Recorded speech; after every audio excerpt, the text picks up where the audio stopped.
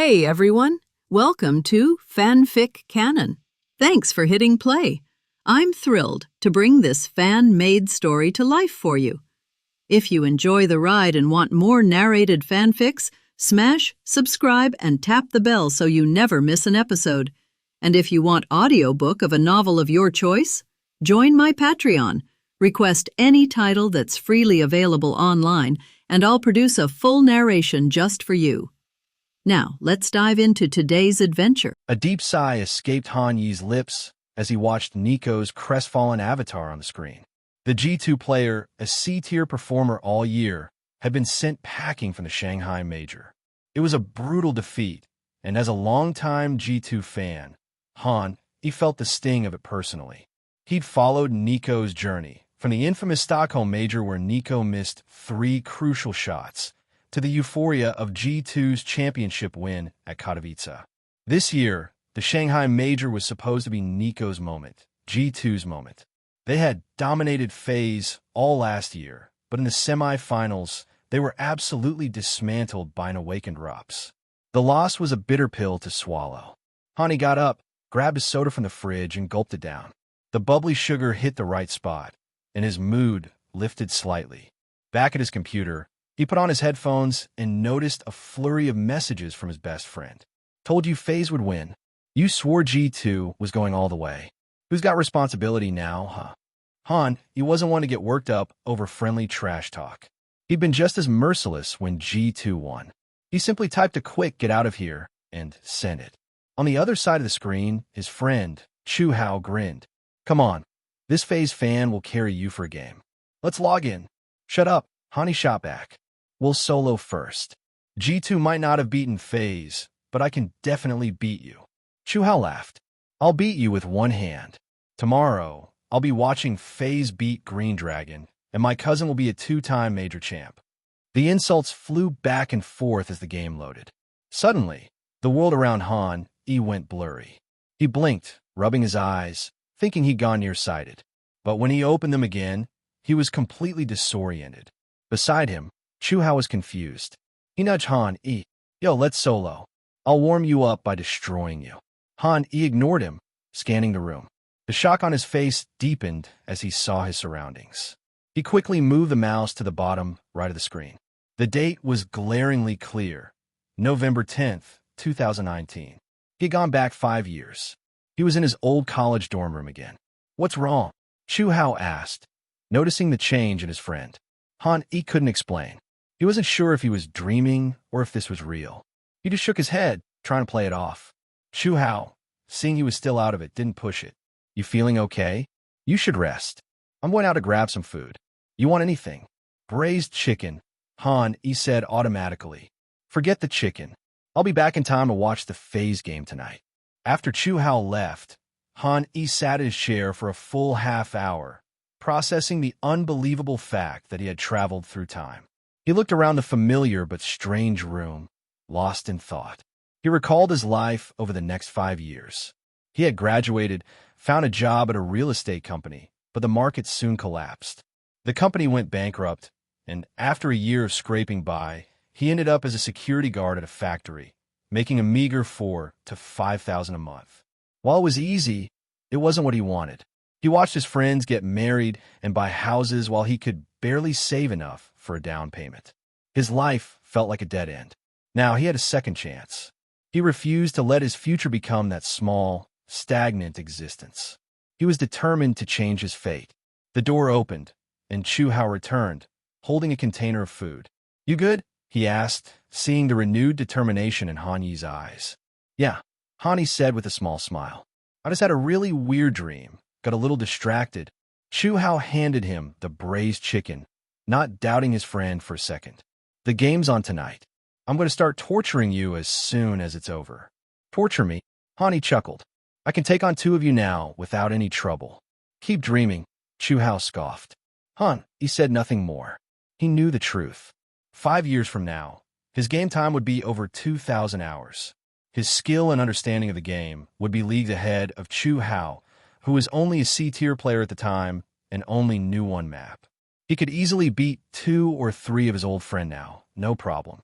The 2 friends finished watching the game and ate their dinner. Then, they began their solo match. 10 minutes later, a stunned Chu Hao stared at the screen. The final score a lopsided 26-4. Dude, he said, his voice a low whisper. Did you turn on hacks when I was out? He opened his mouth to reply, a cocky comeback on the tip of his tongue. But before he could say anything, a faint blue panel shimmered in front of him. Congratulations to the host for awakening the CSGO questioning system.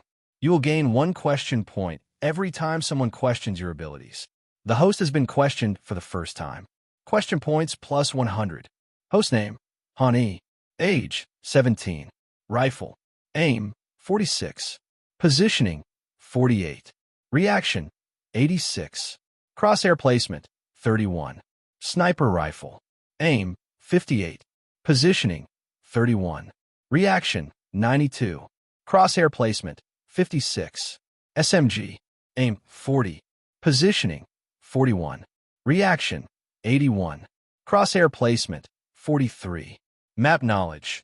Dust 2, 76 points. Nuke, 23 points. Mirage, 45 points. Inferno, 47 points. Overpass, 24 points. Train, 18 points. Vertigo, 19 points. Question points, 100. Extract talent, cost, 100 question points. Daily tasks. Kill 1,000 bots to gain 1 attribute point. Current, 0 of 1,000. He stared at the panel in front of him, his mouth agape. He muttered a few words, his voice so quiet Chu Hao couldn't hear. What did you say? Louder, Chu Hao asked again. This time, Han Yi's voice was filled with a mix of awe and disbelief. I think I really did turn on hacks. Yeah, whatever. I'm not in my element today, Chu Hao said, his voice laced with feigned irritation. I'll get you back tomorrow. Come on, let's play some doubles. He accepted the invite, but his attention wasn't on the game. Instead, he was fixated on the extract talent option on the system panel. With a mix of curiosity and anticipation, he clicked it.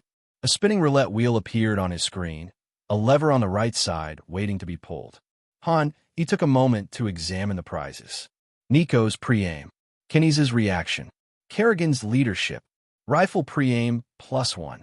The list was massive, with thousands of different rewards. Some are major talents from professional players, while others were minor attribute boosts. He even spotted some random prizes like stronger body and better peripherals. After scanning the list, he pulled the lever.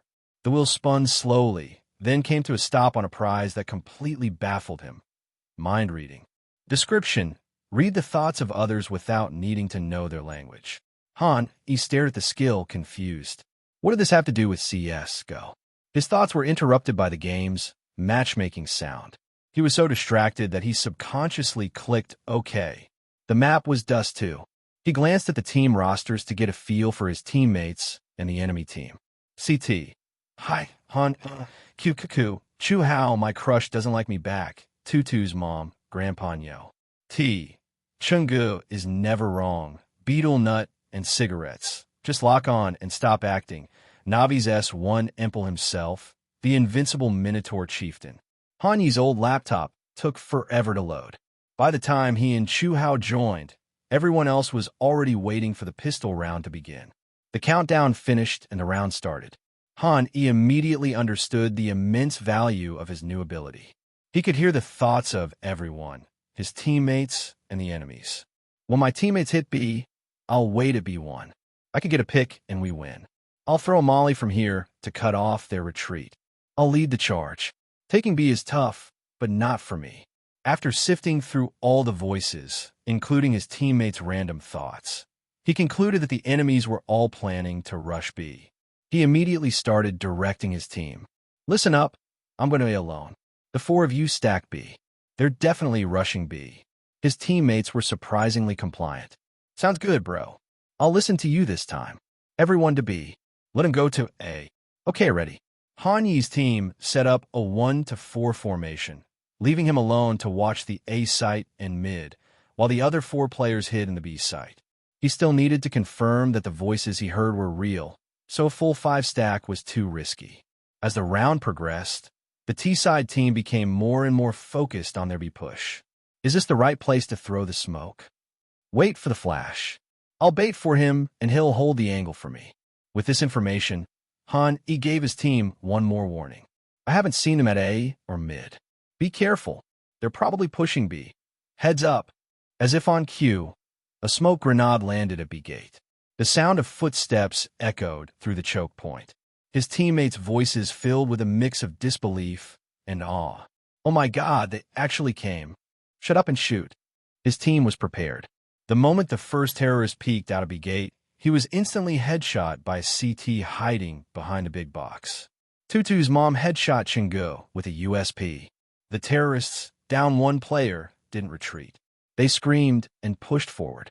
The second terrorist immediately spotted and killed the CT who had just gotten a kill.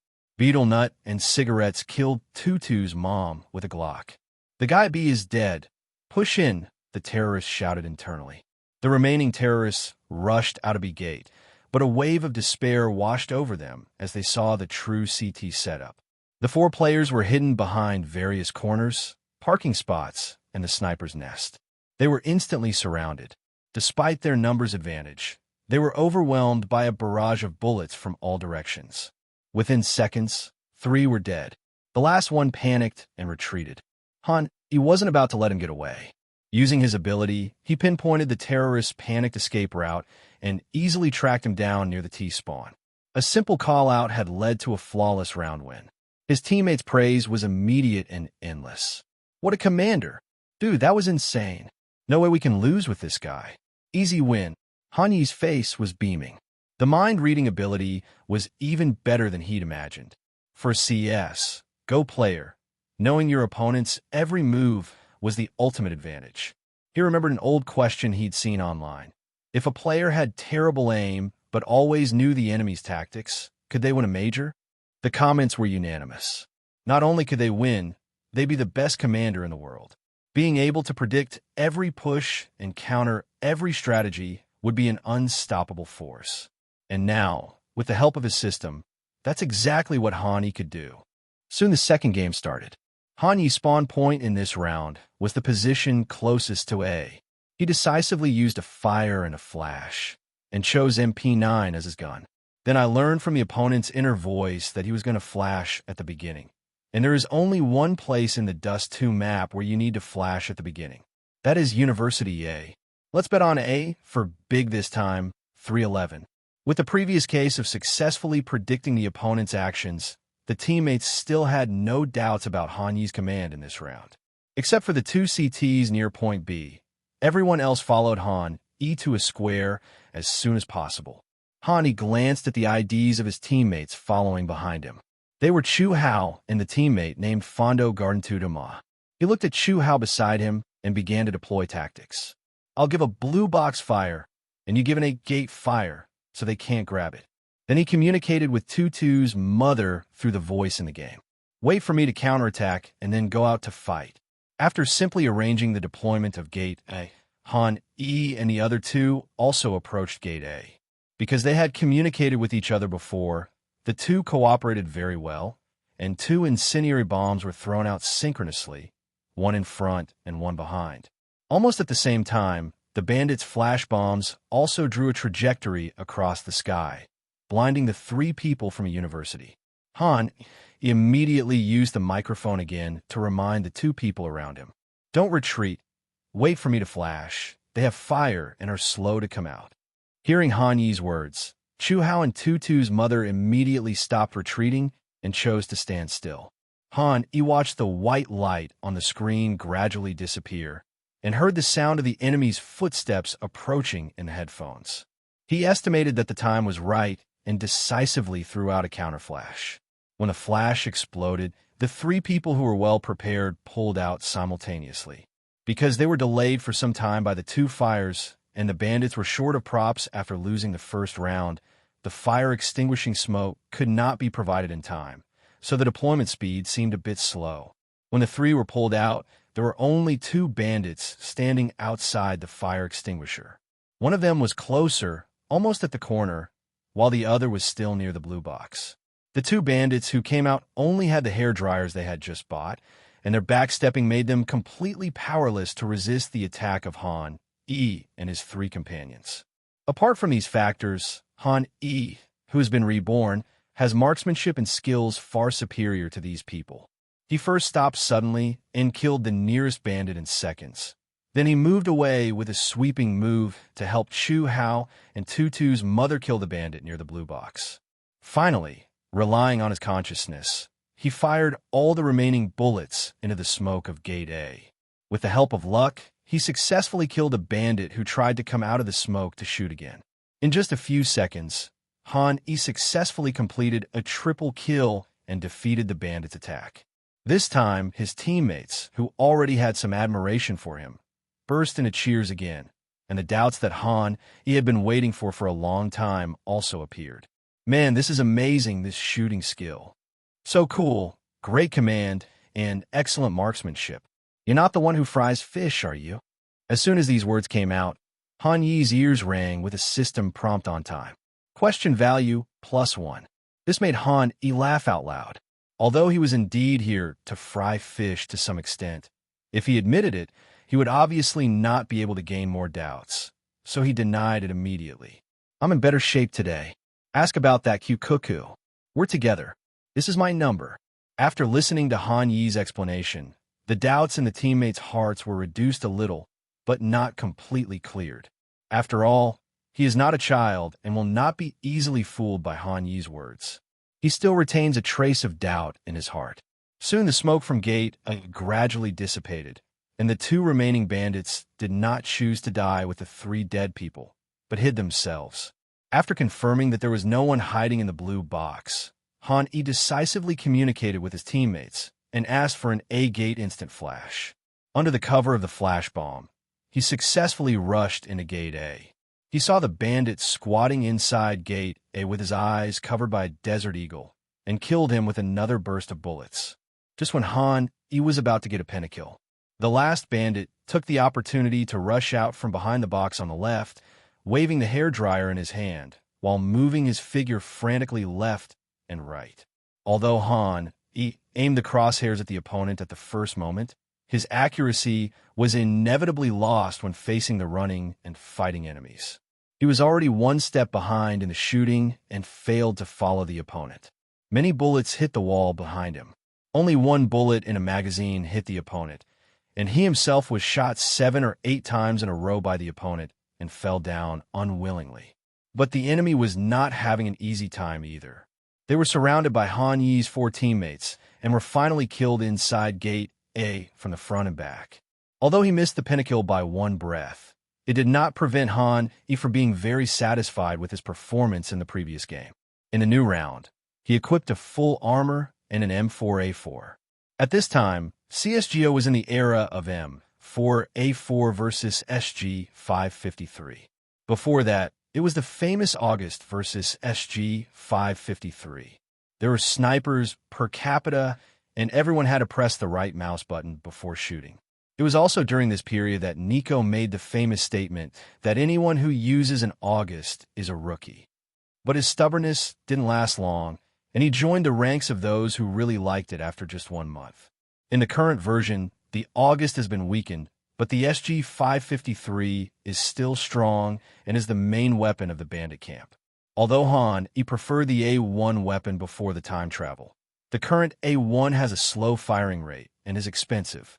It has no advantages except for its accuracy. He has no intention of going against the version. Anyway, the feel of the A1 and A4 are not that different. He can get used to it as long as he adapts to a few more games. He closed his eyes and eavesdropped on the other party's thoughts again.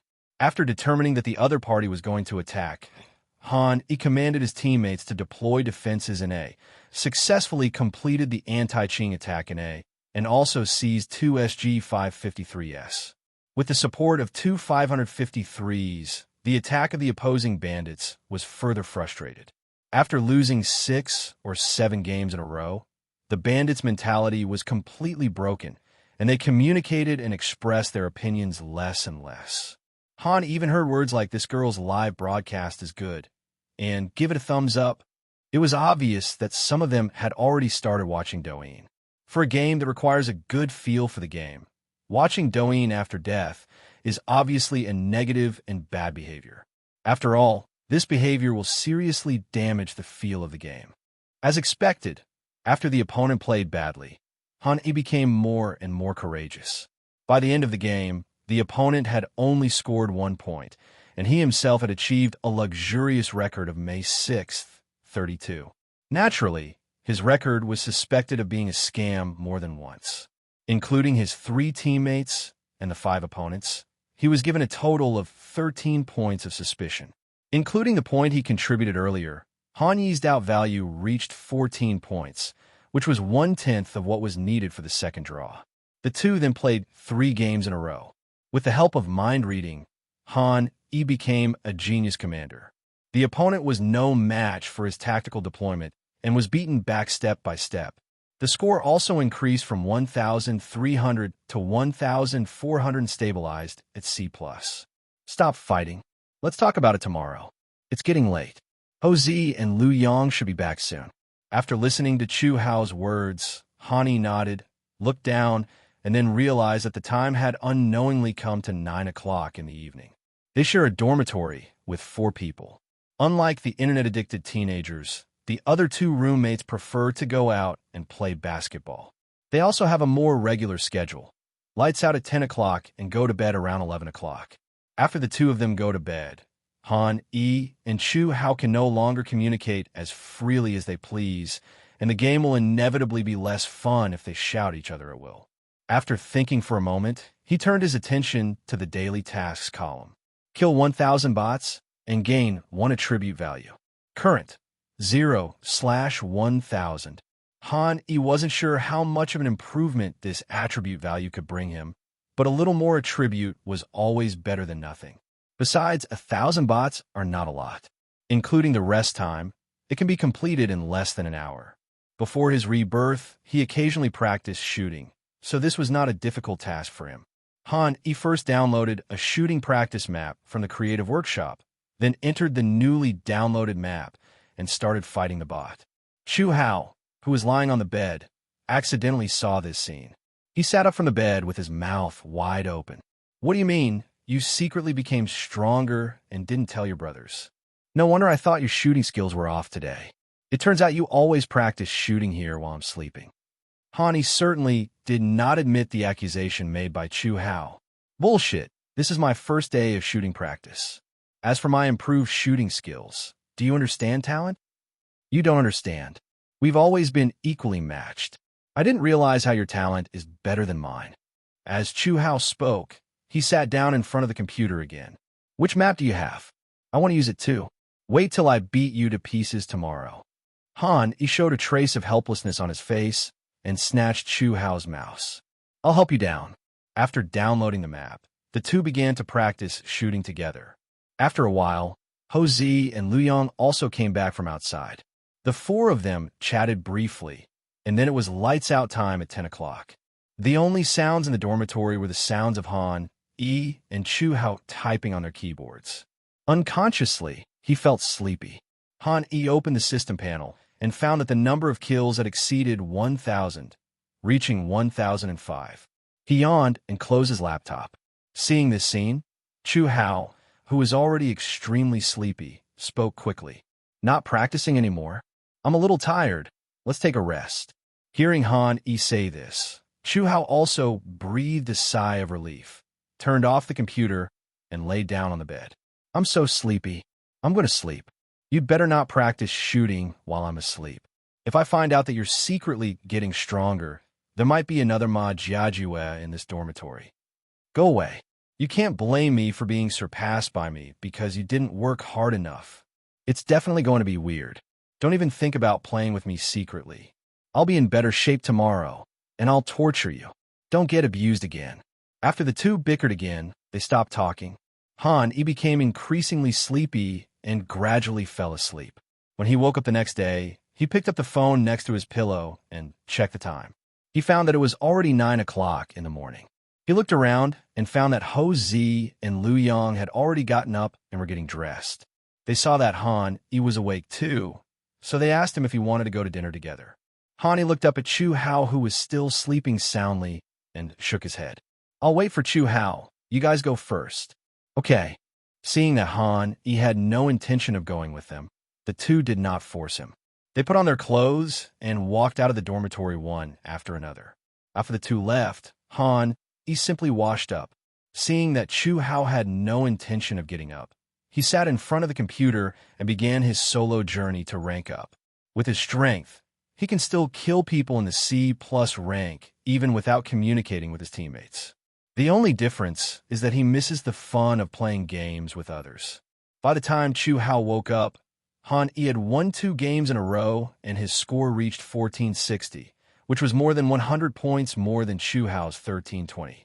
Looking at the other person's resentful eyes, Han scratched his head. "I can't help it. You haven't gotten up yet. I can't just sit there and wait for you." Chu Hao also knew that he was in the wrong, so he waved his hand. "Forget it. I'm just hoping you'll have some conscience and stop playing tricks on me when you're duo queuing with your brothers later." After Chu Hao finished washing up, the two of them went out to have a meal together. On the other side, Leon Kai, who had just started broadcasting, yawned.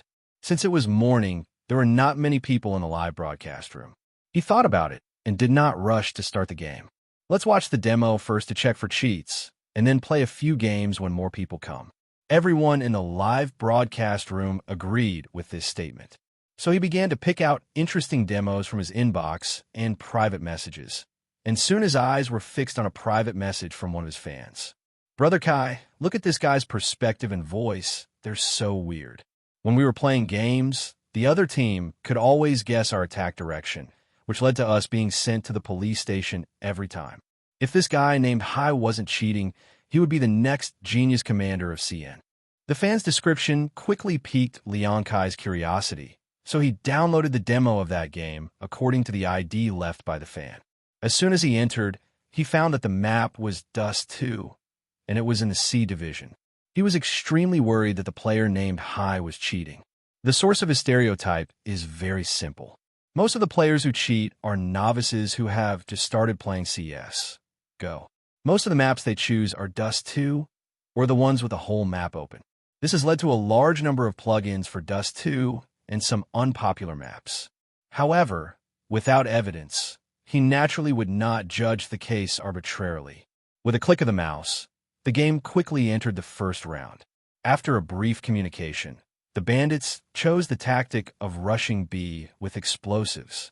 As the 4 bandits began to advance towards Area B, the voice of command came from the CT side. "Listen to me. I'll go A alone, and you 4 will go B. The other side will definitely rush B."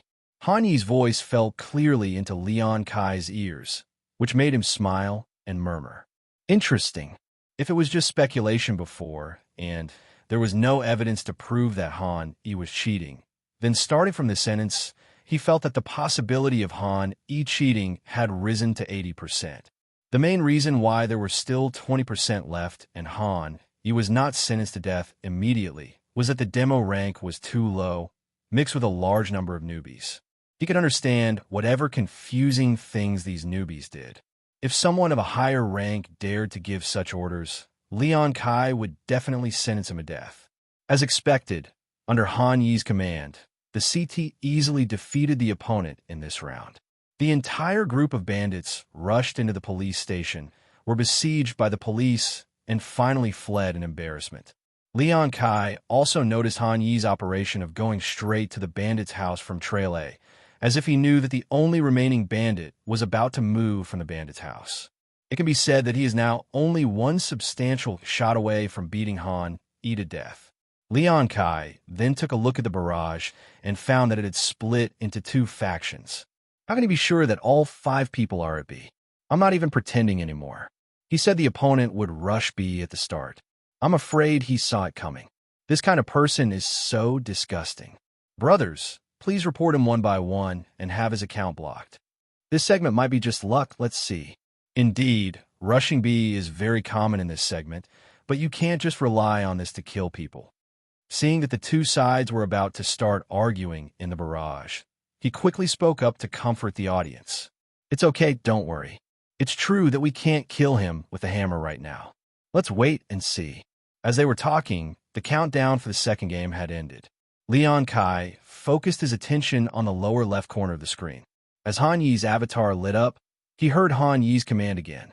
They're going to play University A, and we're starting with a 311 in this inning.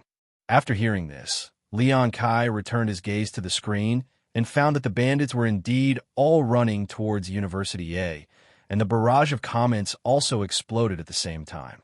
What did I say? It opened. The first time I rushed B, I could explain it, but what about this time?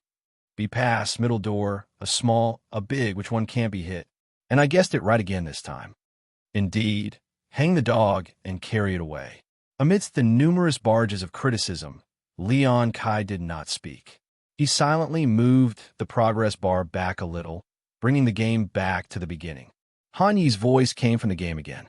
They're going to play University A, and we're starting with a 311 in this inning. At this moment, Leon Kai pressed the pause button, and then a hint of surprise appeared on his face. Because he found that when Han Yi said this, the countdown had just ended and the bandits had not had time to take any action. Friends who have used perspective know that if you want to know where the opponent is going to attack, you often need to see the opponent's actions to discern the opponent's offensive intentions. But Han Yi now obviously does not belong to this category. His commander had already explained his battle deployment before the 5 bandits had time to act. In this case, the possibility of Han Yi cheating is naturally ruled out. After all, if he could predict the opponent's actions, there would be no need to cheat at all. After discovering this, Leon Kai pointed it out immediately. After hearing it, the audience in the live broadcast room also noticed this matter, and the public opinion took a 180-degree turn. The bandits haven't even taken action yet, and they're already giving orders. There's a limit to how wrongly accusing someone. That's right, predicting the opponent's movements twice in a row can't be called cheating, right? Where's your rank? Awesome barrage. Just give the order and it will start. After confirming that Han Yi was not cheating, Leon Kai was obviously much more relaxed. Since he's not cheating, let's see how this brother's command is. As time went on, the second and third games were over quickly. Leon Kai made a preliminary assessment of Han Yi's level. These 2 waves of command and shooting skills are online. It feels like they're here to fry fish. I personally don't recommend this behavior. But he said he was with friends, so there's nothing we can do about it. You can't just stop people from playing together. In my opinion, simply doing it for fun with friends doesn't count as frying fish. What he said made sense, and many people in the live broadcast room agreed with him. The discussion was no longer limited to whether Han Yi opened the game or not, but people started to guess Han Yi's real rank. There were all kinds of opinions at once, but most of them were between A and S. But as the game progresses, the guesses are getting higher and higher. The expression on Leon Kai's face gradually changed from absent-mindedness at the beginning to shock. He has now seen the 9th inning, and the score between the 2 sides has reached 8 o'clock. CT has won 8 games in a row. What's more crucial is that in these 8 games, Han Yi never made a single mistake in his command. He accurately guessed the enemy's attack direction every time and commanded his teammates to counterattack. As the 9th Bureau bandits once again rushed into the police station, even the knowledgeable Leon Kai couldn't help but exclaim in admiration. This guy is amazing. The demo really wasn't custom performed. He exited the game with a skeptical attitude, but when he saw the words ladder ranking, all his doubts disappeared, and he confirmed one thing. Han Yi really has strong command skills and can predict the enemy's tactics 100%. Leon Kai returned to the game and watched the rest of the rounds carefully. He was completely shocked, except for the last few rounds when Han Yi did not give orders. In other games, whenever Han Yi gave orders, he would definitely calculate the opponent's various tactics to the letter. As for why he didn't command the last few games, in his opinion, it was very simple. The opponent had already started to play badly, so there was no need for command at all, not because Han Yi couldn't command. In order to determine whether Han Yi's performance in this game was just luck or stable performance, he then downloaded Han Yi's 2nd and 3rd demos. 3 hours later, after watching all of Han Yi's demos, Leon Kai confirmed one thing. Han Yi could really guess the opponent's offensive intentions and counter them. This made him take several deep breaths before he came to his senses. As an old CS player, he knew very well what this ability meant. If his rank is higher, he can also guess the enemy's movements. Even if the accuracy rate cannot reach 100%, but only 70% or even 60%, he can become a first-line commander in the country and can be compared with 259. Of course, this is based on the fact that Han Yi's marksmanship is only A to S. If Han Yi's marksmanship can be improved to the level of Demon King S, then there will be one more top-notch commander in the world. When he thought about the fact that there had not been a good conductor in the country for so many years, he seemed to see the future of domestic conductors in Han Yi, and his heart was inevitably excited. But whether it is gold or not still requires more observation. He wrote down Han Yi's ID, and while praising him, he also made a decision in his heart that if he could still have this terrifying predictive ability after reaching a high level, he would recommend him to Tyloo. Tyloo's ranking has now fallen out of the top 30 in the world, but its lineup is not bad. If there is a suitable commander, it may not be impossible to enter the legendary group again. Of course, this is based on the premise that he wants to go to Tyloo, and no other foreign team has noticed Han Yi's talent. After all, compared with the environment abroad, the domestic CS environment is hard to describe. Any professional player with a little talent and ideals will definitely not consider domestic clubs when faced with invitations from domestic and foreign clubs, even the best-conditioned Tyloo. Host is questioned. Questioning value +6. Host is questioned. Questioning value +1. Host is questioned. Questioning value +50.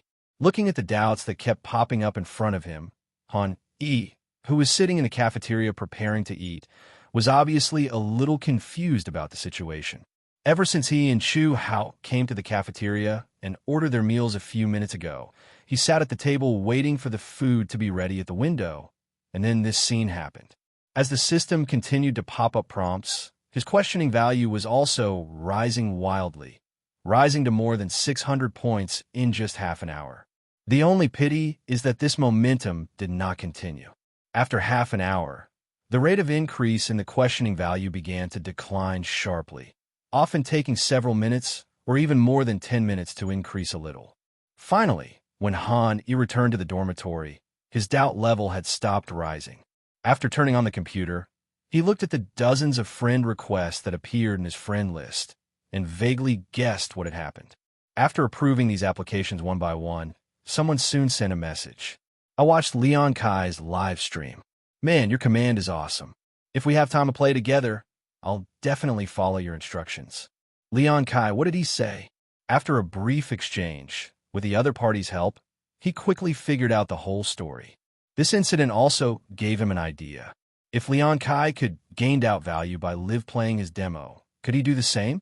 Just do it when you think of it. Even if you fail, there is no cost. Considering that the previous demos had already been seen by Leon Kai, there was a high possibility that they would be recognized if they were posted directly online. So Han Yi and Chu Hao first replayed 2 materials. Afterwards, he opened the editing software, edited out all the controversial clips that were typed out using mind reading, reorganized them, and re-registered an account on Bilibili and Douyin. He did not use the same name Hai as in the game.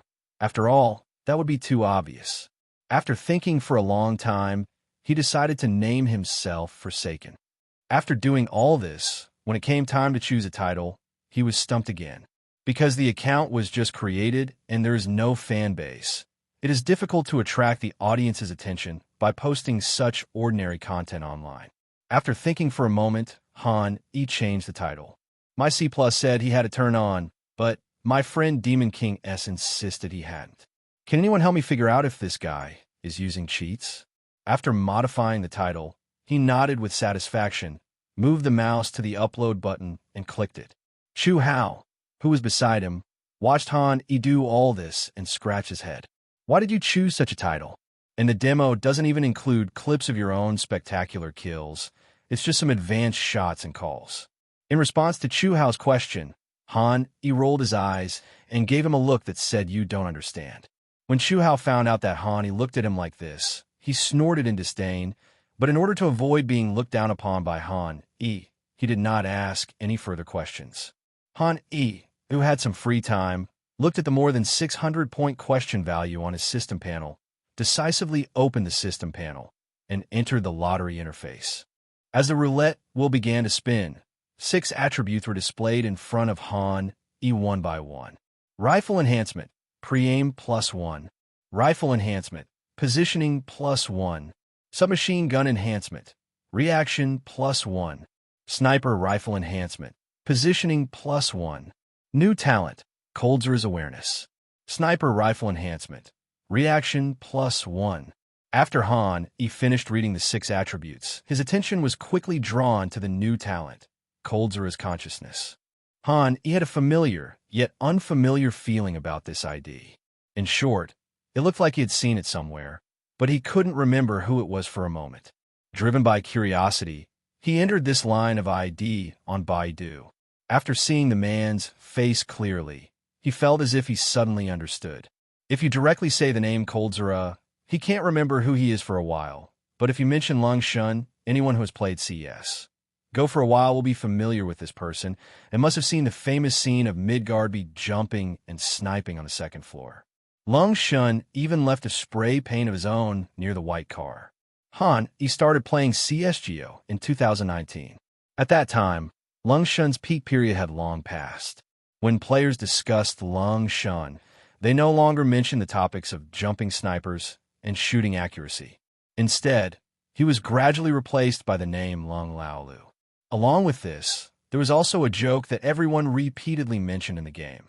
Lung Shun did not turn his back. It can also be seen from this sentence that as the world's top free man before ROPS, Lung Shun's awareness is absolutely top-notch. Then Hani thought about it, and a panel popped up on the system. Coldzera's consciousness. When the enemy attempts to attack the host from behind, the host may turn around and shoot before the enemy. After reading the information on the panel, just as Hani guessed, the talent given by the system was also related to Lung Shun not having his back to the opponent. So far, the only thing that is unclear is the probability of turning around and shooting first as described in the system. He had to give it a try to be sure. Then he looked at his attribute panel. After a round of improvement, his rifle positioning had reached 49, a little short of 50. He just happened to have a little attribute value that had not been improved. Positioning is crucial for a rifleman, so he did not hesitate too much and put this attribute value into positioning, raising the rifle positioning to 50 points. As his level increased, he suddenly felt that his mind had gained a lot of knowledge, including details of various maps, locations where enemies might appear, and so on. This feeling was not that he had inexplicably gained a large amount of memory, but that with the help of the system, he seemed to have played thousands of games and retained all the experience of these games. After digesting this part of the knowledge, Han Yi's eyes revealed excitement. He looked at Chu Hao beside him and signaled him a login. I've learned a lot more, and I'm definitely stronger this time. I'll lead you in a massacre. Come on, you just had a meal with me and played a few games, and you can still understand it? Do you think you are S1 Impel or ZYW? Although you've become much stronger recently, I haven't practiced shooting before. I'll catch up sooner or later after I start practicing. Chu Hao's tone was obviously filled with disdain, but he also realized one thing. That is, the gap between him and Han Yi was widening. In response to Chu Hao's sarcasm, Han Yi was unwilling to be outdone and started a round of retorts. Just get by and you'll be fine. Your role is just to act as a cheerleader and yell awesome while I'm killing people. Go away, my props are quite important sometimes. The two then played a few more games, and under Han Yi's leadership, their ranks had reached between B and B+. At this level, Chu Hao was already struggling to face the gun, but fortunately, he had Han Yi's command. As long as he followed the command and threw some props at the critical moment to delay the opponent, it would not be considered a flaw for the team. On the other hand, Han Yi's strength has obviously become much stronger after obtaining the talent, Coldzera's consciousness. In addition, in these two games, Han Yi also figured out the triggering probability of this talent. About every 5 or 6 times when the enemy got behind him, he would trigger the Cold God's talent, allowing him to turn the gun around and kill the enemy first. However, Not every round will allow the enemy to get behind Han E. Overall, this may not be triggered once in a single game. Although it seems a bit useless, it is not actually the case because every trigger means that Han E destroys the enemy's perfect flank, which is very important. During these 2 rounds, the videos Han E posted also had an effect. With the help of his amazing title, although he didn't get many likes, he got a lot of replies. With over 300 views, the post received an astonishing 60+ replies. Thanks to his extremely high response rate, the video website has been pushing traffic to him, contributing more than 50 points of doubt value to him. It is estimated that he will be able to draw a prize again tomorrow. However, Han E was not satisfied with this efficiency. After experiencing the days of receiving more than 600 questions in just 2 or 3 hours, he would inevitably feel a little disappointed if he had to experience the feeling of drawing a prize every 2 days. Moreover, Han E also noticed that although the video was highly discussed, no one paid attention to him, which meant that every time he released a video, he could not accumulate fans and was equivalent to starting from scratch. Realizing that this method wouldn't work, Han E had to start thinking about a solution again. He looked at Chu Hao beside him and said casually, "You play first. I won't fight anymore." "What's wrong?" "It's okay, just a little tired." "Okay." Hearing Han E say this, Chu Hao spread his hands and chose to play solo. Han E sat next to him and watched him play while thinking about his next plan in his mind, which was how to turn the audience's doubts into a sustainable development industry. In the past 2 days, Chu Hao, who had been accustomed to playing in duo with Han E, was obviously not used to this division after Han E left. Not long after, he started to complain. Why is his teammate throwing his dodge randomly? How come he's so accurate? Listening to the complaints one after another, Han E realized one thing. It is now 2019, and the level of most people is not very good. Even in the B segment, many people are not very good at throwing basic props, and many people's a big flash is even in a state of chaos. If that's the case, then why doesn't he become a teaching blogger? You have to know that at the time when he traveled through, even a simple map like Sha Air had developed some new tactics. The most typical one was the double smoke outside the police house in B, which blocked the CT site while helping the bandits at the middle door to deploy. This tactic has never appeared in this era, and it is even unimaginable. The mainstream tactic nowadays is to block off one side of the police house, and then everyone rushes out from the middle door to occupy the sand outside B. The advantages and disadvantages of the 2 tactics are very obvious. According to the double smoke tactic, the bandits have enough time to eliminate the threat on the police side and then use smoke bombs to launch an attack outside B. On the other hand, the police's smoke blocking tactics made every bandit attack very hasty because they were afraid of being attacked from outside B and by the police's CT. Han E had forgotten how many times he had been killed by his teammates' fake smoke and CT mixed smoke on the way to attacking B area. Secondly, in addition to some advanced tactics, Han E also has a lot of props in his mind that have not appeared today, such as the quick smoke in the middle lane of Purgatory Town, the quick smoke in the Heaven Road of the Dust 2 map, and so on. A large part of these props were learned by Han E while watching games, as well as various tactics derived from them. After setting a goal, Han E decisively opened the game and started recording footage. The sky gradually darkened. Han E rubbed his eyes and smiled with satisfaction.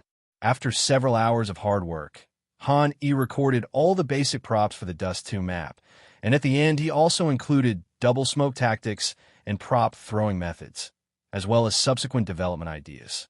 After watching it again and finding no problems, he was about to upload the video, but he pulled his hand back at the critical moment.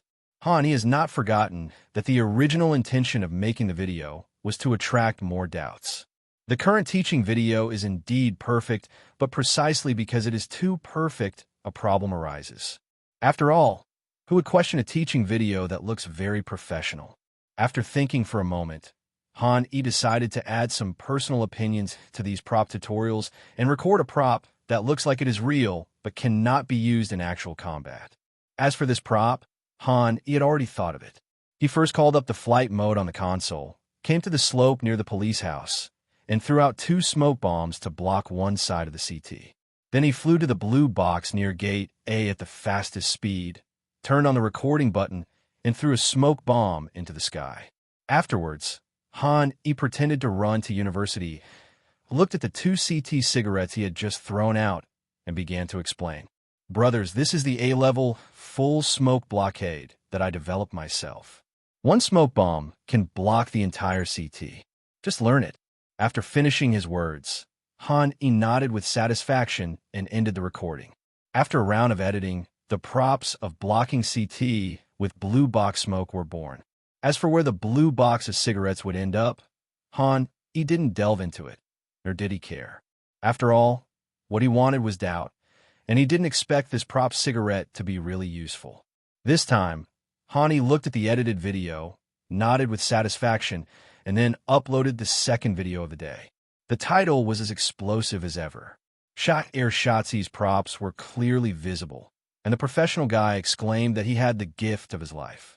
After finishing all this, he looked down at the time and found that it was already 9 o'clock in the evening. He started practicing shooting without stopping until he killed 1,000 BODs and completed his daily task. Then he fell into a deep sleep.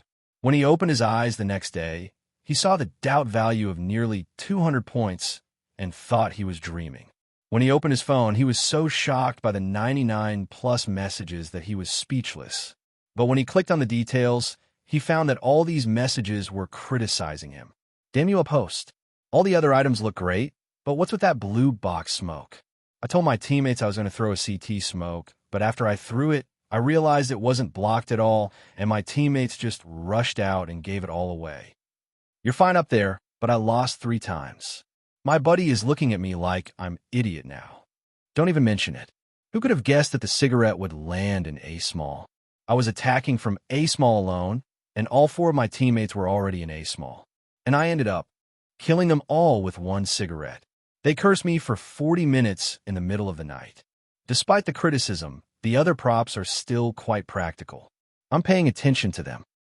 He then opened his personal homepage and found that this video alone had gained him more than 300 followers, and the video was still being streamed.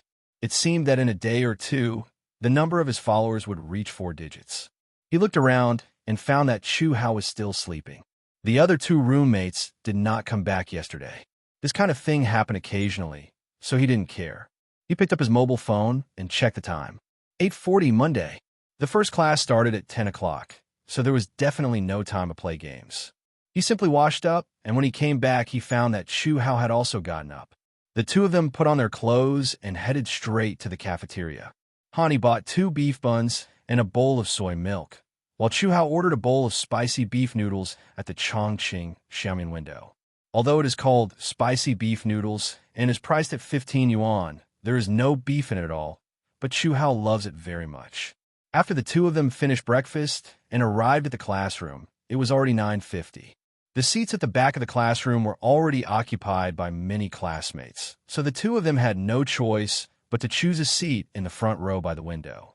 Because it was a large classroom and 2 classes were attending classes together, the teacher was not very strict, and the 2 of them spent the entire morning playing with their phones. At noon, they did not go to the cafeteria to eat, but went to the Chongqing chicken hot pot at the school gate. During the meal, Chu Hao showed off his knowledge with a proud look on his face. Let me tell you, Chongqing chicken pot is not a Chongqing dish. It was created in Shanghai by a Fujianese named Chongqing. It can be said that apart from a name, this dish has nothing to do with Chongqing. After hearing what he said, he was shocked in his heart, but he still pretended to be disdainful and said with contempt, I already knew it. Do I need to tell you? As soon as these words were spoken, Chu Hao was instantly poured with a bucket of cold water. He was so shocked that he sat in a daze for a moment, but then he reacted. You can't possibly know. How could I not know? I've seen it on TikTok. Okay. Hearing that Hani learned about it from Douyin, Chu Hao immediately believed it, because he was indeed the one who saw this little-known fact from Douyin. His smug look just now disappeared completely. The reason why Hani knew this little-known fact about Chu Hao was from TikTok, and the reason was very simple. As the other party's best friend, he knows very well what kind of person Chu Hao is. Studying has nothing to do with him at all, and the only way he can acquire knowledge every day is through Douyin. After the two of them finished their meal, they returned to the dormitory and started playing in a duo. The map was still Dust 2. The main reason was that Chuhao didn't want to play other maps, so Hani didn't force him. For him, it didn't matter which map he played. The game was matched successfully soon, and he took a look at the IDs of both parties as usual. CT. Hi, Han. Chuhao. The clouds on a mountain, drinking Coke when I have nothing to do. Let's wait a little longer. T. Nian XN. Yuan GXN Su. Cheese Snow Leopard. Li Tang Wang. Ragdoll Cat.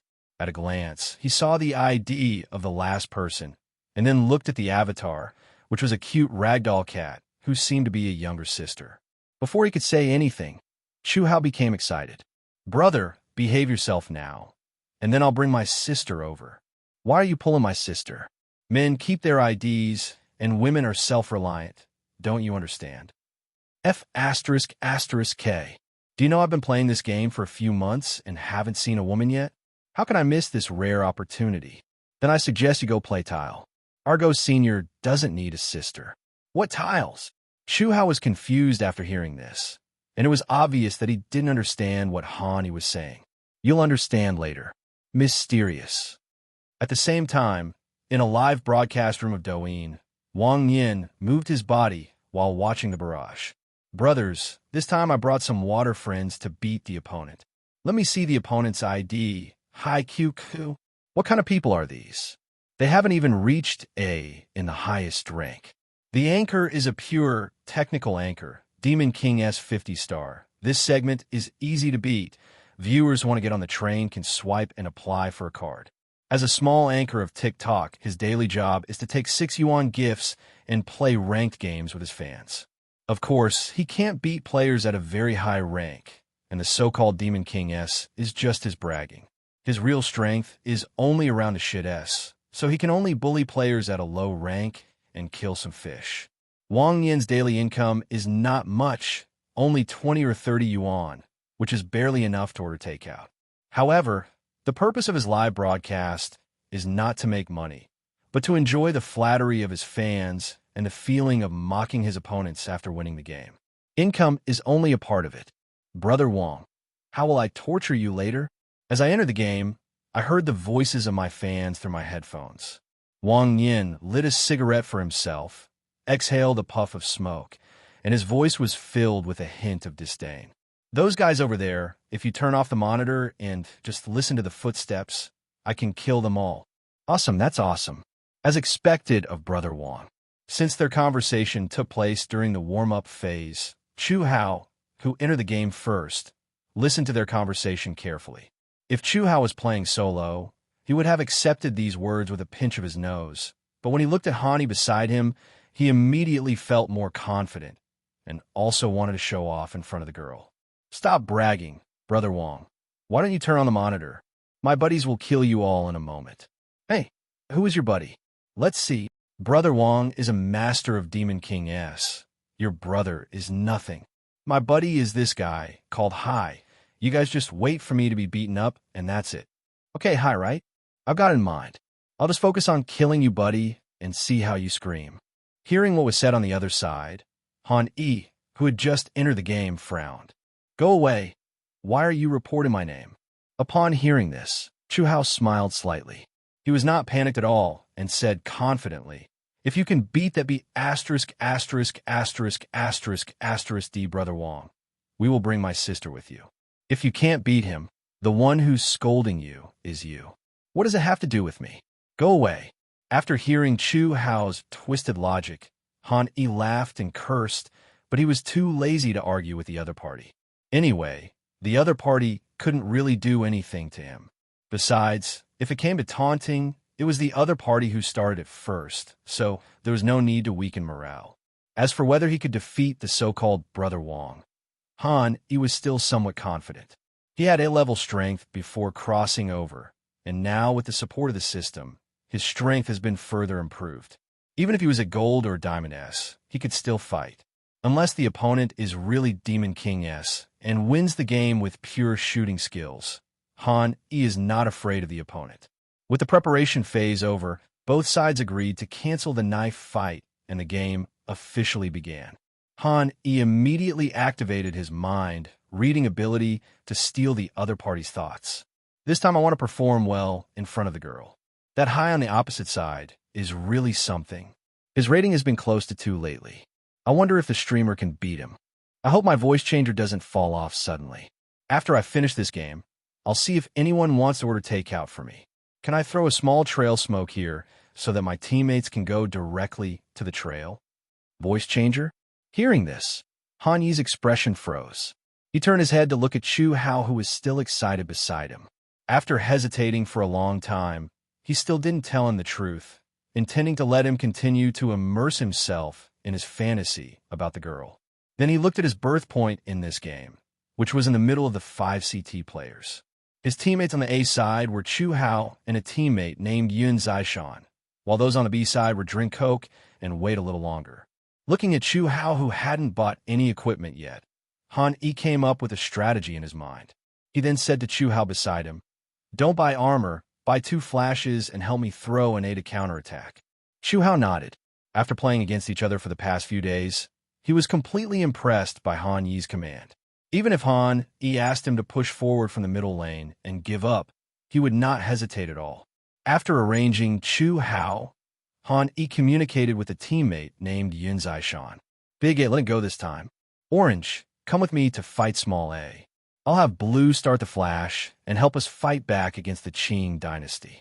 After listening to this, Yun Zaishan didn't say anything, but just moved the mouse up and down, making the character nod continuously to indicate that he understood.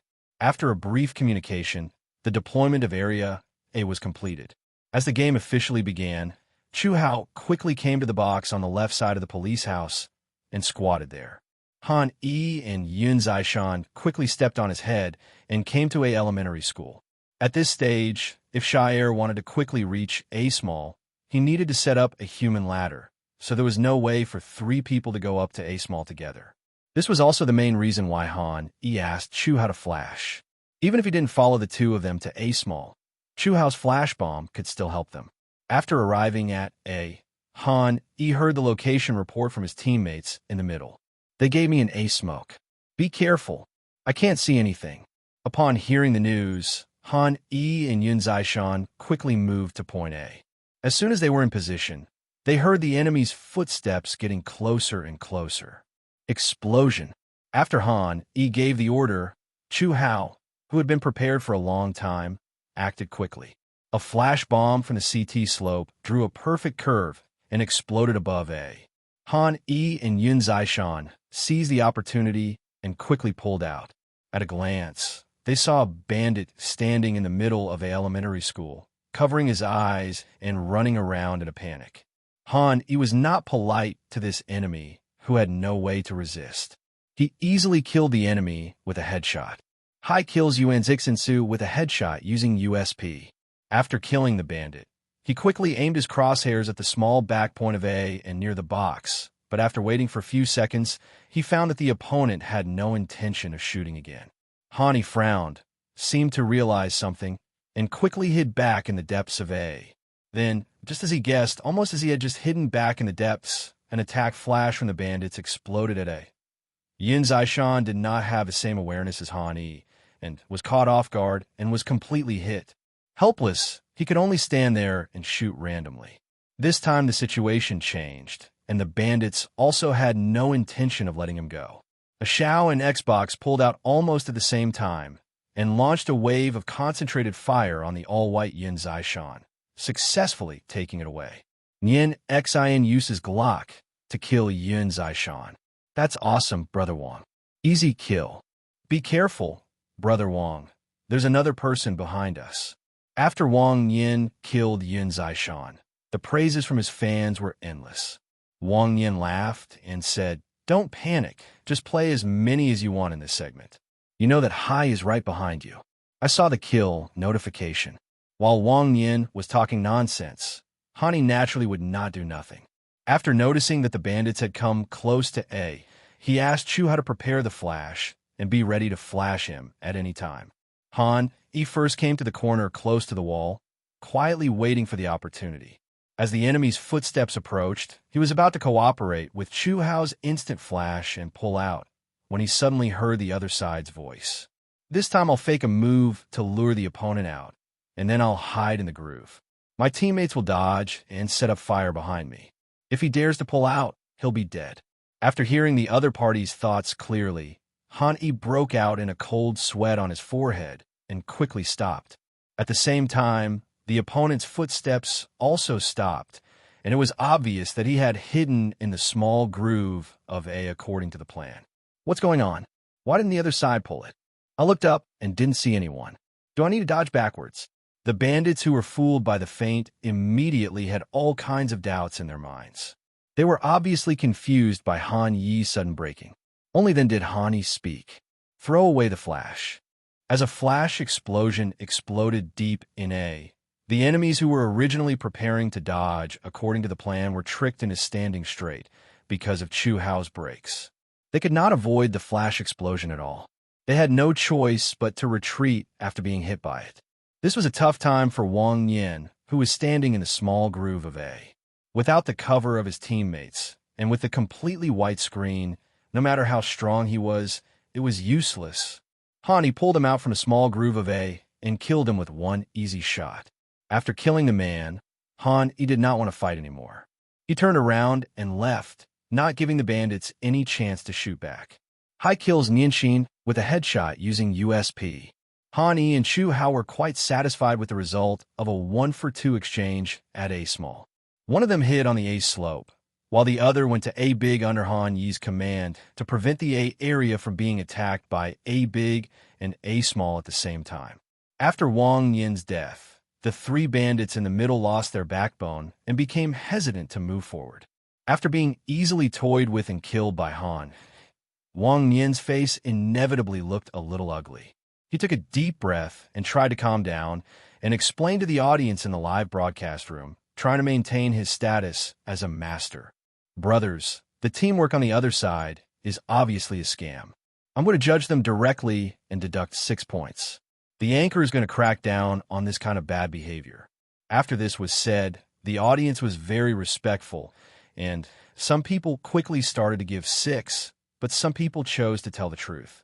You're also a fish fryer, so why are you talking about sanctions against others? When Wang Yan saw this message, a trace of disdain flashed in his eyes.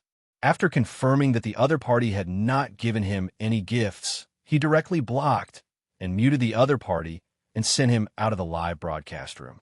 Then he spoke again to urge the 3 teammates who were still alive. Hit A Xiao. If you can take him down, then do it. If you can't, that's fine. I'll beat him back in the second round.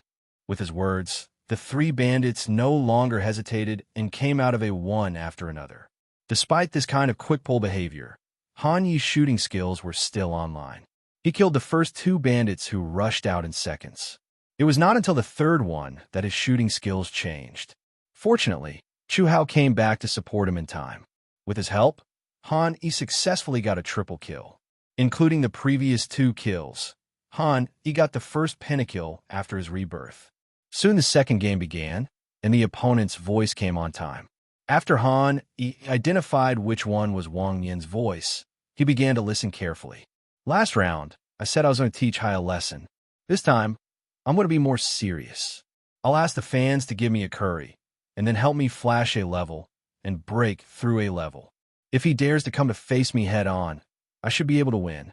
After learning the opponent's attack direction, Han Yi took a look at his birth position and found that he was close to Area B.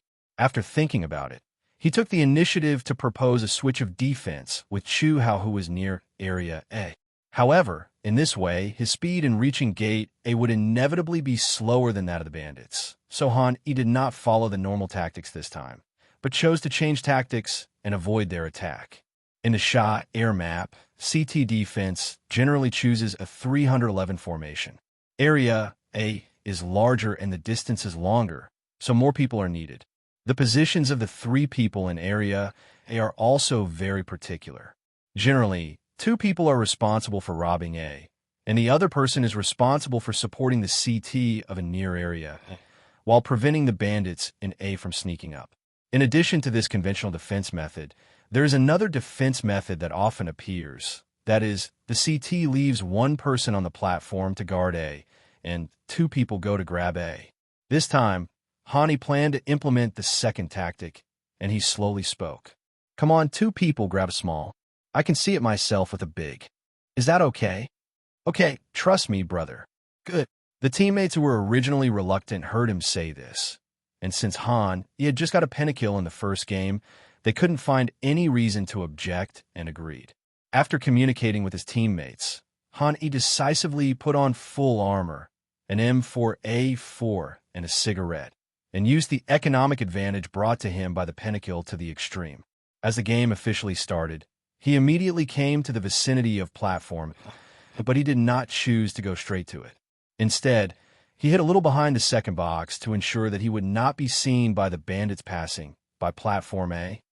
He planned to use the defensive smoke on his body near platform A to block the bandits' attack. On the other hand, the bandits on the other side also did as Wang Yin had expected. They attacked first with a flash bomb, and then began to attack University A. A's teammates were the first to hear the footsteps near Gate A. They informed of the information and quickly completed the counter-clearing of it, ready to come back to help at any time. He was not panicking at all. He was waiting for an opportunity. Soon the opportunity came. As two smoke bombs exploded near CT, blocking the police's vision, on the A platform no longer hesitated and threw the smoke bomb in his hand toward the eaves of the A platform, creating a classic A platform defensive smoke. Then he used this defensive smoke to reach the sniper position, where he could use the edge of the smoke bomb to see the bandits rushing up the A slope first. But what Hani didn't expect was that before he could take advantage of this, Wang Yin's voice came to his ears again. The opponent blocked a defensive smoke screen, so I jumped on a platform A along the smoke screen. When my teammates helped me draw the line of fire, I rushed out of the smoke screen and attacked them unexpectedly. After learning about the other party's thoughts, Han Yi's mouth curled up slightly. Then he moved the crosshairs to the vicinity of the A slope box, held down the left mouse button, and splashed water. Wang Yin, who was using smoke bombs to block his vision, had never anticipated this. He had just thought of an unconventional plan that he thought was perfect, but countless bullets came at him the next second. Wang Yin didn't have time to react at all before he was riddled with bullets from Han Yi. It wasn't until the screen slowly turned gray that he realized what had happened. His mouth opened wide, completely unable to believe what had just happened, and there was a hint of disbelief in his voice. Did he open it? Having said that, Wang Yin paused. Then he came to his senses and looked at the barrage of comments and various sarcasm in the live broadcast room that mocked him for not even knowing how to fry fish. He knew in his heart that he had met a master, but in order to maintain his image as the Devil King S in front of his fans, he had to speak stubbornly. He definitely opened it. The streamer is a fish frying streamer. How many people in this tier can beat me? Not to mention that his awareness doesn't match his shooting skills at all. I've also seen his shooting skills. At most, he's AC. It's impossible for him to have such awareness. Just scold people like this, and that's it. He spoke with conviction and righteousness, and in the end, he even believed in himself, which led many viewers to believe his words and stand on his side. While Wang Yin was preparing to launch a personal attack on Han Yi on the other side was still carefully analyzing the situation on the field. After killing Wang Yin, who was trying to jump onto the platform, his crosshairs immediately turned towards the blue car. There were still 10 bullets in his magazine at this time, so it would be no problem to save some and kill one or two more people. The bandits on the other side have reached this point, so there is naturally no reason for them to retreat. Soon, a bandit tried to find Han Yi's position near the blue car and try to break through. But Han Yi was well prepared, and he was easily taken down by Han Yi with just one shot without the head armor. Then Han Yi noticed the lower body of a bandit appeared on slope A. He decisively fired all his last bullets and completed a triple kill.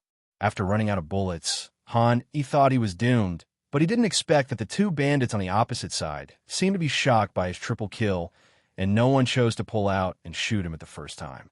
He also successfully retreated to the back point under the cover of A's teammates. Looking at the two teammates who came back from Ashiao, he had no intention of continuing to compete with them for kills.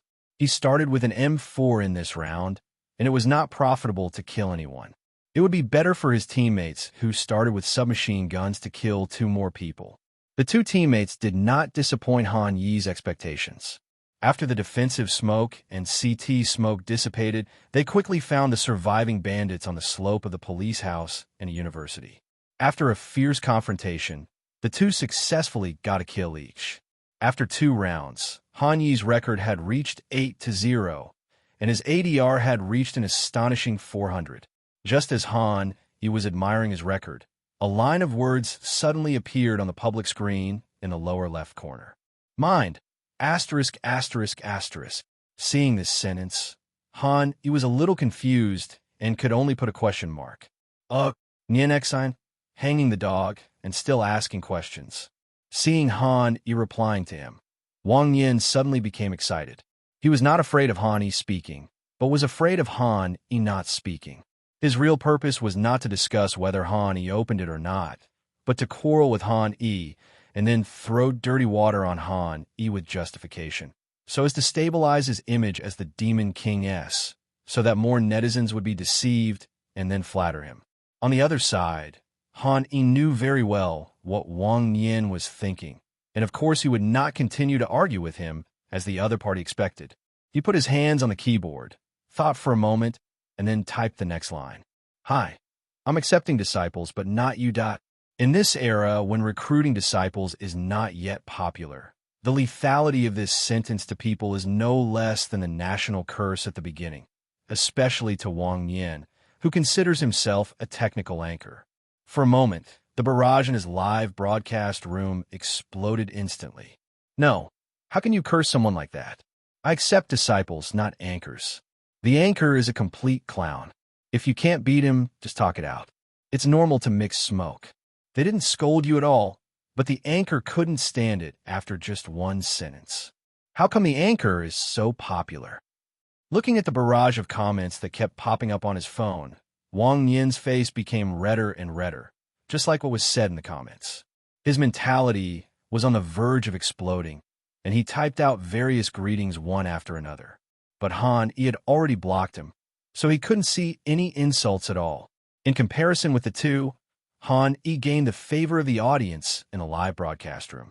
In the 3rd round, because Wang Yin's heart was filled with anger, Han Yi was unable to obtain any useful information.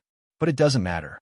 With the victories in the first 2 games and in the 2nd game, the bandits chose to force a comeback under the command of Wang Yin. This resulted in the bandits having a significant disadvantage in firearms in this round. So even without Han Yi's command, CT still had an absolute advantage when facing T. Moreover, during the pre-match warm-up, the teammates all knew that Wang Yin was here to fry fish, so they showed unprecedented unity, and no one rushed forward rashly to give away the first kill. 1 minute passed, and the bandit chose the middle lane under the cover of a CT smoke in the middle lane. But as soon as they came out, they were discovered by the CT guarding the middle lane. With the disadvantage in firearms, the bandits were completely at a disadvantage in the confrontation. After a wave of fighting, the CT successfully exchanged 1 for 5. It was not until the 4th round that the bandits gradually recovered and started playing AK again. This time, Wang Yin's expression was very solemn. As the first spear round, it was of vital importance. Therefore, he made many arrangements, even thinking about small things like everyone's position and when the props would drop. But the most perverted thing about Han Yi is that the more he thinks, the more Han Yi knows. As the game officially began, Wang Yin launched attacks from a small and a large as planned. But just as they were launched, they were beaten back by Han Yi with a restraint tactic, and the casualty ratio was 0 for 3. The offensive plan was immediately aborted, and the remaining 2 bandits had to save their guns. In the following time, this plot was repeated. Every attack of Wang Yin was restrained by Han Yi. His rhetoric of the devil has naturally aroused the suspicion of many viewers. As a result, the room manager of the live broadcast room had to start banning some viewers, which made the loss of his already small number of viewers even more serious. Finally, Wang Yin listened to the words of sister in his ear and asked, "Can you do it?" He completely broke down and chose to quit the game without even waiting for the end of the game, and ended the broadcast at the speed of light. Without the anchor Wang Yin, Han Yi's team easily defeated their opponent with a score of 16-2.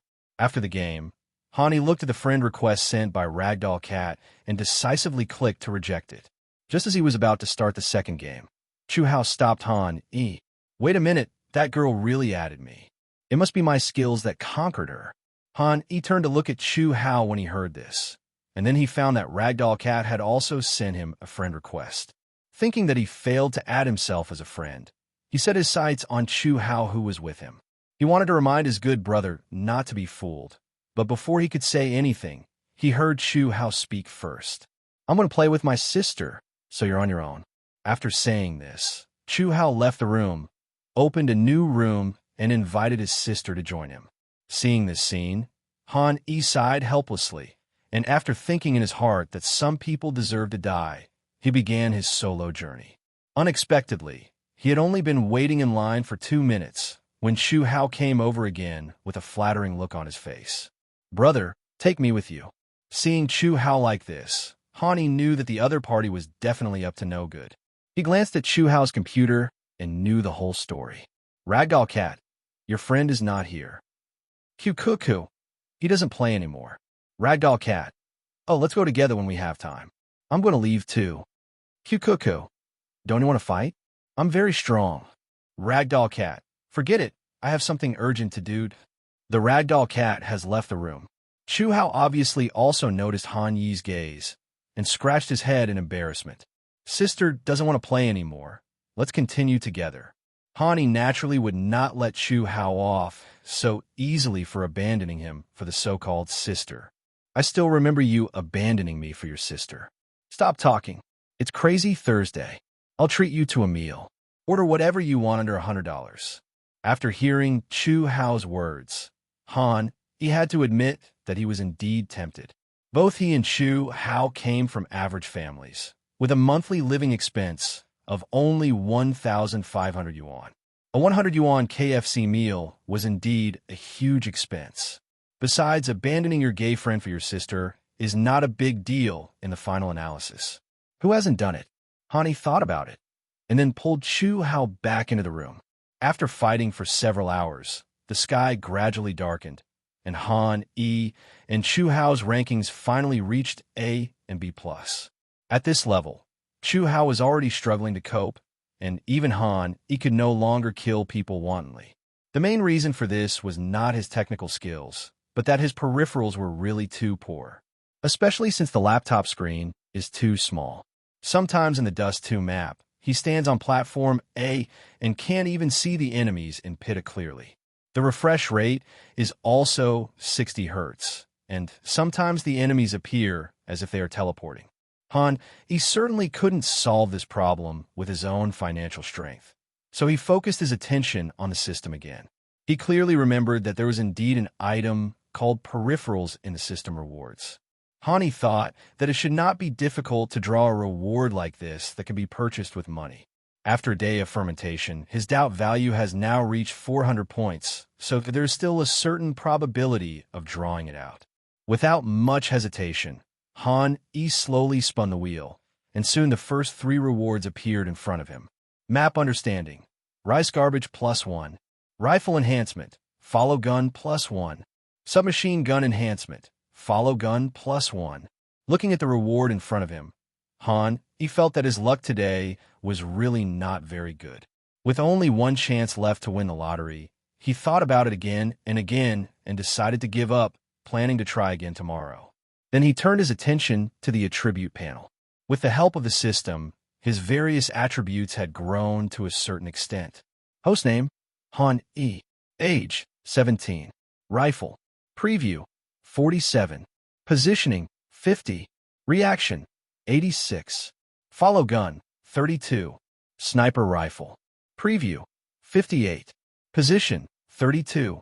Reaction, 93. Follow gun, 56. Submachine gun. Preview, 40.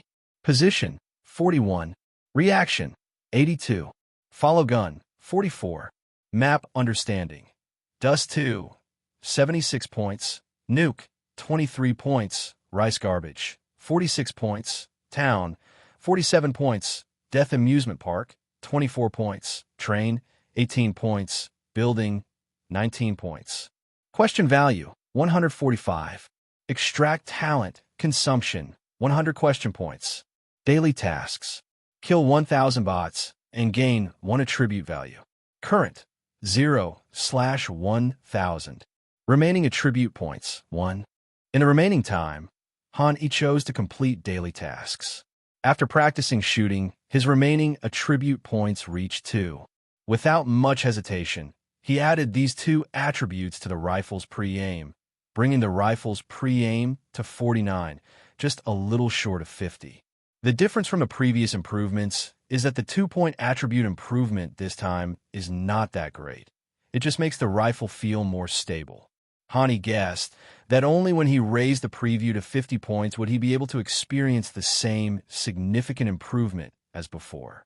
Fortunately, this doesn't take too long to complete.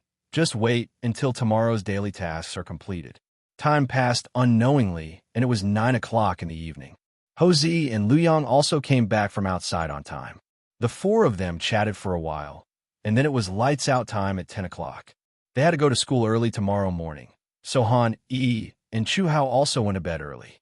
Just as everyone was getting ready to go to sleep, someone spoke in the darkness. "Have you guys slept yet?" "No, what's wrong?" "What do you think the Earth would be like now if the dinosaurs hadn't become extinct?" The next day, Han-E yawned with dark circles under his eyes and looked listless. He climbed out of bed reluctantly. Looking around, he saw that the other 3 people in the dormitory were in the same situation. "Who did you research on Zaoba? It tortures both teachers and students." "Yes, I've been thinking about this since I was in elementary school. Why can't school start and end later?" "That's right. I'm so sleepy when I wake up in the morning. I'm not getting enough sleep. How can I learn anything? School should have a unified schedule of 10 a.m. classes and 6 or 7 p.m. classes, so that students can get enough sleep without having to study." While complaining, everyone got dressed and washed up, spending more than 10 minutes tidying up their appearance, and then went to the classroom together. Today's class was held in a small classroom. The teacher was quite strict. The 4 of us sat in our seats properly and persevered for the entire morning before we finally got through the class. There was another big class in the afternoon, so the 4 of them went to the cafeteria to eat and then returned to the classroom. At the end of the day, it was already 5 o'clock in the afternoon. Everyone was exhausted, including Han-E. When the 4 of them returned to the dormitory, they lay down on the bed one after another, not wanting to move, let alone play games. The only thing that made Han-E feel relieved was that his doubt value had become 285 points after today's accumulation, which allowed him to participate in 2 draws. He moved his fingers, clicked on the draw interface, and decisively made 2 consecutive draws. External display. Map understanding. Train +1. When he saw clearly the reward the system gave him this time, his face was instantly filled with joy. There is no doubt that getting a better monitor is far more important than a mouse and keyboard. This is also the only consolation for Han-E after a tiring day. However, the problem then arose. How should the monitor be exchanged? Just when Han-E was wondering, the phone suddenly rang. After he answered it, a middle-aged man's voice came from the other end of the phone. "Here's your package. Should I leave it at the school gate for you to pick up, or should I leave it at the Sanyao Express?" Hearing the words from the other side, Han-E became excited, and at the same time, he had to admire the efficiency of the system, and quickly replied, "I'm going to get it at the school gate now. Please wait for me." After hanging up the phone, he quickly put on his clothes and hurried to the school gate. He saw the SF Express courier at a glance. After signing for the items from the other party, he returned to the dormitory holding the monitor. As soon as the monitor was unpacked, it immediately caught Chu-Hao's attention. F***K. "Brother, where did you get rich? Did you buy me a monitor? Go away. I haven't even used it myself yet, and it's already yours." The assembly of the monitor is not difficult, and the system is very thoughtful, with all kinds of accessories provided. even including but not limited to screwdrivers, laptop interfaces, bases, etc. With these tools, Han Yi assembled the monitor in just over 10 minutes. The size of the monitor is his favorite 24 inches. The screen is not too big, so you can see all the information on the screen at a glance. At the same time, it is not too small, making it difficult to see enemies in the distance. The laptop was successfully connected, and the picture gradually appeared on the monitor. The picture was very soft, which not only did not make Han Yi's eyes feel tired, but rather very comfortable. He sighed that it was worthy of being a system product, and this alone was enough to kill many big manufacturers in seconds. After checking that there was no problem with the monitor, Han Yi did not play games. Instead, he quietly closed the laptop and continued to lie on the bed. He was really tired these days, and after a day of classes, he really didn't have much energy to play games, so he had to take a short break. Chu Hao's situation was similar. He was the most addicted to the internet on weekdays, but now he was also lying in bed, not wanting to get up at all. After admiring Han Yi's monitor, he lay on the bed, too lazy to move. Han Yi changed into a more comfortable position, read a novel with his mobile phone in his hand, and soon he felt sleepy and fell asleep unknowingly. When I woke up, it was already 7 o'clock in the evening. He felt his physical condition and found that he felt unexpectedly comfortable after sleeping. Han Yi couldn't help but sigh at the magic of the school.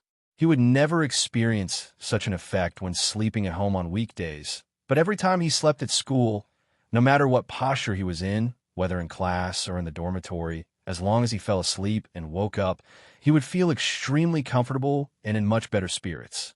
Han Yi looked around. The dormitory was dark with only the sound of snoring. They slept too late yesterday and got up too early today. Everyone chose to sleep and replenish their energy. He tiptoed out of bed and put on his clothes. He first went to the cafeteria and ordered a braised chicken. After eating, he quietly returned to the dormitory. At this time, the lights in the dormitory were on, and everyone woke up one after another. Chu Hao's mental state had also obviously recovered. Seeing Han Yi coming back, he hurriedly greeted him. "I've been waiting for you for a long time. Now I'm duo queuing. Come." After a brief communication, the two successfully built a room and continued their journey to rank up. Han Yi, who originally had some difficulty with guns, regained his prowess after getting a new monitor. In 3 consecutive games, his ratings ended with 1.55, 1.73, and 1.23 respectively. He became the killing god of the A segment and directly defeated his opponents. 1 or 2 will appear in the lower left corner from time to time. Han Yi quite enjoys this kind of thing. In his opinion, when you are not using cheats, being accused of using cheats by the opponent is actually a disguised compliment to your skills. Usually, only the cheaters will get angry and embarrassed when they are beaten. The game continued until around 10 o'clock in the evening. Han Yi paused his ranking journey and continued to practice shooting and complete daily tasks. Han Yi has now gradually adapted to this kind of life. After the shooting practice was over, it was almost 12 o'clock in the evening. This time, since everyone in their dormitory was still not sleepy and surprisingly did not go to bed early, Han Yi stretched and added the attribute he had just obtained to the preview, bringing his preview to 50 points.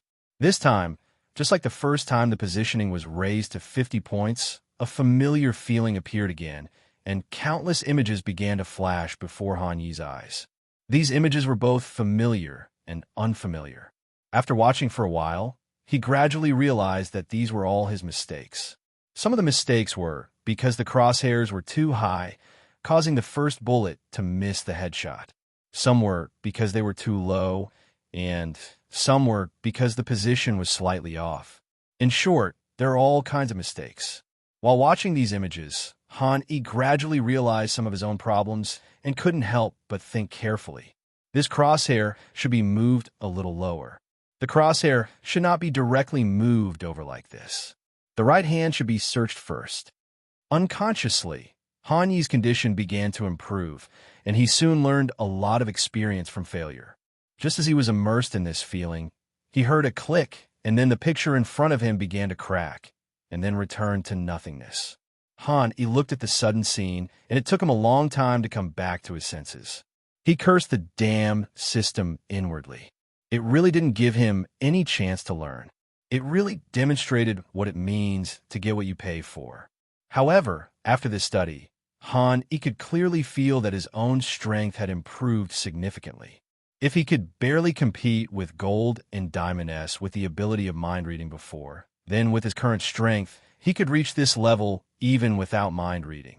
As for why it is said that he can barely compete, it is because he does have two flaws. The first is map understanding, and the second is following the gun. Let's talk about map understanding first.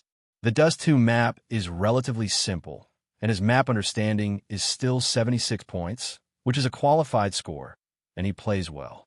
But if you look at the map comprehension of other maps, it's a bit terrible. The train and the building only have a pitiful 19 points. The reason why his understanding of these two maps is so low is also related to the fact that he started playing too late. At this time, the train was very close to being removed from service and would soon be replaced by ancient ruins. He could not see the game on this map at all, so naturally he had no good understanding of it. On weekdays, I only played occasionally with friends, and the total number of times I played it probably does not exceed 50 times. As for the building, the map structure of the building at that time can be said to be completely different from the later buildings. There are so many changes to this map, and the building that is familiar with will take at least some time to complete. As for the problem of gun tracking, it is a bit tricky. Yi's gun tracking attribute is only a pitiful 32 points now. Even if all the attribute points obtained every day are added to gun tracking, it will take less than a month to bring his gun tracking level to the same starting line as pre-aim and positioning. Thinking of this, he suddenly had a bold idea in his mind. Since the follow gun feature has fallen so far behind, why not just give up the follow gun feature? Generally speaking, when fighting against someone, pre-aiming is often the first thing to come into play. However, when the enemy is standing in an unconventional position, making pre-aiming ineffective, this is when positioning becomes a problem. Whether you can move the crosshairs to the enemy and whether you move accurately are crucial. Only when both of these fail will there be room for following the gun. In this case, as long as you pre-aim steadily enough and position yourself accurately enough, can you make the attribute of following the gun less critical? In other words, as long as the pre-aiming, positioning, and reaction have reached 100 points, then the difference between following the gun or not will only be reflected when fighting against a larger number of enemies, facing double-pulled enemies, and sweeping transfers. As for most of the one-on-one situations, following the gun is not that important. After figuring this out, he immediately understood the situation he was facing and mentally adjusted the priority of adding points. He planned to add pre-aiming and positioning first, and then follow the gun. 3 days passed in the blink of an eye, and it was Friday again. After 3 days of climbing the ranks, he successfully reached Gold S. Unlike his previous duo ranking, Chuhao completely entered the jail mode after reaching the A rank. After reaching the normal S rank, he stopped playing with E. Now what he does every day is to take screenshots of his S segment and go to various groups and forums to show off and to engage in civil wars. In 2019, ordinary S still had a certain value, unlike later when it became rampant and there were tens of thousands of them. Therefore, every time Chuhao posts a screenshot, he still receives a lot of praise. After he got rid of Chuhao's weakness, his ranking speed increased a lot. In just one day on Friday, he went from ordinary S to 14-star Gold S and was not far from Diamond S. In addition to the score improvement, another thing happened today. He looked at the message sent to him by the account calling himself Leon Kai and was a little undecided for a moment. Leon Kai. Hey, I'm Leon Kai. I've been following you for a while, and I think your commanding talent shouldn't be overlooked. Would you like a tryout for Tyloo? I know a few friends there who could give you an interview. Leon Kai. Give me your phone number, and I'll call you tell you. Hani knew that Leon Kai had seen his demo, but he didn't believe that he, a rookie in the B division at the time, could receive the continued attention of such a big anchor. Besides, if what the other party said was true, Han, he had not yet thought clearly whether to go to Tyloo. He did not have any favorable impressions of the team Tyloo. Since it entered the legendary league in 2018, the team had been prosperous again and again. By the time before Han Yi's rebirth, Tyloo had rarely been seen in major domestic competitions. Even if they were seen, most of the time this team couldn't go far and was considered second or third rate in the country, let alone on the international stage. If given a choice, Han Yi would undoubtedly prefer teams that are well known enough but currently lack a commander, such as FaZe, Na'Vi, etc. However, Han Yi still thought about it. The teams he wanted to join might not want him. After thinking for a moment, he decided to talk to the other party. However, for safety reasons, he did not leave his mobile phone number, but gave the other party QQ. Unlike mobile phone numbers in WeChat, it would not matter if it was obtained by strangers. Han Yi quickly added the other party as a friend on QQ, but before he could fully trust the other party, he still had to make the final confirmation. He quietly opened Bilibili and searched for Leon Kai, and sent a very short one to Leon Kai's private message. Then he typed another line of words on QQ. "Hi, Brother Kai. I sent you a message on Bilibili. Please reply with a 2. Looking at the message in front of him, Leon Kai was a little amused. He never thought that one day he would need to prove himself on the internet. However, he still sent a 2, as Han Yi requested. Soon, he received another message from Han Yi on QQ. "Hi, it's really you, Brother Kai." After his identity was confirmed, the feasibility of letting Han Yi go to Tyloo was seriously discussed. Leon Kai, who has been following Han Yi for almost 2 weeks, can be said to be very impressed with his abilities.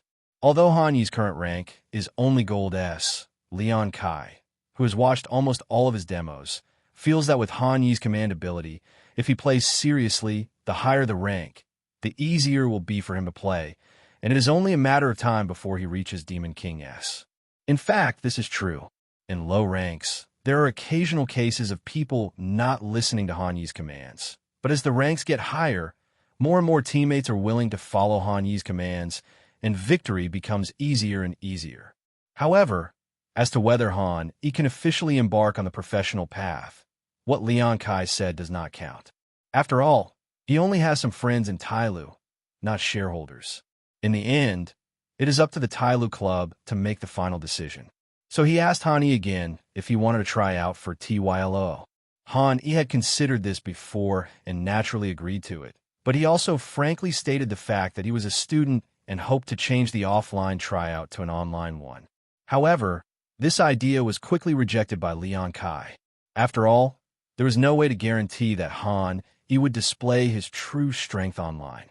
To put it another way, even if the online tryout is successful, once you arrive at the Tyloo club, you will definitely have to have another offline tryout. Only after ensuring that there are indeed no problems with the trial personnel will the club consider giving a person a contract. Tyloo has also taken into consideration the fact that those who come for tryouts have no money. As an esports club, the talents they recruit are generally not very old. It is difficult for such students to have the money to go to offline tryouts across provinces, so the club usually covers the return travel expenses.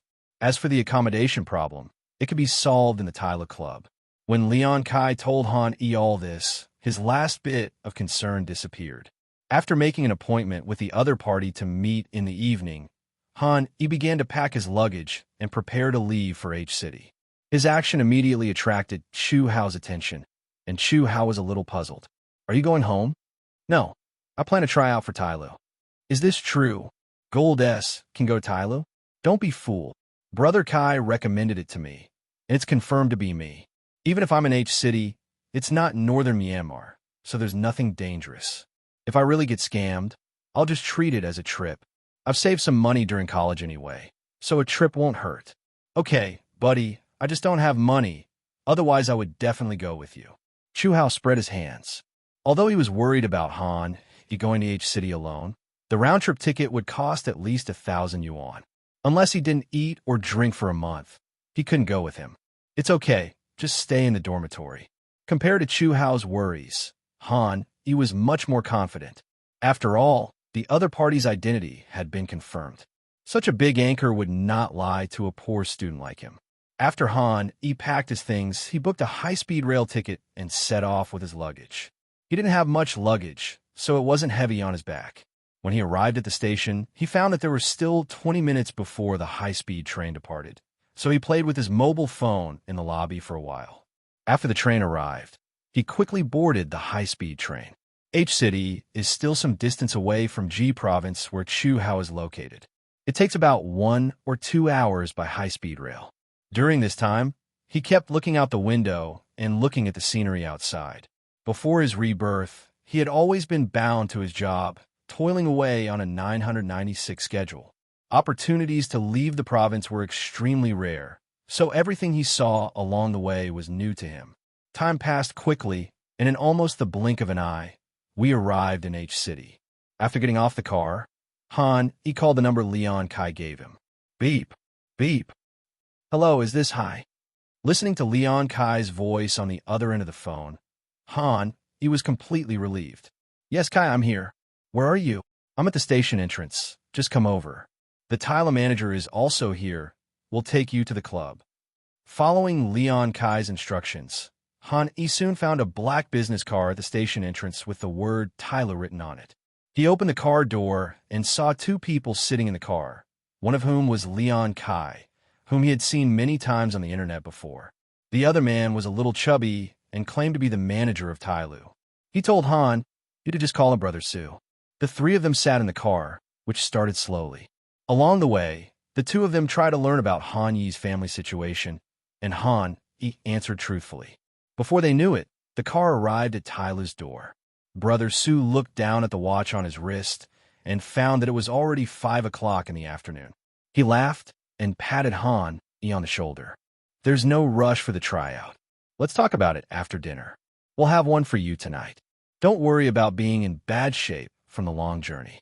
There'll be another one tomorrow after you've rested up. It was supposed to last a few days, but considering you're a student, the club has set a 2-day trial period. If you have potential, we'll definitely sign you. Hani nodded. After half a day's journey, he was indeed a little hungry. Before entering the club, he took a good look at the place. From the outside, it looked like an independent 4-story Western-style building, somewhat similar to a villa. When I arrived at the first floor of the club, I found that there were various photo frames of different sizes, many of which were of Tyloo's past players. Walking further in, I saw various honors, including the Sydney semifinals, Shanghai IM runner-up, CAC semifinals, etc. The most recent honor was in early 2019. In other words, since mid-2019, it has been difficult for this team to win various honors, and the peak generation of Tyloo has passed. The stairs were at a corner and went up to the second floor. There were more people here, roughly 30 or 40 people. Hani saw at a glance that they were all unfamiliar faces.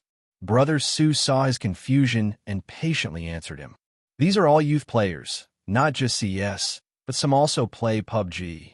However, the main players aren't here, so you'll be compared to them during the tryouts later. Is it youth training? Hani frowned. He thought he would be in the first team. Of course, you don't have much experience after all, but if you perform well in the youth training, you can be promoted to the first team in a few months. Brother Sue obviously saw through Han Yi's thoughts and painted a rosy picture for him. But what constitutes good performance in youth training is not up to the club to decide. After realizing that he had to compete for a place in the youth training program, he lost a lot of interest. It wasn't that he was too ambitious, but he was already 17 years old. If he wasted a year or 2 in the youth training program, started playing professionally at the age of 20, and could reach the first team at the peak of his career at the age of 22, then his remaining professional life would probably not be long. So he certainly hopes to get on the court as soon as possible. Besides, with his mind-reading ability, he can have a place in any team as a commander. After all, there are commanders who can win by killing only one person. You say so, right, Hushun? Han Yi's current strength may not be as good as breathing, but in terms of gambling points and targeting ability, it is definitely far superior to breathing. However, since he was already here, he asked one last question. Then if my performance is impressive enough, can I go directly to the first team? Of course, if your marksmanship is strong enough, you can definitely go to Team 1. However, I heard from Brother Kai that you are a commander and your marksmanship is not outstanding, not even Demon King S. This rules out the possibility of promoting you to Team 1. As for taking over the command position, you still need a lot of experience to be competent. I don't think you could be the commander of a team. After Brother Su finished speaking, Leon Kai nodded, indicating that he did say these words, which was an objective evaluation of Han Yi, but he still added one sentence.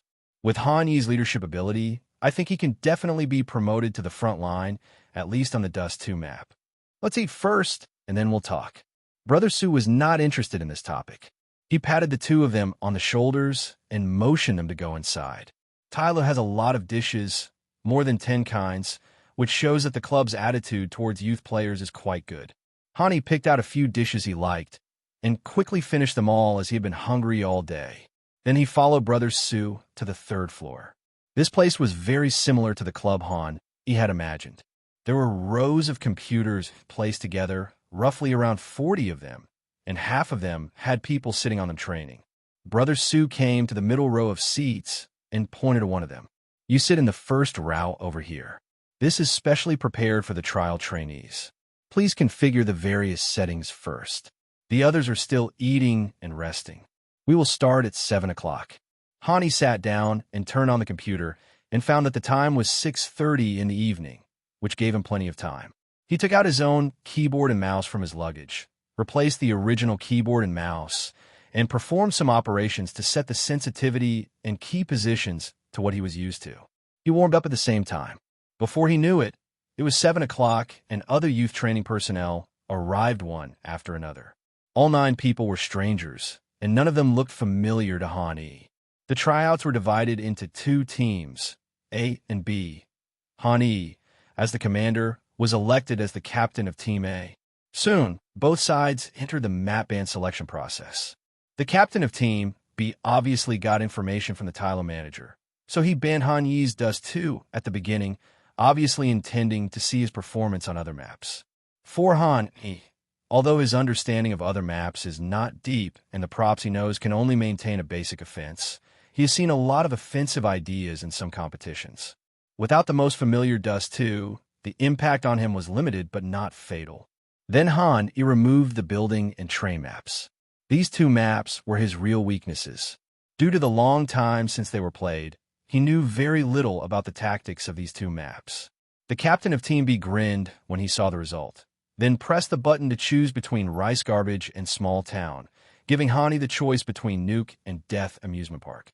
He was certain that Han Yi had moved away the building and the train because he didn't have enough tactical reserves and could only play the old 3 things, so he banned the old 3 things first. Han Yi looked at the only 2 maps left. His map comprehension of Nuke was only 23 points, while his map comprehension of Death Amusement Park was 24 points, both of which were terrible. However, the corners of his mouth began to rise, and he decisively pressed the OK button on the map of Death Amusement Park using the mouse. If you take all the CS maps together, Dust 2 is the one that requires the least command and tactics. Death Amusement Park is undoubtedly the map that requires the most command and tactics. Even many well-known teams will actively ban this map when they encounter it. The reason why Han Yi chose this map is very simple. This map has a feature. The rotation speed between areas A and B is very fast, which makes the information on this map particularly critical.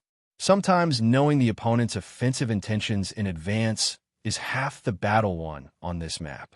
After all, as long as the opponent gets the information, both the T and CT sides can organize an attack or defense with more people against fewer people within a few seconds. This is also the reason why he chose this map. When it comes to information, there is no need to take any risks when getting it from Han Yi. Leon Kai and Sugu, who were watching the game, were obviously surprised to see Han Yi choose this map. They originally thought that Han Yi would choose Nuke.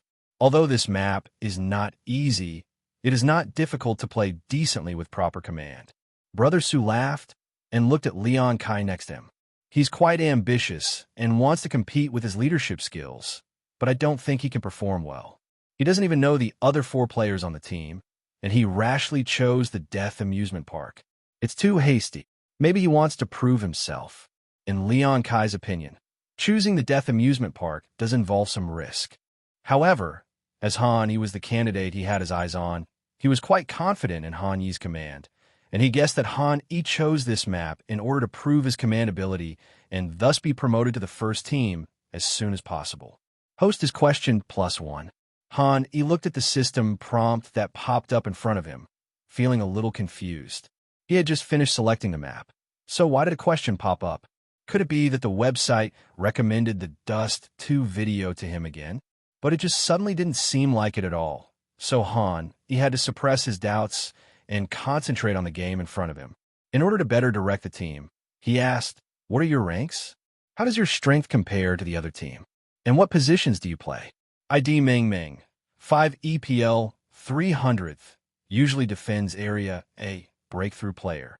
My ID is clearly written on the paper. I'm number 280, also guarding the area, a rifleman. ID Mingwei. I'm a perfect Demon King with 89 stars. I haven't reached 5E yet. I was ranked 300 before, and I'm in the main B zone.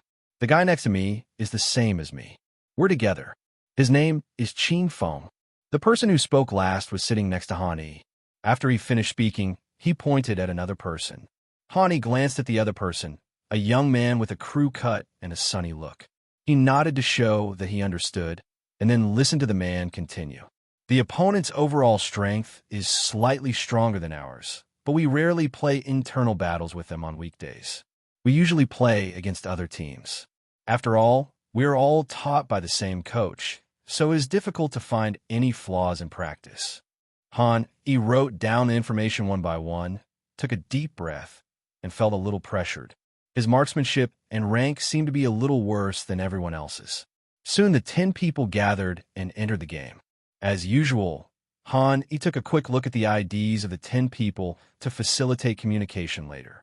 Team A, High Commander, Ming, a zone, breakthrough. Yueranzisheng, a zone, rifleman. Qing Feng, B zone, sniper. Mingyue, B zone, libero. Team B, Rumor, Thorn, Xueqiao, Saki, Hua. After a fierce fight, as the winner of the knife fight, Han Yi's side got the priority to choose the side. He did not hesitate and directly locked the CT side.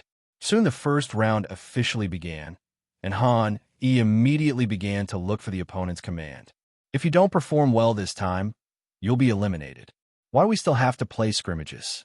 I want to go back to the dorms. This game has become so bad. Just try your best. I don't know when the coach will let me join the first team. The opponent we're facing this time is unfamiliar. Let's just default and test the waters first. See if we can catch the person who's pressing forward to get information. Then we can consider attacking A or B. Soon Han Yi accurately discovered the enemy commander's inner thoughts from a bunch of voices and obtained key information from them. Although it was not an official match, it was the closest game for him to a professional match. Han Yi's expression was extremely serious. After a brief thought, he gave the order for this round. We'll retreat to the back point. I'll be on A this round, and you four will be on B. One of you will occupy the second floor of B, so you can come back to A to support me at any time. No one is allowed to advance to get information, and no one is allowed to lose the point. The other four were stunned when they heard the order, and someone soon raised an objection. The early information on this map is very important. Why don't we send someone forward to get the information? At worst, we could just come back as soon as we see someone. Han Yi took a look at the ID of the person who was speaking. It was the boy named Qing Feng. Han Yi wanted to explain, but he looked up at the time and found that the timer had reached the last 3 seconds. With no time to explain, he had to speak firmly. Just listen to me. I'm a commander. Faced with these tough words, Han Yi clearly heard a disdainful tisk from his headphones. However, he saw that Qing Feng was still standing at point B according to the deployment and did not stubbornly push forward on his own, so he did not take it to heart. We are all young people, and it is normal for us to be dissatisfied with each other. As long as they obey our orders, Han Yi doesn't care about other things. Leon Kai and Brother Su, who were sitting behind the others, frowned at this scene, and Brother Su even whispered in Leon Kai's ear, "Isn't this personality too strong? And does he really know how to command in this map?" His understanding of the game is a bit lacking. He shouldn't be pushing forward to get information. Leon Kai, who always defended Han, couldn't speak for him this time. He also couldn't understand Han Yi's command and could only follow Brother Su's words and said he must have his own considerations. While everyone was talking, the bandits had already begun their advance, choosing the conventional default formation, 3A2B. Two bandits went to control. One observed the toilet and aimed near the fountain in the middle, and the remaining two stayed at the construction site and set up their guns with long tubes, collecting information while seeing if the opponent would press forward. But it was obvious that this time, because of Han Yi's order, even if Team A wanted to advance to obtain information, they had to retreat to the back point, not giving the bandits any chance at all. The commander of Team B is called Rumor in the game. His real name is Song Lang, and the team members usually call him Brother Lang. Brother Lang, what's the point of this opposing team's command? Why are they all hiding in the back? They can't be that afraid of us, right? They don't want to get any information at all. Seeing this scene, Song Lang was slightly relieved. He originally thought that Han had some ability, but now it seems that he is just so. He quickly reviewed the details of the entire situation in his mind, confirming that Han had indeed not sent anyone to collect information, and then confidently issued the final order. They have no information. Let's gather and prepare to bomb Area A. They can't hold it. At the same time, Han also issued his final instructions for this round. They won't play B anymore. Let's play A. Hearing this, the other four people were all confused. They looked at the time displayed above and saw that there were still 40 seconds left. If there were 10 or 20 seconds left, it wouldn't be surprising for Han to give this command. But now there are a full 40 seconds left. Everyone has a question in their mind. Will the opponent really not come to B? However, as members of the youth training team, their basic professional qualities have been cultivated. Even if Han Yi's instructions seemed outrageous to them, they would still execute them. After all, they lost the game, and there would be a coach's review after the game, and the coach would talk to Han on their behalf. Soon the 5C team members gathered in Area A, and Area B was completely empty. 20 seconds had passed before Song Lang launched a general attack. A smoke bomb fell from the sky and landed next to the trash can in Area A. The four teammates who saw this scene were shocked. They had no idea how Han did it. How can you determine that the opponent is going to attack Area A in 40 seconds and make them return to defense in advance? However, the situation did not allow them to think too much.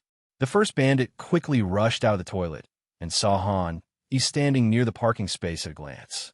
Both sides opened fire almost at the same time, but Han Yi's marksmanship was obviously not enough, and his position was too conventional. As a result, he was killed instantly by the other party with one shot to the head and one to the body as soon as they exchanged gunfire. Thorn killed Hai using Glock. Watching his screen gradually go dark, Han sighed. His strength was currently between Gold S and Diamond S, which was considered quite strong among ordinary players, but still far behind these young players. He was also open-minded about not being able to defeat the enemy in a gunfight. After all, he had already fulfilled all the duties of a commander. No one could expect him to rush forward and kill all the enemies by himself. As the thorns broke through Han Yi's defense, the bandits became excited instantly. At once, bandits poured out of a university, a school, and the toilet. But when they entered Bun A, they were all dumbfounded. The situation seemed a little different from what they expected. There was a CT hiding behind almost every bunker, and they had completely entered the police station. Even though their marksmanship and rank were ahead of Han Yi's team, they were powerless in the face of bullets coming from all directions. All they saw were various kill prompts popping up in the upper right corner. But if you look closely, almost all the news is about CT killing bandits. As the last bandit fell, the entire team erupted in loud cheers. This commander is invincible. Why are you crashing into the pocket formation we are commanding? What's going on with the opposing commander? It was a complete blast. It was a blast. Qing Feng, who was next to Han, patted Han on the shoulder and gave him a fist bump. Brother, I shouldn't have doubted you at first. You made the right bet, even without any information. That's amazing. For a while, Han Yi's headphones were filled with praise from his teammates. Amidst all the awesome voices, everyone began to build up their initial trust in Han Yi. Brothers Su and Leon Kai, who were outside the field, saw what was happening and began to comment. "This kid is lucky." Hearing this, Leon Kai shook his head and retorted, "He has always been like this." Having watched many of Han Yi's demos, he knew clearly that this kind of bet was a common occurrence for Han Yi. And the most surprising thing about Han Yi was that he could miraculously win the bet every time. Leon Kai had seen this style in another commander, Nexa, but compared to Nexa's gambling points, Han Yi's application of gambling point tactics was more decisive and precise. Before they knew it, the second round was over. When the Bandits did not have enough money, the CT team chose to play it safe under the command of Han Yi and successfully won the second point by taking advantage of their firearms. While making a 1-for-5 exchange, they also used submachine guns to increase their economic output. But unlike the random games, Song Lang still chose Eco in the third game. The reason was very simple. He couldn't use all the gun props now, so he planned to give up the first 3 games and launch a counterattack from the fourth game. This time he chose Rush B without thinking. Although Han Yi failed to obtain any useful information, the 2 default CTs in Area B still successfully exchanged 2-for-4 when facing the attack launched by the Bandits with pistols. The only pity is that the last Bandit set the trap. After killing the last Bandit and successfully opening the package, the score came to 3 o'clock. Except for Han Yi himself, who was equipped with an MP9, everyone else on his side had full armor M4S, and their props were fully upgraded. As for the Bandits, they also have full armor and AK. Although they have enough money to use snipers after the bomb is planted, in this map, offensive snipers are not as important as Shah Air and will become dispensable according to tactical needs. This time, after experiencing the setbacks in the first 3 rounds, Song Lang also realized that Han Yi did not seem to be the rookie he had initially imagined. Not to mention his command of positioning, unconventional tactics, etc. Just his ability to grasp the game alone made him a formidable opponent. He couldn't help but start to think of a more comprehensive plan in his mind. "Saki, you go touch A. Everyone else follow me to B. We'll put enough pressure on the front and wait for Saki to get around behind the opponent." The youth team member named Saki nodded after hearing this. As the strongest player in the entire CSGO youth training division, the position of free man is generally reserved for him, and he has the biggest responsibility and stage.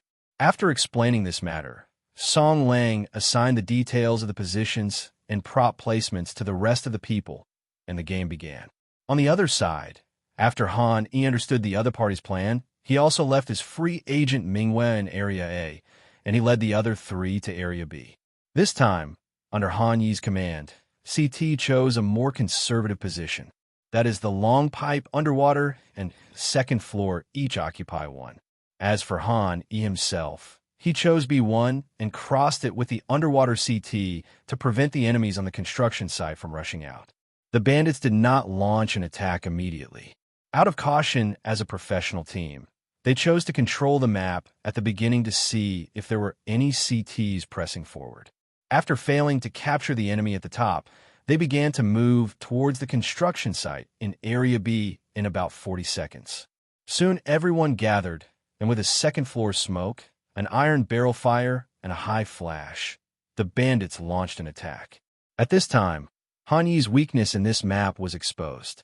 Although he knew how the Bandits would attack, because he did not understand the map, the positions he assigned were very routine and without any intention.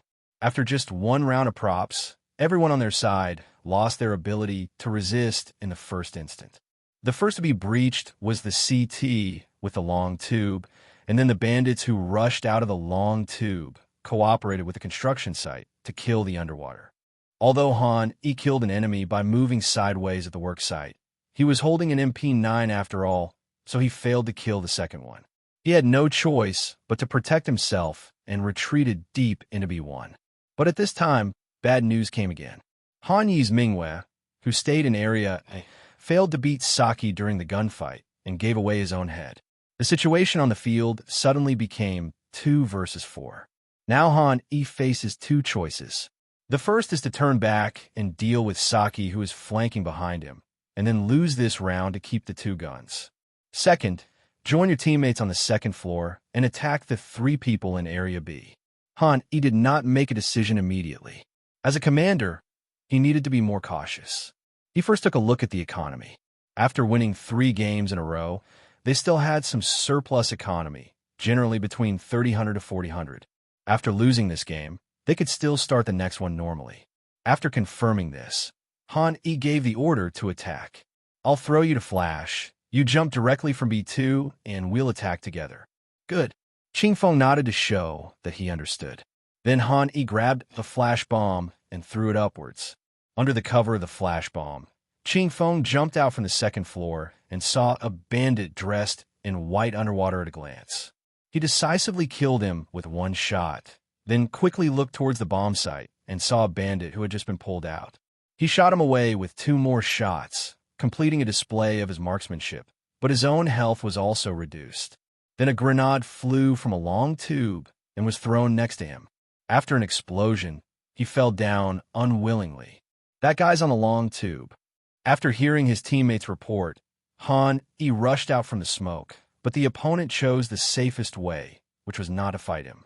He retreated directly to the back of the long tube, intending to wait for Saki, who was behind Area A, to come over, and then the two of them would besiege Han Yi from the front and the back.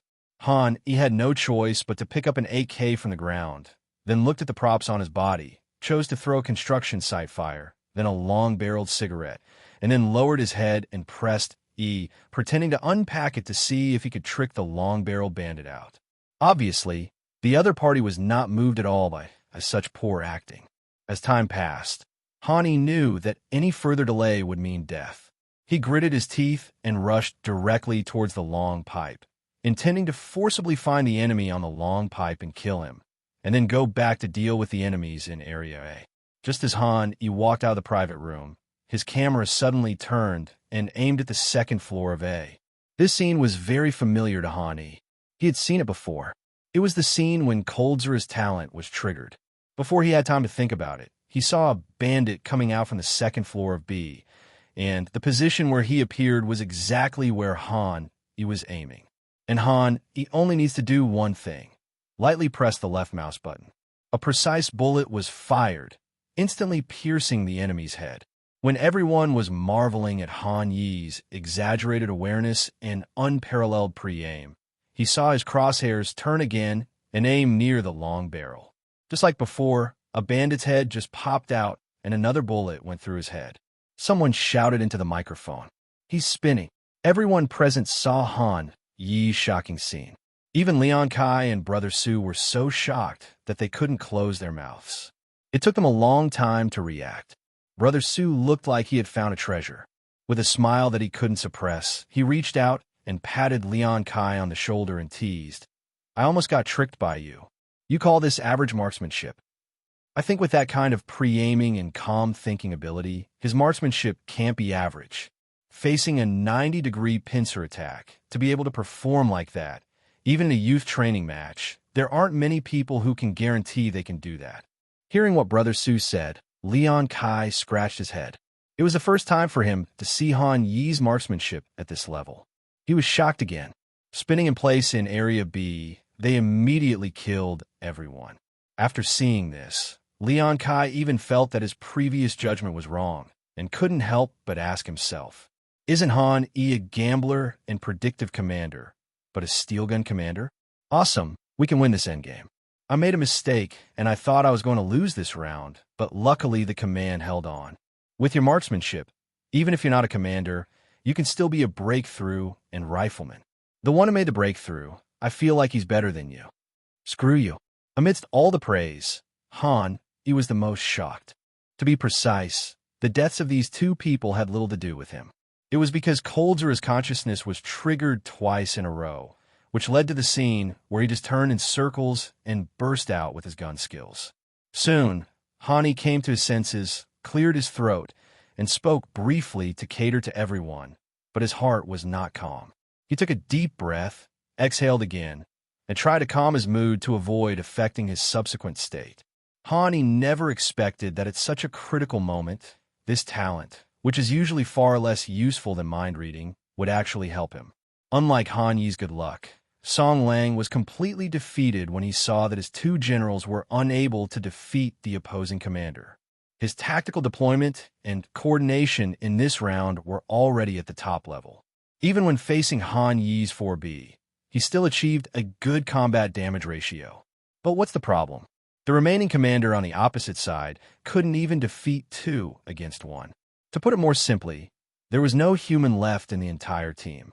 How could you fight like this? As a commander, even though he knew now was not the time to blame, he still couldn't help himself.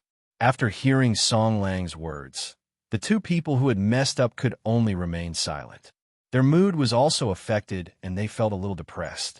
They spoke much less during the next round of communication. On the other hand, after Han, he won the endgame in an incredible way. The morale of the entire team was boosted, and his teammates all performed beyond their level. Coupled with Han Yi's various tactical restraints, the first game was won without any danger. Han Yi's personal record is only 16 kills /4 assists /13 deaths, but his role is greater than anyone else. The score between the two sides was 16-7. Song Lang, as the stronger side, only led the team to get 7 points, 2 of which were obtained by the team members' shooting skills. Otherwise, it would have been even worse. After the game, Song Lang collapsed back, sat on the chair, and hugged his head in frustration. Apart from him, the rest of Team B was the same. On Team A's side, it was a different story. Although the two teams rarely played training matches before, they had played against each other before. Led by their former captain, they were repeatedly defeated by Team B. Although Team B did not mock them openly, they actually looked down on them from the bottom of their hearts. Everyone in Team A knew this very well, but they just couldn't win, and they felt very frustrated over time. Now that Han Yi had led them to defeat Team B, it undoubtedly allowed them to vent their anger. Qin Feng, who was the first to stand up and question Han Yi, was also the first to walk in front of Han Yi and said solemnly, "Brother, why don't you stay? I think you can lead us. Our team will have an official game soon." Han Yi did not agree to this request. He did not want to start from youth training and play in small competitions in the 4th and 5th tiers. He wanted to play in big competitions and go to the first team. This was a goal he had never given up from the beginning to the end. He then looked up at Brother Su. His meaning was obvious. Brother Su, who watched the entire game, was indeed surprised by Han Yi's talent. In addition to the previous shooting performance, Han Yi's various calm judgments and frequent gambles, as well as his extraordinary courage, left a deep impression on him. But when Han Yi looked at him and asked if he could join the team, Brother Su still shook his head. As a club manager, the club's performance is directly related to him, and he cannot bet the team's performance on Han Yi.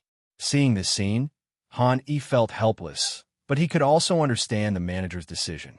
There was only one tryout today. Song Lang's mentality was a little unstable, and he didn't want to continue playing. Han Yi was the same, so he just took the opportunity to cancel all the remaining games today. Han Yi was taken to a room on the 4th floor. The room was not big, and the furnishings were very simple, with a pair of chairs, a bed, and bedding spread out on the bed. The bedding was very clean, obviously having been washed not long ago, and there was a faint fragrance on it. He lay in bed and began to think seriously about his future. Among the domestic clubs currently, the only one worth joining is Tyloo. As for other clubs such as LVG, RA, etc., they're still unknown. If you join them, you can only play small games. It can be said that it is impossible to start in Tyloo. The road to becoming a professional player in Dacia has been blocked, and there are only 2 paths left. One goes to Europe, and the other goes to America. Unlike the later dominance of European teams, although American CS is somewhat declining now, there is still no shortage of strong teams, such as EG, which is currently ranked 2nd in the world, and Liquid, which is ranked 4th in the world, both of which are American teams. But Han Yi thought about it and rejected the American CS. Not to mention that he knew that the American CS would be in a period of transition in the near future and would completely become a foil for the European teams. Just talking about the salary and benefits, The American CS was far inferior to the European ones. The best and quickest way to join the European club is to play on a European platform for seat. Many talented young people were also discovered on this platform and directly became first-line professionals. The most classic one is ROPS. Since others can do it, he can do it too. After all, he has the help of the system. Now his shooting skills are between Gold S and Diamond S. I can't say how strong they are, but they are good enough in the latter. Coupled with his command ability, as long as he plays well enough, there is a high probability that he will be noticed by strong European teams. After deciding to go to Europe, he still had two last problems to solve. The first was the network problem. The delay could not be too high, and the second was the communication problem. His English was not good, or even very poor. He needed to make good use of the time to improve his English. He could not say that he could be fluent, but he had to ensure that there was no problem with the most basic communication. The next morning, whose heart was no longer in Tyloo, got up early, had a meal, and then started the second round of tryouts. The results of this tryout are no different from yesterday. There's still two teams, but the map has been slightly modified to Nuke and Sand 2. In this map of Nuke, he led his team to a score of 16-10, which was a pretty good fight. Then it was Han Yi's turn to be Shire. On this map that he was most familiar with, he fully demonstrated what it meant to strike precisely against Team B. Various targeted tactics seemed to emerge one after another, and he managed to create an academic aesthetic on such a muscular map. But the result could not change Brother Su's opinion. He promised that if he could maintain this state and achieve some results in youth training, he could let go to the main team. This would take about 2 years, and at the fastest 1 year. It took too long, which did not meet Han Yi's expectations, so he had to refuse the other party with a wry smile. Even though the two sides failed to reach a consensus, the Tyloo Club still kept its word and reimbursed Han Yi's round-trip travel expenses so that a poor student like him would not have to live in poverty for the next month.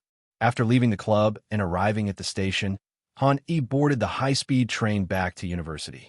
His WeChat started ringing nonstop. He opened it and found that 2 people had sent him messages. One of them was Chu Hao, and they asked him how the tryout went and whether he could become a professional player. Han just sent him a message saying, "Let's talk about it later," without any further explanation. After all, this matter was a long story, and it would take a while to explain it clearly.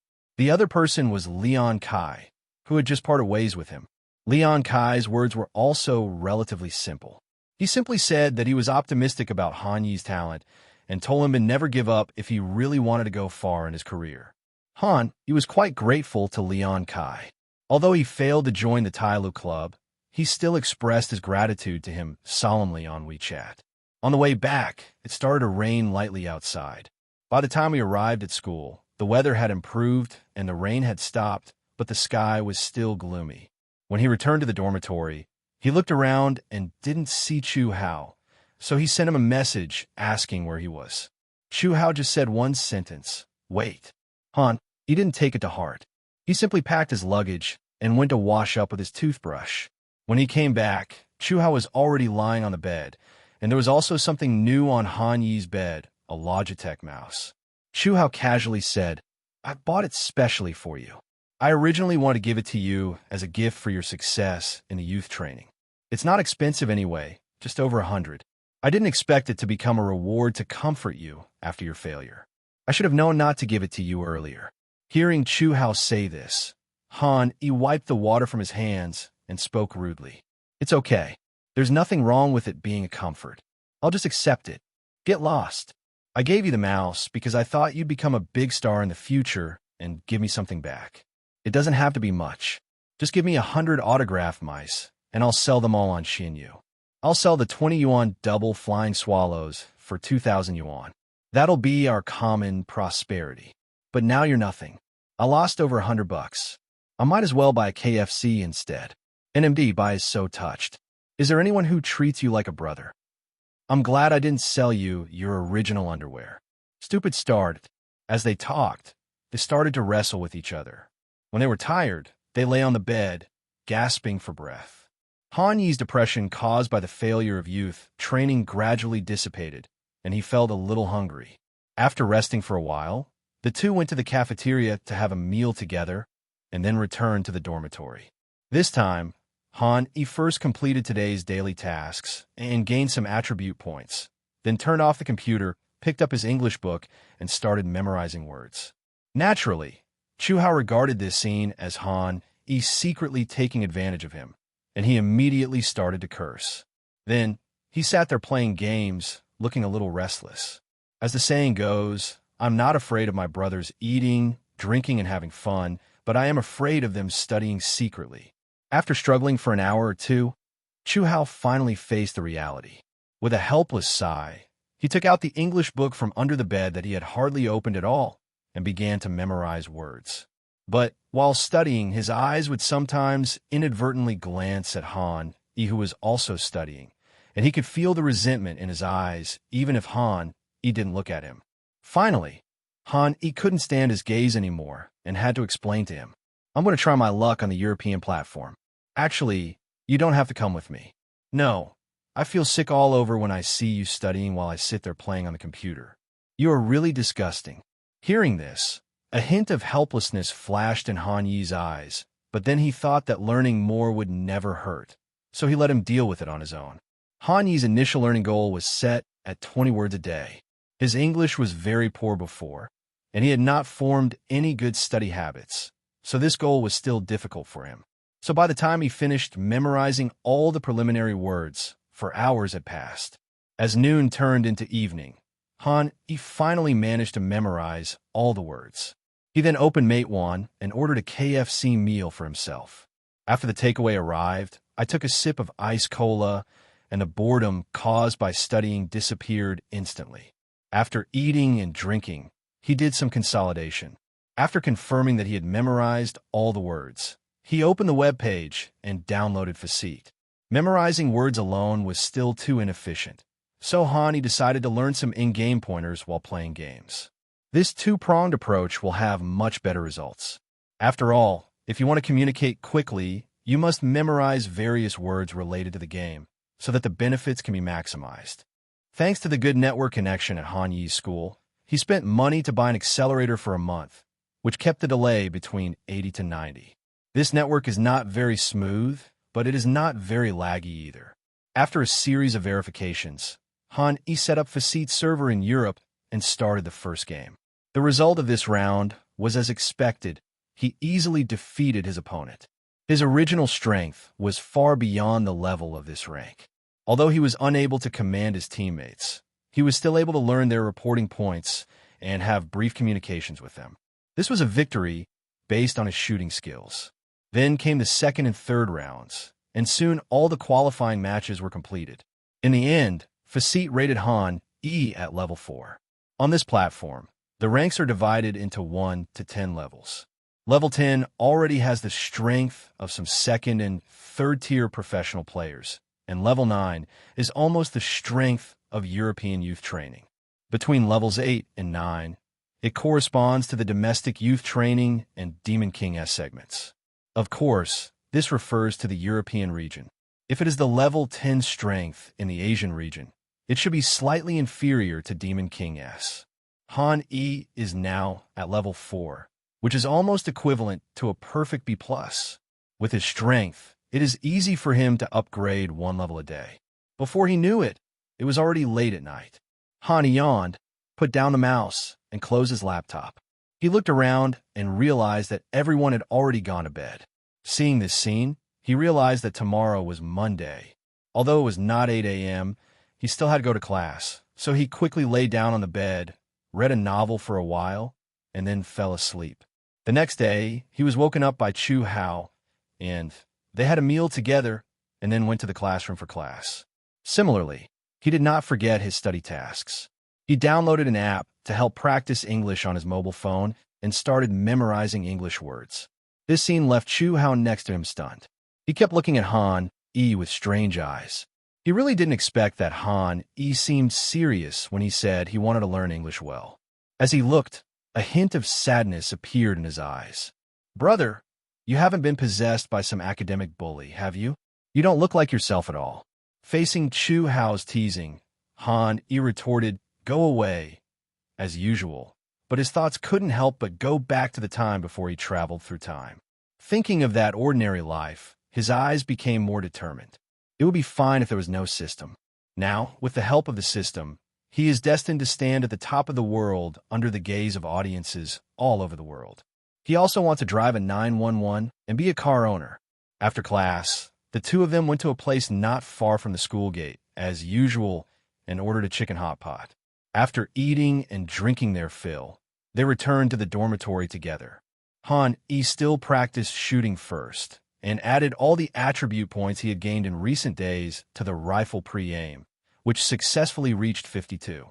He had already learned the English vocabulary in the morning, so the learning task was not heavy. He thought about it and didn't continue to start the ladder. Instead, he opened the game and stayed at the map selection interface. After nearly 2 weeks of Dust 2's teaching videos, the video platform has long stopped promoting them. His daily doubt value sometimes hardly increases at all. Now it is time to release the second video. He thought about it and decided to start with the old 3. After all, these 3 maps were the ones he was most familiar with. Currently, his garbage map comprehension system gave him 46 points, and the small town map comprehension system gave him 47 points, which can be said to be almost the same. Hani started thinking from another perspective, that is, map popularity. Among the 3 old maps, the most popular one is undoubtedly Mirage, followed by Dust 2, and finally Inferno. The higher the popularity of map, the more players will search for tutorial videos for this map, which will naturally bring more doubts to Hani. After figuring this out, he decisively placed the mouse on the rice garbage and pressed the confirm button. Just like Dust 2, Han-E, as a reborn person, naturally knows many smoke bombs and tactics that are not popular in this era. The most typical example is that after burying the bomb, everyone retreats to the side of A1 and A2 buildings and cross-defends a bomb site. For example, the understanding in professional games may be deeper, and sometimes they will even seize a police house. But what no one realizes is the importance of arches and VIPs to the bandits in this map. In later games, you can often see bandits actively trying to seize control near the archway, and rarely will they compress themselves near CT and A1. The most important reason for this change is information. Once they seize control of the arch and VIP, they can hear the movements of Bishao and Supermarket returning to defend the enemy. In previous games, they often ignored this point, which led to them not paying attention to the arch. They felt that the risk of 1 or 2 more deaths for this little information was too great and not worth it. But in fact, as long as you occupy the area near the arch, the difficulty of guarding the A site will be reduced exponentially. In addition, another reason why Mirage is loved by many people is the extremely high difficulty and complexity of this map. At a glance, this map looks like a more complex version of Sand 2, with the same 3 lanes, the same sniping in the middle lane, and the tactics of controlling the middle lane and flanking both sides. But if you study it carefully, you will find that this is not the case. Melee uses a large number of upper and lower layer structures. This structure leads to a consequence. That is, every prop, every position, and even every decision is particularly important. Take B area as an example. If the bandits launch a feint attack on area, they can trick B area CT into returning to defend through the archway. At this time, when area B is attacked, it often takes 20 seconds for the CT in area B to return to area B to participate in the defense. This is an attribute that is not found in other maps in the regular service map. In addition to this place, there are also the balcony and the area under the balcony on the A2 floor, the second floor of B, and the B bomb site. These are all places where once you jump down, you will waste a lot of time trying to get back. This map has a lot of corners, which is different from Sand 2. When you're the T pulled out from A1, if you don't have props, you often have to face threats from countless points. This kind of similar threat can be applied anywhere in this map, such as the middle lane faces the threat of VIP and archway at the same time, B2 building faces the threat of B small and B bomb site at the same time, and A2 building faces the threat of jump platform and police house at the same time. Therefore, props are crucial. Whether you can throw props and cooperate well with your teammates is particularly important. This is why the academic school is so strong in this map. Dust 2 is a typical representative of the muscle school. The whole map is straightforward. There are not many points for pre-aiming, and props are not that important. The victory or defeat is determined by the shooting skills, highlighting the fact that the player is brainless. The consequence is that those players who only play Sand 2 are often looked down upon by the players who play Rice Trash in Small Town, who mock them for having no brains and only shooting skills. After deciding on the tutorial for making rice garbage, he sorted out all the props he knew and made some improvements. For example, he took a look at the current teaching and found that the most popular VIP cigarette was still the one used in Faye's running jump shot. The speed of this cigarette was quite good, but the error rate was extremely high, and it would be lost if you were not careful. He simply brought over the popular Birth Point VIP cigarettes intactly. In addition to these, he also made some improvements to the jumping platform cigarettes and the cigarettes under the jumping platform. He naturally did not forget the usual style of his videos. He also stuffed a fake VIP cigarette into these props in order to gain more doubts. After editing the video, it was time to choose a title. He thought for a moment and slowly typed a line of words on the screen. Zivu's first-person prop tutorial, first released on the entire network, stole it from the training base at the risk of death, deleted after 24 hours. It can be said that in this era, clickbait is still very useful. When he woke up the next day, he found that the number of video views had reached a staggering 30,000 and was still rising rapidly. Just like the previous video, it contained a lot of insults, but also brought him a lot of fans, bringing his fan count to 6,000. That's so mean. The trap this time is the VIP cigarette at 3:32 seconds. I actually studied every throw carefully, and now I'm told this one won't work? CS. I was wondering why this VIP cigarette is always labeled as sewer cigarette. I only found out what's going on after reading the comments. I pulled out, and the opponent's sniper was targeting me. What a bummer. I thought it was the smoke that was squeezed. I didn't even think that the up host was a CS. Report it. Everyone stop cursing. I suspect this guy is a masochist. Don't let him have his fun. After reading the audience's friendly comments, he turned his attention to the system panel. After a night of fermentation, his doubt value has reached 340 points, and this number is still rising at a rate of 1 to 2 points every minute. It is roughly estimated that by the end of today, it will be around 600 points. He was not in a hurry to draw the lottery now. He planned to wait until the evening to draw together. When he plays games on weekdays, he often does 5 or 10 consecutive draws. Even though he knows the probability is the same as a single draw, he still thinks that this will increase the probability of getting good things. Tuesday was still early at 8 a.m. After hurriedly washing up, he went to class. After a busy day, it was almost evening when he returned to the dormitory tired. But today was different from usual. His fatigue was more physical, but mentally he was very energetic.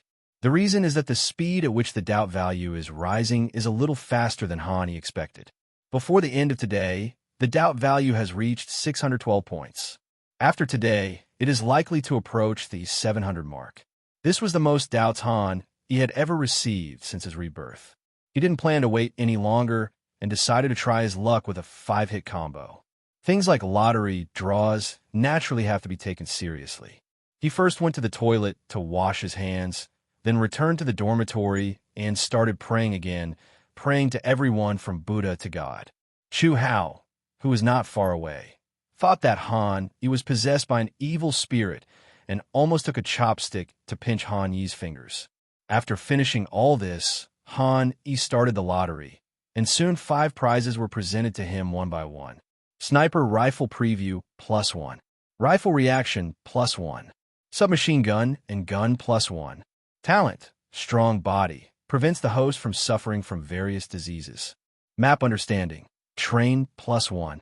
After he looked through them in order, he was obviously excited when he saw the talent of Physical Strength. The reason is very simple. Every professional player who sits in front of the computer for a long time will definitely be troubled by various diseases. But with this new talent, he will not be afraid of occupational diseases at all, which will undoubtedly prolong his career. In addition, he was originally a little nearsighted. Although it was not serious, there was still some blurriness when looking at distant objects. After obtaining this talent, his vision was restored and the blurry feeling disappeared completely. The benefits don't stop there. After a day of classes, Han Yi's exhausted body is now revitalized. His energy seems to be inexhaustible, which greatly speeds up Han Yi's learning efficiency. Han Yi brought up his study plan again, which he had originally planned to put on hold for the day. However, before formally studying English, Han Yi turned on the computer and completed today's daily tasks. In contrast, Chu Hao just watched the scene silently. Although he also wanted to practice shooting, the physical and mental fatigue forced him to lie on the bed. His lips moved slightly, and he opened his mouth. Awesome, you can still practice shooting. It's really not tiring. I need to rest now. After saying this, he turned his head to face the wall and fell into a deep sleep. After practicing shooting, he started to learn English. By the time he memorized all 20 words, it was already past 9 o'clock in the evening, and it was time to turn off the lights and go to bed. But Han Yi did not rest immediately. Seeing that Ho Zi and Liu Yang did not come back today, he continued to play solo. At this time, Chu Hao had already woken up, so he was not afraid of delaying the other party's rest. By 12 o'clock, his rank had reached Facete level 6, corresponding to a perfect S rank. At this time, Han Yi could no longer achieve consecutive wins, and he would occasionally fail, but under normal circumstances, he could lead his teammates to victory. And after 2 days, his spoken English level has improved significantly. Although he can't communicate fluently, he can already explain some basic points clearly. As the sky grew darker, Han Yi began to feel sleepy. He turned off his computer and fell into a deep sleep. I studied English during the day and started practicing shooting after class. This went on for more than a month, and in the blink of an eye it was January. After the final exam, Han Yi breathed a sigh of relief. His vacation started today, and he now had time to concentrate on CS. Over the past month, Han Yi's English has improved significantly. He can now communicate fluently in games and even give orders to his teammates. However, daily communication is still a little difficult, and he often needs to use translation software to understand some uncommon words. In addition to the improvement of his English level, Han Yi's personal abilities have also been significantly enhanced. He used all his attribute values on pre-aiming and raised it to 70 points in one breath before stopping. This is not because he is unwilling to continue adding points, but when the attribute value exceeds 70 points, the attribute value required to increase it by 1 point will double. This calculation made it a bit uneconomical, so he had to add all the attribute values to the rifle positioning. Now, the positioning has reached 67 points, which is still 3 points away from the 70-point mark. As for Facete, his rank has reached level 9. Now he can often see some young players. It is only a matter of time for Han Yi to reach the highest level 10. During this period, several European clubs contacted Han Yi, but they were all small 3rd or 4th tier clubs and youth training teams, and their world rankings were not as good as TYLO, which was ranked around 30th. Han Yi looked down on them at all. He is waiting for an opportunity, that is, to wait until he reaches level 10 and see if any larger club will contact him.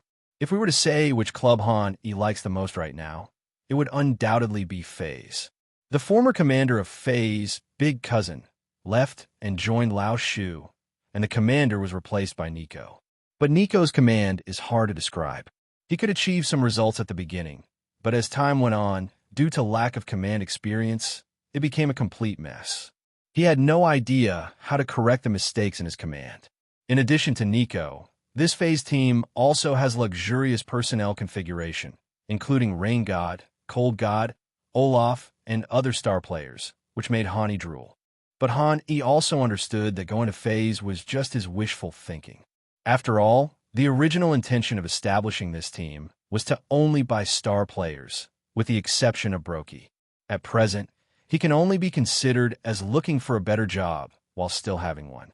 Even if there is no first-tier team second-tier teams that can play in world-class competitions are also under Han Yi's consideration.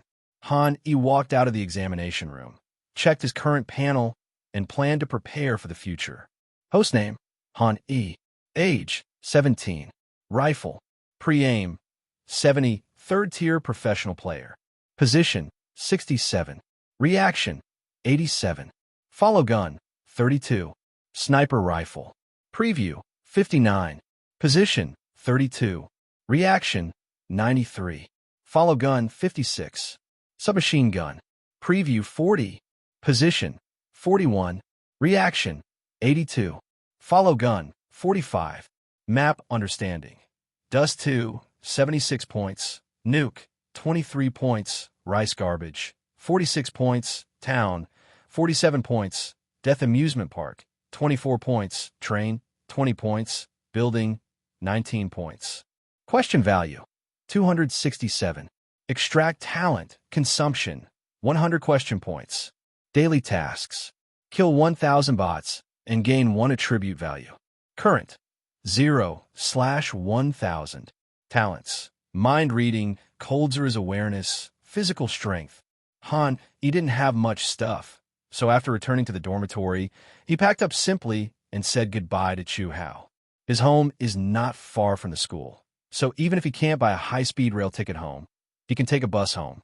This type of bus is different from the city bus. It is a fully enclosed bus.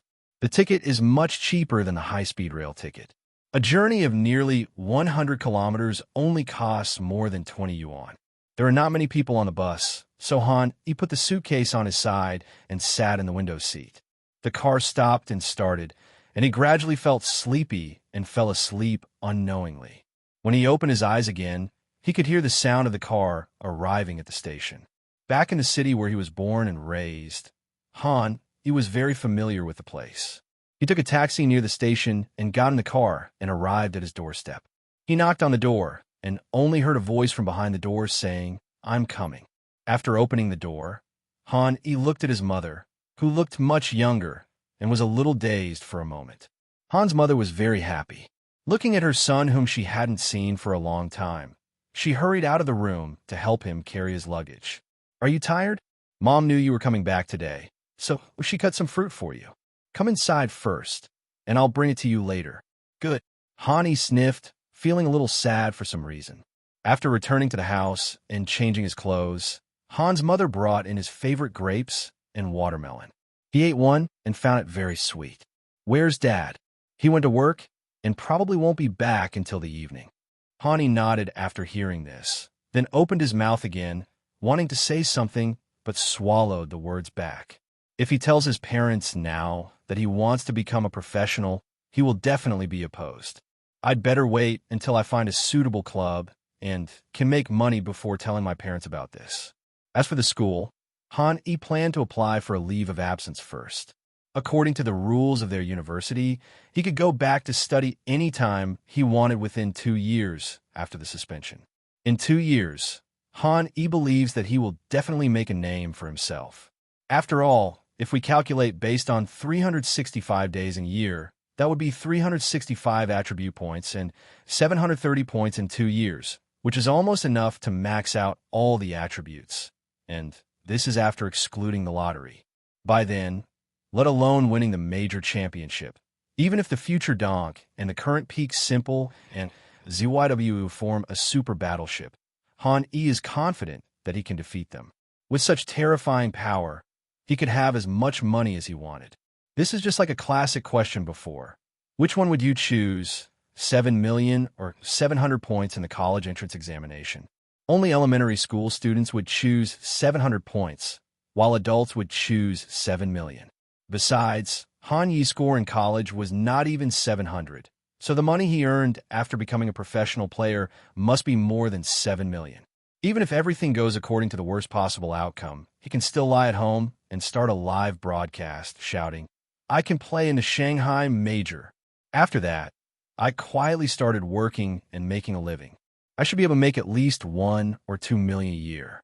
Now all Hani needs is an opportunity to confess to his parents and go to Europe to play professionally. He took out his computer from his suitcase and tried the home network again, and found that it was smoother than the school one. The original delay of 80 to 90 has stabilized at over 80, and occasionally it can reach 70 when things are going well. This undoubtedly gave Han great confidence. His original strength was not bad. The reason why he couldn't improve was related to the network. Now the delay of 70 can be considered smooth for Han E. After Han E rested for a while, he started practicing his gun in a deathmatch. He was now 4 games away from reaching level 10. If he performed better, he would only need 3 games. After practicing for about an hour and finding the feel for it, Han E officially began his solo queue journey, sprinting towards Facete level 10. 2 hours passed quickly. Maybe it was because of the low latency, or maybe it was because he was in good shape today. Han E actually completed 2 consecutive victories and even won the MVP in one of the games. Now Han E needs to win the next game to advance to level 10. He took a deep breath and started matching. Far away in Sweden, F0 Rest, who had just finished dinner, sat down in front of the computer again and rubbed his slightly uncomfortable eyes. But he had no intention of stopping the game. Instead, he pressed the match button. As a veteran who has fought for 17 years, he can feel that his strength is no longer as good as before, and the Swedish dynasty is gone forever. Now, if he wants to stay in the arena, he has only one way left, which is to train harder. But sometimes he had to admit that the decline in form could not be compensated by training. For example, the team's current state was very low and the team was on the verge of disbanding. F0 Rest understood that this might be his last chance. Once the team was disbanded, his and Doghead's careers would most likely be completely over. After all, no one would spend money to buy 2 35-year-old veterans and let them play in the game. F0 Rest, who has dedicated half his life to the game CS, when faced with the choice of retirement, he couldn't help but ask himself, what can he do once he retires? The answer made him a little confused, but it was also obvious. He could do nothing.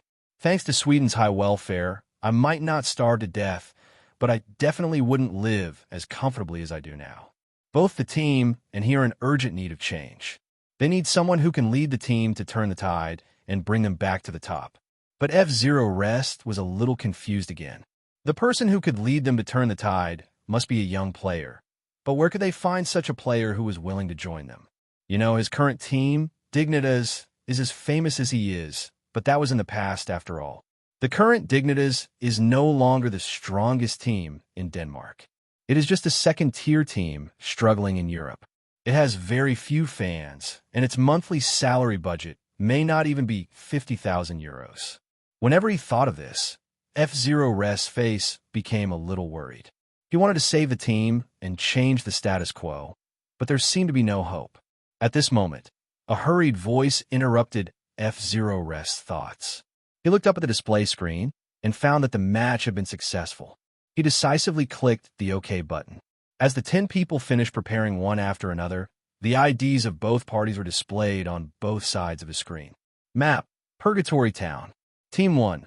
Hi, F0 Rest, Pia, HEPP Pause. Team 2. Rush, JLZ, Kenzo Leaky Dead. F0 Rest took a quick look and looked a little surprised because he saw a familiar person in the ID of the opposite party. Rush. For new players, this ID may be unfamiliar. To figure out who this person is, we have to mention a little interesting story about Nico told by a commentator. The story begins when Nico was not yet Nico Toyokawa, and he had just transferred from Muz to FaZe. FaZe was at its peak during that period, and just looking at its ID could scare a lot of people to death. In addition to Nico, the newly crowned world's #1 rifler, they also have Olaf, the former world's #1 libero, Rain God, who serves as a breakthrough player and has won the top 5, and Guardian, who is known as one of the 3 major snipers together with K-God and JW, and is known as the Sniper Emperor. The name of the Galaxy battleship also began to spread from this time. As for the helmsman of this battleship, he is still the one that FaZe fans are most familiar with, Kerrigan, who is known as the longest river in CS history and nicknamed JW's cousin.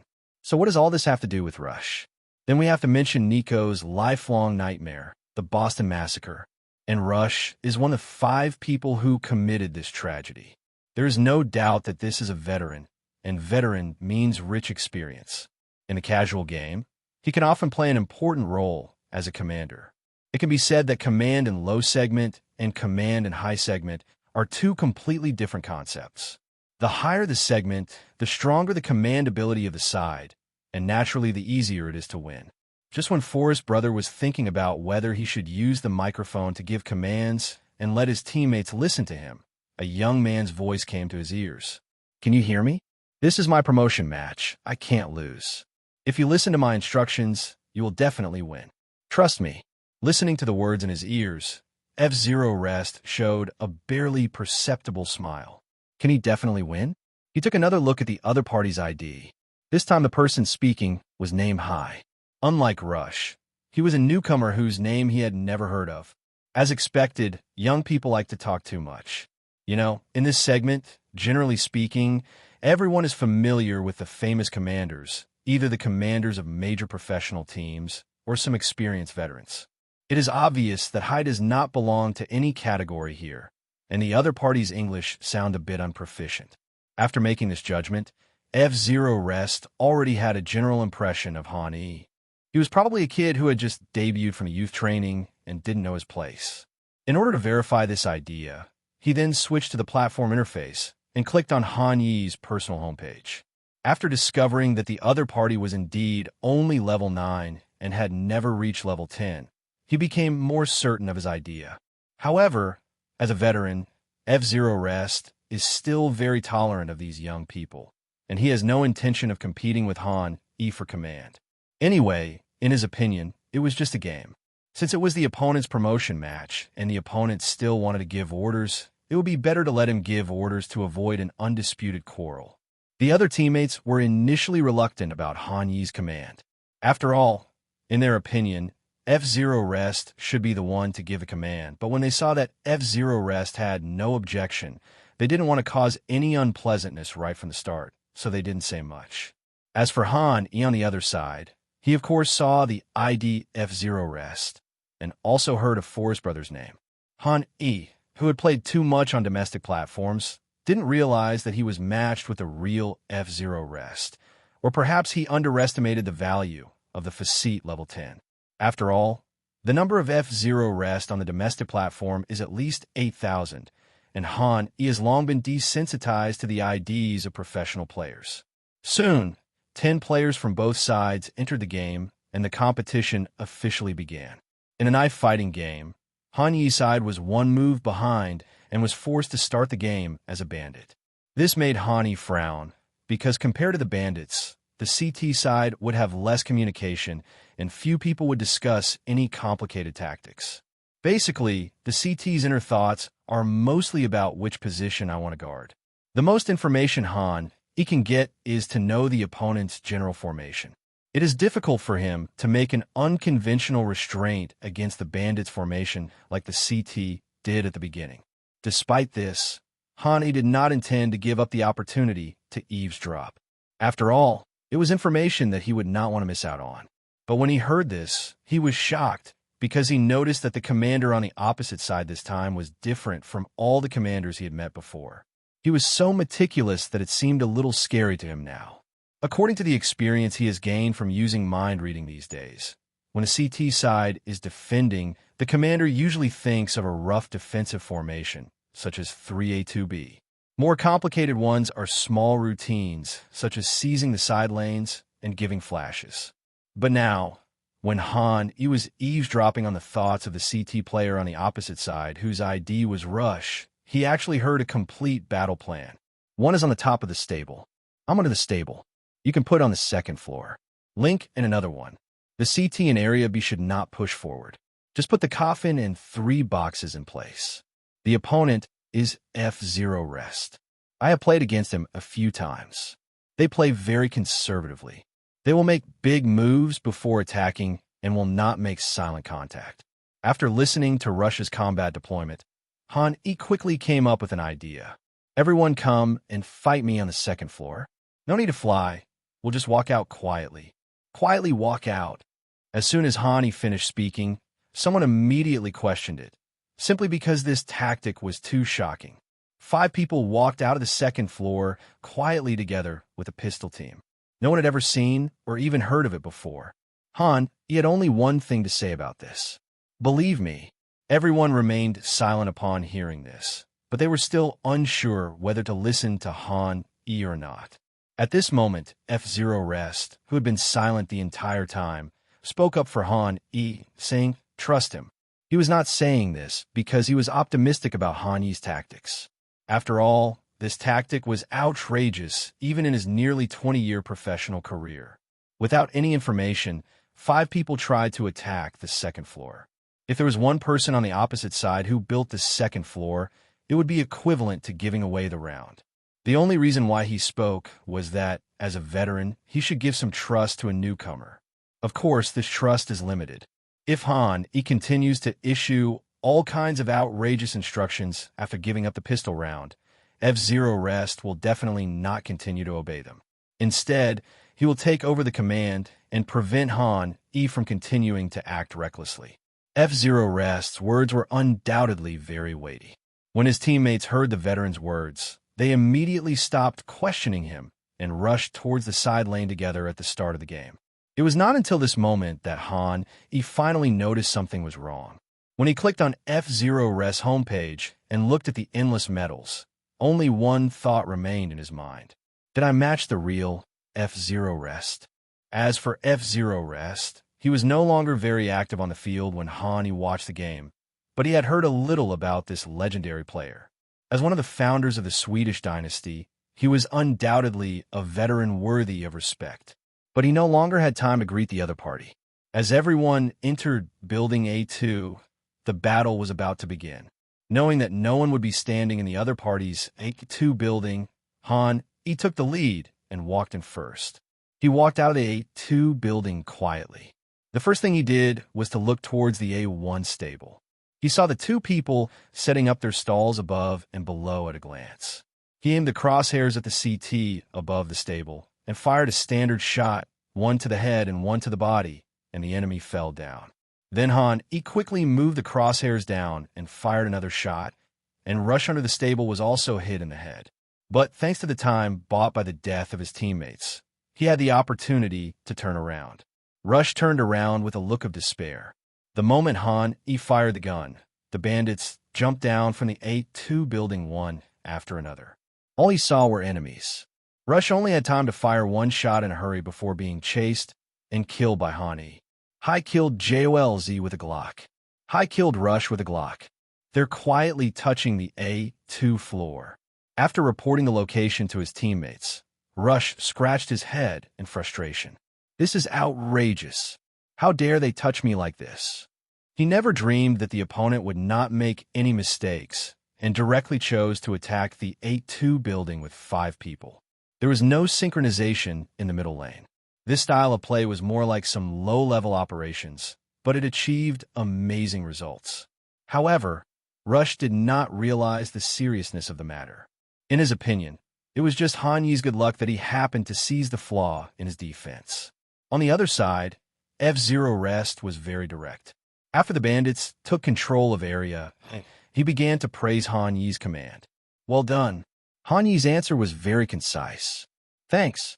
After a brief conversation, the 3 CTs on the other side decisively gave up returning to defense and chose to stay in area B to defend the armor. He did not choose to kill them all. After all, the environment in area B was complicated. They had captured area A without any losses, and their armor was full. If they lost more armor because of destroying the opponent's armor, it would be a loss. As the 5 bandits gradually evacuated from the side passage, the first pistol round was won without any danger. He also had time to say hello to F0 Rest. The second round started soon. Thanks to the good performance in the first pistol round, and his team had a pretty good economy. F0 Rest picked up a full armor AK, and the other 4 were equipped with full armor and hairdryers. This time the CT side chose steel guns, half armor MP9, and some props. After the failure in the previous round, Rush realized that CT was at a disadvantage in terms of firearms in this round, so they issued a tactic of pushing the enemy forward. In the pub game, this tactic is often used. Simply put, it is to launch an attack from the middle lane and the banana lane at the same time to pinch the enemies at the bandit's mouth. Because this tactic is very common, Rush does not require any careful planning, and there is very little voice. As a result, he was unable to obtain any useful information at all, but precisely because of this abnormality, he sensed something was wrong. So when his teammates asked him how to play, he had only one order. Let's just accept it for now. Be careful of the enemy's pressure. We must not reveal any flaws. Let's gather in 40 seconds. Before that, we need to gather information. With Han Yi's command, everyone had a clear idea and quickly dispersed at the beginning. However, before they had time to agree, a grenade flew over as soon as they approached the bandits' entrance, followed by a series of explosions. One of the bandits was careless and was sent directly into the sky. Needless to say, everyone who could reach this level understood the opponent's tactics at the first moment. Han Yi's position was closer to the back, and he had just walked out of the bandit's house. When he saw this scene, he knew that he couldn't let CT control the bandit's mouth. Otherwise, they would be too passive, so he quickly turned on the microphone. "I'll throw the dodge, you guys pull out." The situation was urgent, and he was unable to communicate well. He just hoped that his teammates could understand what he meant. After saying this, he threw the flash grenade in his hand high into the air. While everyone was stunned, the experienced F-Zero Rest understood what Hani wanted to do and pushed the ball out from the bandit's mouth. Just as F-Zero Rest thought, a second before he was pulled out, Han Yi's flash exploded in the middle lane, allowing him to successfully pull out the bandit's mouth while also catching 3 CTs who were covering their eyes and pressing forward. F-Zero Rest naturally would not miss this rare opportunity, and he fired several shots at the enemy in front. The CTs, who were all white, had no way to resist and could only run around with their eyes covered and shooting blindly. All F-Zero Rest had to do was aim and shoot, repeating this action over and over again, and he easily took down the 2 of them. But F-Zero Rest was a bit old after all, and he was obviously struggling when he hit the last opponent. He fired more than 10 bullets in a row before he finally killed the 3rd enemy. As for the CT on the banana roadside, it has been eliminated by the rest of the teammates. Han Yi's team successfully exchanged 1 for 5, breaking the CT team's unconventional strategy. So flashy, F-Zero Rest, who got a triple kill, was still a little unsatisfied. Even in such a panic situation, he still thought of throwing flash at the first moment to disrupt the synchronization of the opponent's mid laner. In his opinion, Han Yi's performance was not like that of a newcomer, but more like that of a veteran, so he couldn't help but praise him. Han Yi, on the other side, also felt that the cooperation just now was very comfortable. The other party could instantly understand what he meant with just one sentence. If it were someone else, even if he communicated, it would probably be difficult to achieve such an effect. In the 3rd game, CT's economy was exhausted and they had no ability to resist, so they chose to gamble under Rush's command. In response, Han Yi said that he was still a little naive when it came to gambling with me, and he easily occupied the unmanned Area B.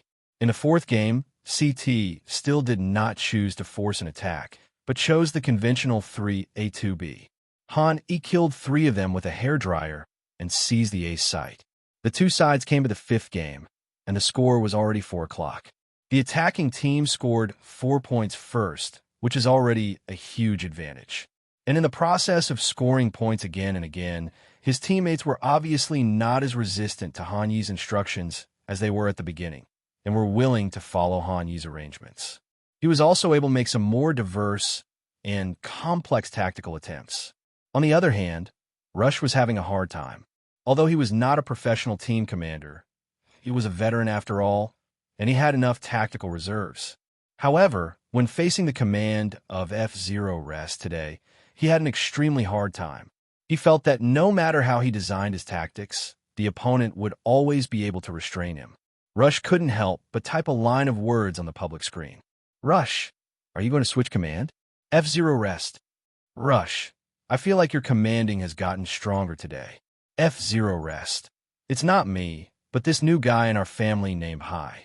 He's a bit bold and radical. I definitely wouldn't do that." After hearing F-Zero Rest's words, Rush realized that the person he was facing was a newcomer. At this moment, he suddenly realized that it was no wonder that he always felt restricted before. It turned out that he had misjudged the enemy's command from the beginning. With his question answered, Rush was full of confidence again. He believed that he was restrained by Han E before because of the information gap.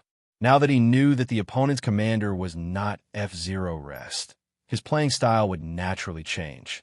If Han E wanted to restrain him like before, it would be absolutely impossible. Of course, this was just his wishful thinking. After all, Han Yi's style could be adjusted at any time according to the opponent's wishes, which was something Rush could never have imagined in his lifetime. Rush thought for a moment. With the lessons learned from the previous times, he had figured out that Han E was the type of person who liked taking risks and making unconventional calls, so he defaulted to 3B2A in this round. After seizing the banana lane, he quickly changed to a dynamic defense of 1B4A in the midterm, so that he would not be afraid of Han Yi's unconventional moves. This is a relatively common tactic in the game, and it also indirectly shows Rush's importance to Han E. After learning about Rush's plan, Han E decisively threw away the hairdryer in his hand and replaced it with SG-553. This gun has been weakened once since he was reborn. Its usage rate is now slightly lower than that of AK. The main reason is that although it is better than AK at long distance, its performance is completely surpassed by AK at close range, and it is also much more expensive. In Han Yi's impression, this gun will be weakened again in the future and then become a weapon that no one uses. Especially after the weapon column was updated in CS2, it became an outcast of the times along with FAMAs and August. The current SG-553 is still usable, which can be regarded as its last glory. Han E thought for a moment and came up with a strategy for this round. Since the opponent started with 3B, he might as well go straight to 4A, with him covering the rear guard himself while the rest of his teammates put enough pressure on area. After the opponent returned to defense, he would then direct his teammates to reverse and attack B. As he conveyed the order, this round officially began. With Han Yi's instructions, the bandits were extremely fierce in their looting in the middle lane this time. At the beginning of the game, he used 2 middle lane flashes and 1 middle lane fire in succession, completely blocking the CT who wanted to explore information near A1 and the connection. Then the bandits quickly moved closer to the middle road and left the entire banana road to Han E to guard alone. At this time, the role of his 553 was revealed. Han E squatted at the entrance of the bandit, opened the scope, and aimed at the stone slab in the parking space. He was waiting for an opportunity when CT would come out to observe Banana Road before the smoke from the gangster's mouth exploded. This opportunity may not appear in professional competitions, but it is hard to say now.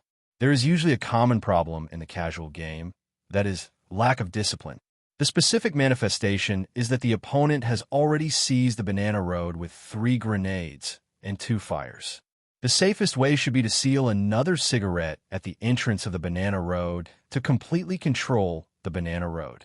But in a random game, due to the lack of trust among teammates, the CT in Area B is very likely to take another look at the banana lane during the process of snatching it, even if they lose the props. Only after confirming that there is no one in the banana lane will they put up smoke and leave. Han E bought the SG-553 just to seize this opportunity. With the help of the scope, the difficulty of killing the CT who came out to observe on Banana Road was undoubtedly reduced a lot. But this plan is just Han Yi's unilateral wishful thinking after all. Whether it can be carried out according to this script depends on whether the other party cooperates. Rush in Area A was on high alert. He was ready to fight the bandits to the death, but after waiting for more than 10 seconds, the bandits' attack suddenly came to a halt. It feels like you're watching a movie you like very much, but halfway through, your family suddenly comes home and you feel uncomfortable. Before Rush could figure out what was going on, the sound of a bomb being placed came from his headphones. Realizing that his command was once again outplayed, Rush was obviously annoyed. "What's wrong with you? Didn't you give us cigarettes before leaving Section B?" The 2 CTs in Area B saw that they were about to take the blame, so they spoke up immediately. "I gave it to him. He gave me the cigarettes when I left. I gave it to you right away. I'll also give him perspective after I die. Then why is he so fast? Rush is indeed a veteran. After asking this question, he thought carefully and understood the composition of Han Yi's entire tactical set. Han Yi's goal from the beginning was not to attack Area A, but always Area B, and Area A was just as faint. Rush took a breath unconsciously when he thought of this. This is really weird. How can this kid's command be so powerful? Could it be someone smug, deliberately trying to mess with me? Suddenly, he thought of all the famous conductors today and then shook his head. When it comes to a world-class conductor of this style, he can only think of one, Nexa. But do you think Nexa, the gambling king, can handle this level of details? He doesn't believe it. Rush sighed deeply. He had to admit that after these few rounds of confrontation, he was completely overwhelmed by Han Yi's elusive command. What's more important is that the opponent might just be a newcomer. His real age was probably only 16 or 17 years old. It was as if he saw a rising star, the future world's #1 conductor. While Rush was feeling a little frustrated after being beaten, Han Yi and his team were celebrating their victory in the previous game, and their teammates' praises continue to come in. A simple lie will leave no one behind. The command is still strong. Whether it's a long spear or a short gun, the opponent can't defeat us. I've never won so easily before. I thought it would be a tough battle. Amidst the celebrations of the crowd, the score became 5 o'clock as the bomb exploded. In the next round, Hani decisively launched a quick attack in the middle lane. This time, Rush, who was planning to default, was unable to withstand Han Yi's fierce offensive and was directly torn open from A1. The linked CT was anxious to help, but Hani used mind reading to understand his thoughts first and killed him directly in the linked smoke. The successive failures undoubtedly dealt a heavy blow to Rush's confidence. He even began to doubt himself, wondering if his command was really that bad. As time went on, the score gap between the two sides widened. 7-1, 9-2, 1-1-2. The final score of the first half was 13-2. This score undoubtedly announced the victory of Han Yi's side, and Rush's side almost gave up resistance. He could feel it from the opponent's increasingly weak voice. In the pistol round of the second half, Han Yi set up a 4A pocket formation. After Rush led many bandits to rush in, the game was completely over. The final score of 16-3 was frozen on everyone's computer screen. Han Yi exited the game and looked at the level 10 facet in front of him with a satisfied smile on his face. At this moment, a friend request in the upper right corner attracted his attention. F0 rest applies to add you as a friend. Faced with this message, Han Yi agreed almost without thinking. Then he received an invitation from F0 rest to play duo queue. The two of them played for 2 or 3 hours until it was getting dark on Han Yi's side, and it was already late at night in Europe. F0 rest, feeling a little reluctant, asked Han Yi to play together next time. During this period, the two did not encounter any other professional players. They cooperated well and successfully gained a lot of points. Hani naturally would not refuse F0 Rest's invitation, and they exchanged email addresses with each other. After doing all this, Han-Yi stretched his muscles and limbs. Because of his strong body, Han-Yi did not feel any discomfort. It was just a habit of his. When he stayed in one posture for a long time and did not move, he always felt a little uncomfortable. Seeing F0 Rest's avatar turn gray, Han-Yi lost some interest in continuing the game. At this time, he heard the sound of the door being pushed open. He walked out of the room and saw Han's father, who had just returned. "Are you back?" "I'm back." The relationship between the father and son is relatively harmonious, but they don't talk much. After a brief communication, the family sat at the table and had dinner. The spring festival is just 2 weeks away. After dinner, Han's father and mother sat together to discuss what gifts to buy for their relatives. Seeing that he couldn't get a word in, Han-Yi quietly returned to the house and began his solo journey. Soon after 5 games, he won 3 and lost 2. Without F0 Rest by his side, many teammates did not trust his command. In addition, as the rankings got higher and higher, everyone was a master, so it became increasingly difficult for Han E to win. The game lasted until around 10 o'clock, when Han E turned off his seat and started today's shooting practice. After completing the daily task, he added the attributes he had just acquired to the positioning ability, bringing the positioning ability to 68. Then Han E fell into a deep sleep. When he woke up the next day, he saw a reminder from QQ email on his mobile phone. When he clicked it, he saw that it was F0 Rest urging him to log in quickly. F0 Rest, I'm awake now. Send me a message when you wake up. F0 Rest, Huaxia, it's already 9 o'clock. Why aren't you awake yet? F0 Rest, hi, I need you, come quickly. F0 Rest, my teammates are inhuman. Their performance is worse than a 35-year-old man like me. Obviously, after cooperating with Han E yesterday, F0 Rest's attitude has become really good. Han E simply washed up and had a meal, then replied concisely via email. Hi, go up. 2 days passed like this, and the duo of F0 Rest and Han E really made a name for themselves on Faceit. Originally, 2,000 points was the standard for Faceit level 10, but there were also some experts who could continue to play higher. Corresponding to that sentence, I can Faceit level 10 because Faceit only has level 10.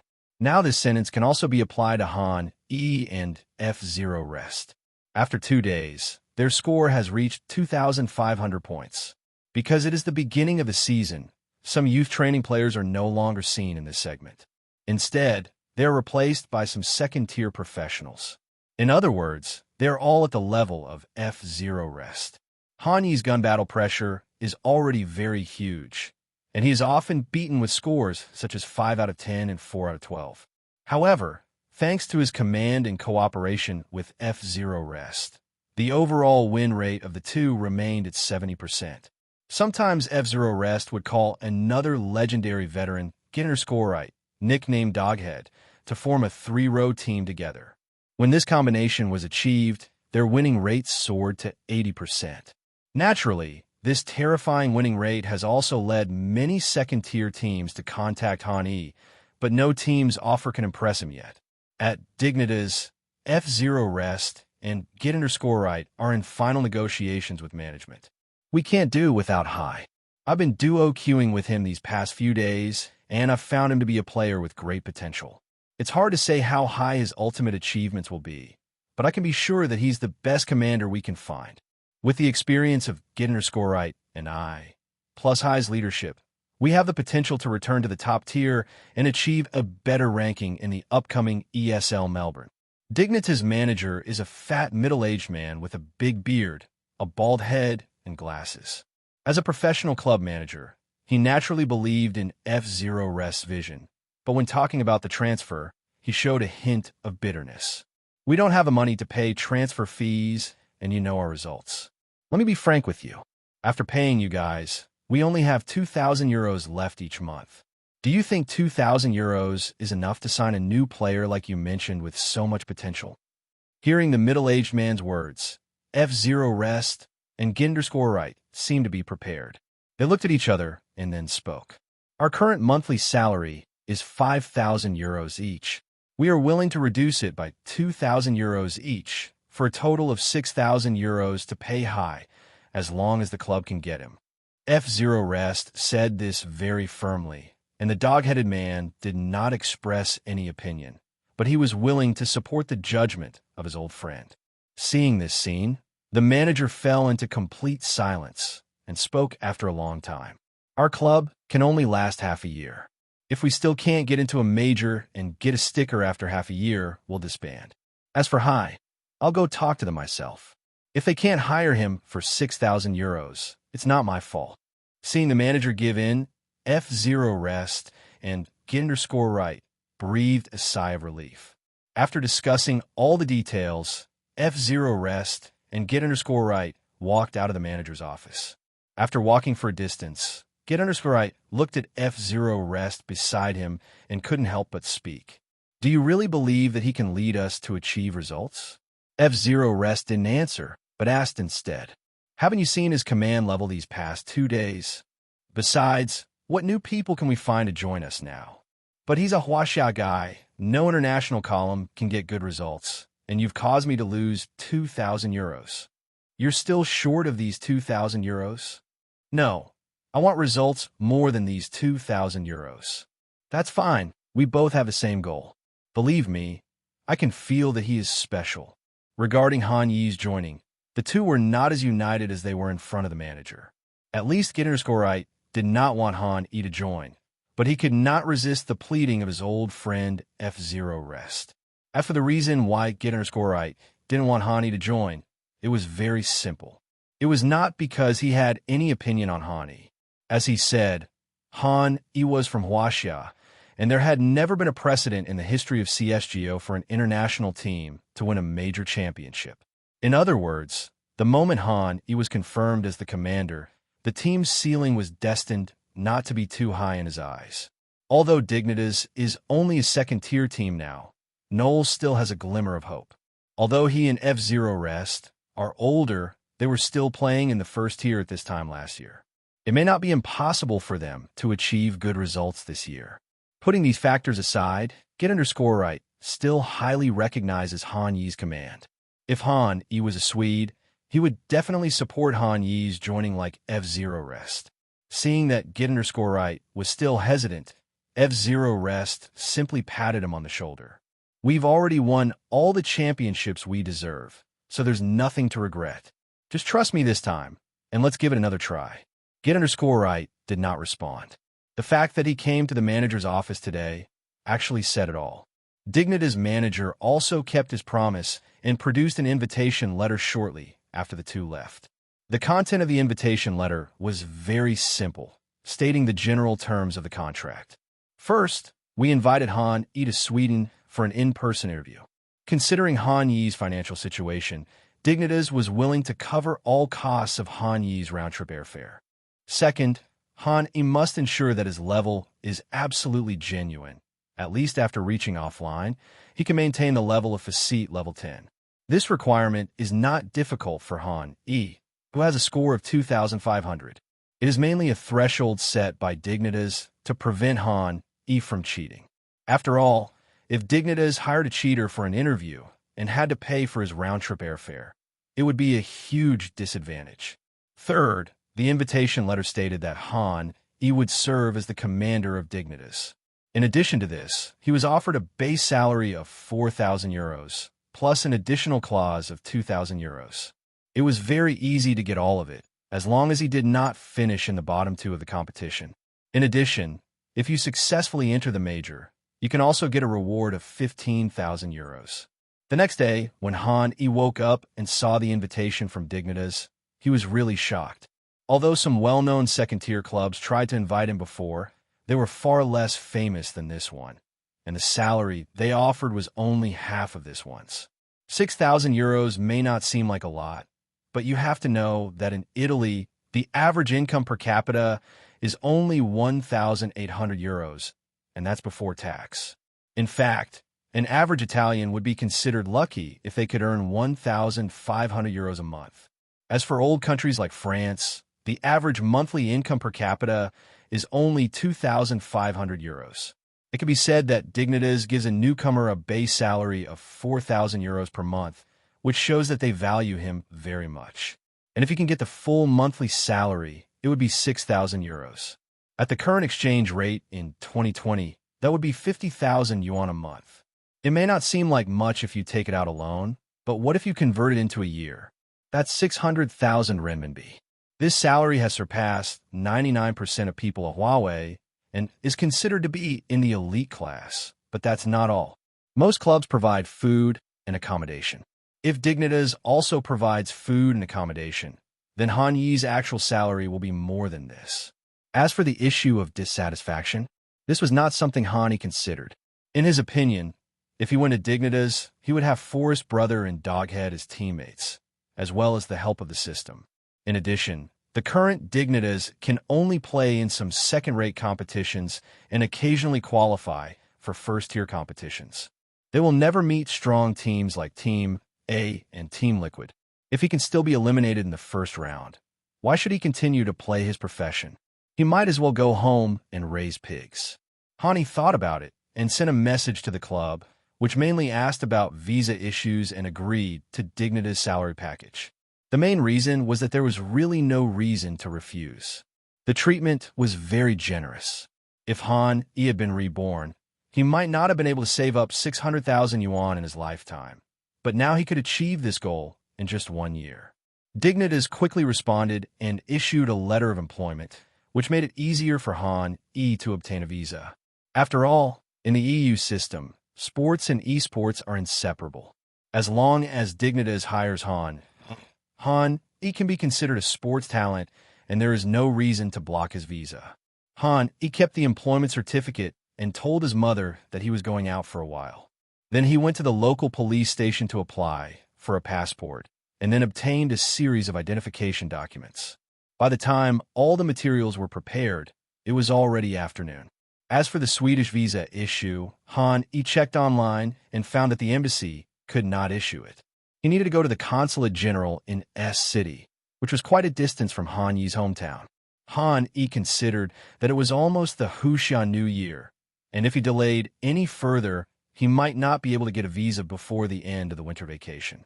He checked his WeChat balance, which was almost 800 yuan, just enough for the round-trip ticket. So he gritted his teeth and bought a ticket to City S. For hours later, as it grew darker, Han Yi managed to arrive at the consulate general before it closed. The subsequent process went much more smoothly. With the certificate issued by Dignitas and Han Yi's English level having reached the level for daily communication, there were almost no obstacles throughout the entire process, and the interviewer approved Han Yi's visa. It was already 11 o'clock in the evening when Han Yi returned home. When he opened the door, he was inevitably scolded for coming home so late. He could only smile awkwardly and promise that he would never be so late again. After dealing with Han's mother, Han Yi hurried back to his computer. He had not yet completed his daily task for the day, so he naturally did not want to miss this opportunity. There is only 1 hour left until the end of the day. As long as he works hard, he can still complete the 1,000 BODs.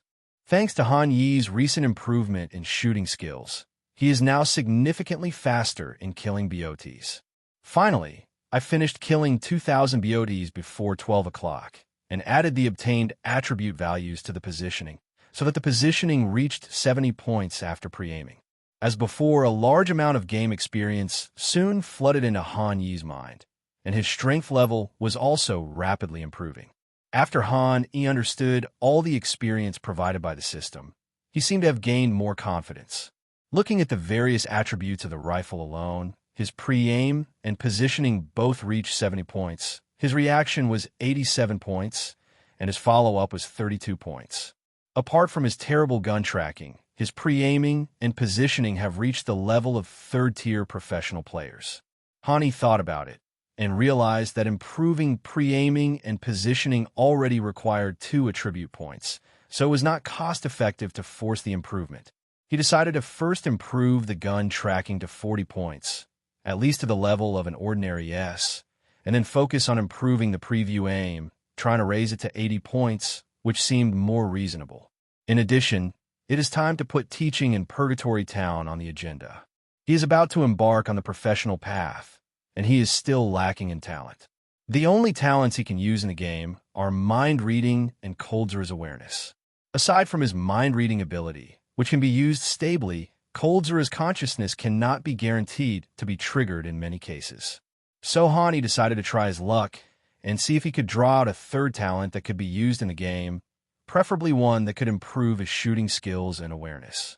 The process of making the video was similar to the previous ones. He made a collection of various props according to the convention of the previous 2 times and put a wrong prop in it. The video was then posted on the website. After Han Yi finished all this, he was so sleepy that he couldn't open his eyes. He fell asleep in bed after a while. When he woke up the next day, it was already noon. He opened the system panel and took a look and found that the doubt value had reached 715 points, and his fans on Douyin had increased wildly. Now there were 12,000. The number on Bilibili was slightly less, but still over 10,000. Various insults also followed, but Han Yi was already used to them. Instead, he felt a vague sense of excitement. The more insults his fans gave him, the more doubts he would receive. Of course, he couldn't waste more than 700 points of doubt value, so he decisively made a 5-in-a-row bet to try his luck first. Rifle and gun +1, current, 33. Rifle pre-aim +1, current, 71. Sniper rifle preview +1, current, 60. Death amusement park map understanding +1, current, 25. Town map understanding +1, current, 48. Looking at the result in front of him, Han Yi frowned. This draw of his could be said to be very unlucky. Except for the rifle pre-aim, which was pretty good, the others were not very good, and he didn't have any talent at all. He was a little unwilling to give up. Looking at the remaining 200+ questioning points, he decisively clicked on another lottery. When the roulette will slowly stop this time, Han Yi looked at the talent on it and breathed a sigh of relief. Finally, his efforts were not in vain. Talent extraction, hot feeling. The hot feeling will continue until you kill the first enemy. After Han Yi finished reading this talent, he felt a little confused. The explanation given by the system this time was just like Coldzera's consciousness, and the description was a little unclear. We need to try it first to find out what the hot feeling means specifically. Thinking of this, Han Yi got up, turned on the computer, opened the FanFic platform, and the game was soon matched successfully. 2 hours passed in the blink of an eye. After playing 3 games, Han Yi finally understood the ability of this talent. His eyes filled with excitement. He found that this talent was much more useful than the system described. To put it simply, the first enemy he met would be headshot. At least that was the case in these 3 games, without exception. This is the first talent that can actually improve Han Yi's shooting skills. With this talent, Han Yi can definitely serve as a breakthrough player in the pistol round. More importantly, this talent is very stable. Just like mind reading, it can be triggered as soon as the game starts. Han Yi is very satisfied with this. His ability has improved significantly in the past 2 days. The only pity is that the teaching videos cannot be released too frequently. If there is 1 video a day, many fans will get used to it and understand that the content in the video is likely to be fake, so the suspicion will be much less. Therefore, the frequency of video updates should be extended so that fans can accidentally see it when they have forgotten about it, and then try to learn from it and find out that the props are wrong, so as to gain the doubt value. At this time, Han's father and mother walked in from outside. They looked at Han Yi and spoke. "I'm going back to my hometown to celebrate the new year today. You pack up, and we'll leave at noon." Hearing these words, some memories in Han Yi's mind gradually came to mind. He thought that this year, they seemed to return to their hometown earlier than in previous years. The reason was that a distant elder was in poor health, so they had to go back to see him in advance. Han Yi is not familiar with this elder, but he still has to go because of the relationship between relatives. This really disrupted Han Yi's plan. His hometown is located in the countryside, and the internet connection is very poor. In addition, there are many relatives living in the old house, and his parents will definitely not let him sit there and play games. There is no doubt that Han Yi's road to advancement will have to stop for a while. At least he will have to wait until after the Huxian New Year before he can get back in touch with the internet. Fortunately, this time is not too long, only about 10 days at most, and by the time I come back, the visa will be almost processed. Han Yi thought about it and sent an email to F0 Rest, explaining in detail that he had something to do recently and could not be contacted, and also talked about the visa issue. What he meant was that he would go to Sweden at the beginning of next month. After saying this, he made sure that everything was explained clearly, and then followed Han's father and mother back to their hometown to celebrate the new year. The atmosphere during the Huxian New Year was the same as in previous years. Everyone gathered together to chat about trivial matters in life. After Han, he went to college. No one cared about his grades. In addition, he was still young and did not have to face pressure to get married. So he had a relatively good new year. It was not until the end of January, after the 5th day of the Lunar New Year, that Han returned home with his parents. After staying at home for a few more days until he returned to work as usual, he received a call from the consulate, telling him that his visa had been successfully processed and asking him whether he wanted to pick it up in person or have it mailed to him. Han naturally chose the latter. The post office was very reliable and called Han the next morning. He opened the package and looked at the visa inside, thinking it was time to confess everything to his parents. He was going to Sweden to play professionally and attract the attention of the public like countless other professional players. "Mom, I want to go professional." "What profession do you play?" "I think you look like a professional." As expected, when Hani said this, he was immediately interrupted by Han's mother. Han's mother was sitting on the sofa, not even looking at him, obviously thinking he was joking. Hani was not discouraged after being rejected, but repeated it seriously. "Mom, I want to go professional." It was not until then that Han's mother looked up at her voice somewhat stern. "Don't force me to spank you on New Year's Day. Just attend class and play games, but don't daydream." "It's true. I've already seen the club's conditions, and I've secretly processed the visa. Now all I need is your approval." After finished speaking, he handed the visa he had just received to Han's mother. Looking at the visa in front of her, Han's mother obviously realized that he was not just talking. She was obviously a loss and quickly called Han's father over. "I don't know who has deceived this child. Come and take a look." When Han's father came over after hearing the noise, the two of them sat at the table and studied the visa carefully. "I've never been abroad. Is this so easy to handle?" "I don't know." The two studied it for a long time, but couldn't figure it out. Both of them were relatively honest people. Although they had heard that people could make more money in Europe and the United States, they had never thought about going abroad to work, let alone letting go abroad. In the end, Han's father sat in front of and began to chat seriously. "Dad doesn't object to you going out and exploring the world, but at least you have to finish your studies." "Study can wait. If I go out and do this job, no one will want me when I'm too old. Then you can earn more money, right?" "I've heard of this before. One of my classmates' sons plays Heroes of Legends for only 3,000 yuan a month." "Dad, why bother going abroad for such a small sum? And Sweden is so far away. If you like it, why not find a place in Dacia?" He shook his head and corrected Han's father's words. "It's not 3,000 yuan.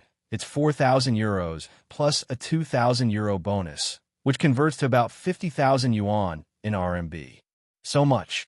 Han's father was a little surprised. Han's salary was obviously beyond his expectations. He turned his head to look at Han's mother and found that she did not say anything, but just looked at him quietly, obviously waiting for him to make a decision. So he sat in the chair and thought about it, looking at in front of him. "What if I don't let you go?" Hearing this, he was stunned at first, but then his eyes became firm. "I'll go there secretly. Then there's nothing more to say. Go ahead." For a moment, Hani thought he had misheard, and an expression of disbelief appeared on his face, as if to say, "Do you agree to this just like that?" Han's father saw it very clearly, and he went on to explain his reasons. "You're grown up now, and I can't control you. Sweden is in Europe, not Southeast Asia. It's not that dangerous. If I refuse you, and you go there secretly, it will be dangerous. It's better to let you go and try it out. If it doesn't work out, come back." Then he looked at his mother, and his mother nodded as well, agreeing with what his father said. Seeing that his parents agreed, he finally felt relieved and breathed a sigh of relief. Since his rebirth, the biggest obstacle to becoming a professional player is not actually his strength. After all, with the help of the system, he can improve endlessly. The real obstacle is actually the parents. At Huawei, less than 1,000th of the families will allow their children to engage in esports. The most important thing for was how to convince his parents to agree and let him become one of the 1,000. Fortunately, he has succeeded now. Now he has a visa and the support of his parents, and he is only one step away from becoming a professional player. That is to go to Sweden and join the legendary club Dignitas. When it comes to the name Dignitas, many people may not know what it is, but if you mention Big Eyes, they will have an impression. That's right, Dignitas is the legendary Big Eye, and countless legendary players have served here. For example, the three musketeers of Team A, who are currently at the peak of their popularity, XYP9X, Device, and Dupree, all come from Dignitas. There are also many players who are more recent and familiar to new audiences, such as Kerrigan, Big Cousin, Cave Zero and Fig, Grim, Sunya, etc. In short, this is a team that has never lacked legendary players, whether in the past or present. This is why when Hani learned that Dignitas had sent him an invitation and generous compensation, he accepted it without hesitation. The low EQ version is the club has been around for a long time, so it's secure. The high EQ version is, I've had a Real Madrid dream since I was a kid. After deciding to go to Sweden, he booked a plane ticket with his parents. At the strong wishes of Han Yi's parents, the flight was changed from the evening Han Yi wanted to tomorrow morning, and then the family of 3 went out for dinner. We chatted a lot more afterwards until the next morning, when the family got up early and headed to the airport. As Han Yi boarded the flight to Sweden, he felt an indescribable excitement in his heart. Becoming a professional player is only the first step in realizing his dream. After that, he will win IM, blast, Grand Slam step by step until he reaches the top and wins the major championship. The flight was very long, nearly 10 hours, and due to the time difference, the sky outside quickly darkened. In order to avoid feeling tired when landing, he took a nap. An unknown amount of time passed before he slowly woke up with the sound of the flight attendant telling him to fasten his seat belts and the plane about to land. The plane landed very smoothly without any accidents. When Hani looked out the window, it was already another country outside. After a series of security checks, he successfully set foot on Swedish soil and immediately called the Dignitas Club, for which he learned that they were on their way. 10 minutes later, he got on the car and couldn't help but sigh that Sweden was indeed a Nordic country. The coldness was beyond his imagination. Ever since he walked out of the airport, he felt waves of chill all over his body. And this feeling is different from the dry cold in the north or the wet cold in the south. It is the temperature in the north plus the humidity in the south, which is simply a double damage. The ground was made up of rainwater mixed with snow, and the air was wet. As soon as he walked out of the airport, a layer of frost condensed on his clothes. It was not until I got into the car that I felt warmth all over my body. F-Zero Rest personally came to greet him in the car. Even though he knew in advance that Han Yi was very young, when he saw Han Yi's face, F-Zero Rest was still surprised by the saying that heroes emerge from young people. It's cold, isn't it? Yes, there's some. I had already put on a lot of clothes before coming here and knew the climate here in advance, but I was still surprised by the cold. The two communicated in English, which they were not very fluent in and could only barely understand each other. After chatting for about half an hour, they arrived at a villa with a Dignitas logo standing in front of it. We're here. Hearing F-Zero Rest's words, Hani nodded and followed the two out of the car. The villa was not big, at least much smaller than the Tyler Club. The two pushed the door open and entered. The decoration inside was different from the club he had imagined. As soon as they walked into the room, there was a huge living room. In the center of the living room is a sofa that is large enough for 6 or 7 people to lie on at the same time. There is an extra-large TV hanging on the wall directly opposite the sofa, with 6 computers placed next to it. The villa also has a second floor. Just walk straight through the door. It's a bit small, but our financial situation is not good, so there's nothing we can do about it. The Dignitas manager scratched his head, knowing that this living environment could not be compared with those of the big clubs. No problem. He doesn't care about these things. He is already satisfied to have a game to play. So, do you plan to take a break first, or start the tryout right away? Let's get started. Then I'll call them down. With Han Yi's current physical condition, he didn't need to rest at all. He simply packed his luggage, took out his commonly used mouse and keyboard, and sat in the middle position under the guidance of old F-Zero Rest. This was the treatment a commander should have. Soon the rest of the Dignitas team came down from upstairs one after another. Looking at the 3 people in front of him, Han Yi realized for the first time the luxury of this Swedish team. Apart from a known Knoll, one of the remaining 2 was also a legendary veteran, while as for the other one, it was a matter of opinion. The veteran among the 2 is Freeberg, who was ranked top 11 in 2013 and top 14 in 2014, and is known as the king of Banana Road. Like Nolman and Forrest Brother, this player is also a player whose honors seem to have no end in sight. The other one is Halzerk. Speaking of this player, he became very famous in the later CS2. As the founder of the most famous nursing virus, this virus has become a nightmare for countless frontline snipers.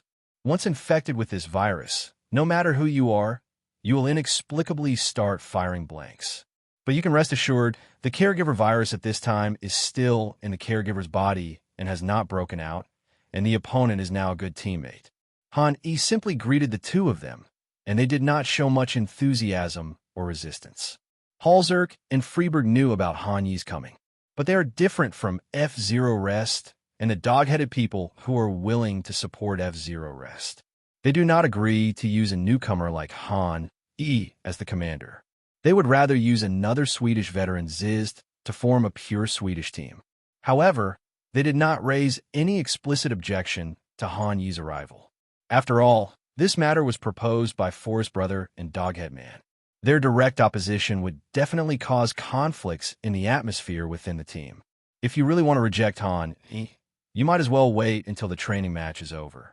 If Han Yi performs poorly, you can raise your objections at that time without hurting the relationship. If the performance is good, Ziz doesn't have to be the team's commander. They only look at whether it can benefit the team, and everything else is secondary. Anyway, we can attack or defend, and we don't offend anyone. With this idea in mind, the Dignitas team arranged a training match with a third-tier team. The team is called SJ, a local team in Finland. There are no famous players among the five of them. They are basically a group of people who get together to entertain themselves and play various quirky competitions. The main reason for inviting them is that they have certain strength but not much, and they're considered to be good training targets. After all, Han Yi has just arrived. If he were to challenge a top-tier team and get beaten badly, it would be difficult to see his level. Soon the game officially started. All 10 people were in Northern Europe, and the server they opened was also in Northern Europe, so the delay was very low, only about 20. This made Han Yi, who was used to high latency, feel a little happy for a moment. After a short fight, they were forced to become the attacker. Han Yi took this tryout very seriously. He started with full firepower right from the start and successfully used his hot hand to become an iron-blooded breakthrough player. In the nuke map, they pulled out from a yellow room at the beginning and killed the CT on the 3rd floor instantly. Then everyone rushed out of the yellow room and yellow door and easily won the pistol round. The subsequent plot is that no matter where Han Yi attacks, he can always attack the opponent's weakest point. He knew that this was the first time for everyone to cooperate and that they were not speaking their native language. So he took 10 to 30 seconds to explain his ideas clearly for each tactical deployment, giving everyone enough time to digest it. He would not give the order to attack until everyone understood. Although this would shorten the duration of his attack, Han Yi did not care. After all, the opponent was not strong. As long as everyone could complete all the steps according to his instructions, they could defeat the opponent. During the training match, the club manager also handed Han Yi a small notebook. The notebook was very thick and the paper was a little yellowed. Obviously, it was quite old. He flipped through it briefly and saw that the handwriting was obviously not from the same person. The manager explained in broken English, "These are the players left behind by our club's previous coaches. There are about 7 or 8 of them. You can see which tactics can be used. Some of these tactics are outdated. I marked them with different colored pens. Green ones are still used by teams, yellow ones have better alternatives, and red ones are not suitable for the current environment. Besides that, we can't afford to hire a coach with the club's salary, so you need to follow the arrangements and practice some tactics." After hearing what the manager said, Han Yi not only did not feel bad, but his eyes lit up. The absence of a coach means that he has great freedom in command and will not be restricted. There will be no obstacles if he wants to use some advanced tactics. As for the contents in the tactical book, they can just fill in the gaps in his current lack of details and overall perspective. Time always flies quickly. 4 hours passed in a flash, and 5 training matches were played. During this period, Dignitas won all 5 training matches with a large score. With Han Yi's command, and the fact that everyone's marksmanship was inherently better than their opponents, it was easy for them to crush the third-rate team. During this period, everyone gradually began to accept Han Yi's command. From the initial shock to gradual accustomedness, they finally began to admire Han Yi's bold gambling operation. The most important thing is that Han Yi always wins the bet. His luck is so good that he is like the illegitimate son of the goddess of luck. Soon everyone entered the final voting stage. In fact, this step was no longer necessary at this stage. Everyone had seen Han Yi's outstanding performance and could not think of any reason to refuse him from joining. With everyone's unanimous agreement, Han Yi successfully found his first job. Dignitas signed a short-term 6-month contract with Han Yi. The manager also told Han Yi the club's current financial situation and the fact that it would be disbanded if it failed to make it to the major. Han Yi was very satisfied with his current job and naturally would not give up signing the contract because of this. So, with both parties expressing their intention, he officially became a member of Dignitas. After signing the contract, everyone took him to the second floor, which was a not very spacious corridor that only allowed 2 people to pass side by side. On both sides of the corridor were 6 rooms side by side. 5 of them had their names written on signs next to the door, and the room without a name was at the end of the corridor, obviously reserved for him. This place was quite what Han Yi wanted. He entered the room and felt the temperature. With the presence of geothermal heat, the temperature was not too low, about 20 degrees Celsius. After he packed his luggage, his life in Dignitas officially began. After all this, it was already midnight, and Han Yi simply lay down on the bed and fell into a deep sleep. It was already noon the next day when he woke up. When he walked out of the room, he heard some commotion on the first floor. After going downstairs, I found that everyone was in the kitchen, tinkering with something. When they saw Han Yi coming down, they began to greet him enthusiastically. "We are preparing a welcome ceremony for you. Do you want my help?" "No need. Just find a place to stay and don't cause any trouble." After his request for help was rejected, Han Yi did not force his way in. Instead, he turned around and sat on the sofa nearby, playing with his mobile phone. Before coming here, he learned about the temperament of Nordic people through the internet. Most people are straightforward. If they say they don't need his help, they probably really don't need it. Another 30 or 40 minutes passed, and the Dignitas team finished their work one after another. They brought out delicious-looking dishes from the kitchen. After placing the dishes on the table, everyone called Han Yi over. The manager in charge wore a pink apron, which looked a bit funny and ridiculous. "We're a bit remote here. It's only a few dozen minutes from the airport, but it takes over an hour to get to the nearest town. Logically, we should eat at a restaurant, but it's been too cold outside lately, and the roads are icy, so we can't go out. So we just made it at home. You can try it." Han Yi took a quick look and found cakes, sandwiches, some desserts, and a dish of diced chicken that looked like Huxiao food, which was obviously prepared with great care. Under the gaze of everyone, Han Yi cut a piece of cake with a knife and fork and put it in his mouth. To be honest, it was a bit greasy and sweet, but at least it was a token of everyone's goodwill, so he nodded. "Tasty." Everyone cheered after hearing this, and the manager was the first to extend a hand with a smile on his face. "You're welcome to join us." After the manager shook hands with Han Yi, everyone else also gave him friendly glances. After the welcome party, everyone started practicing intensively again and announced the news of Han Yi joining. Dignitas has nearly 10,000 followers on Twitter, most of whom are fake fans. There are only a few hundred people who can follow the club's dynamics in real time. When they saw this news, they were all in disbelief and raised questions. Who is Hai? Why is he still a Huaxiao person? We have a new guy. I hope to have a good performance. Most of these fans are native Swedes and are also fans of F-Zero Rest and Doghead Man. After the initial doubts, they gave encouragement one after another. For these fans, it doesn't matter who comes or whether they can achieve results. They're satisfied as long as they can see F-Zero Rest and Null still active in the arena. After all, you can't expect a veteran who is about to retire to really work hard and achieve results. They have long become Buddhist. As long as the newcomers don't engage in palace fighting or cause trouble, their fans will be very tolerant. Time passed, and in the blink of an eye, a few days had passed, and it was February 10th. During this period, Han Yi used the attribute points given to him by daily tasks to continuously strengthen the attribute of following the gun. Thanks to his efforts, the attribute of following the gun finally reached 40 points, reaching the level of perfect ordinary S. Although it still can't be compared with his preview and positioning, it's barely acceptable.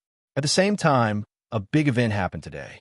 Hanyi's first offline competition is coming. Brazil Rio de Janeiro minor low-level closed qualifiers. This is the only way to advance to the major. A total of 16 teams will participate, and 8 of them can advance. The competition adopts an offline closed mode, so they need to gather and go to Ukraine to compete.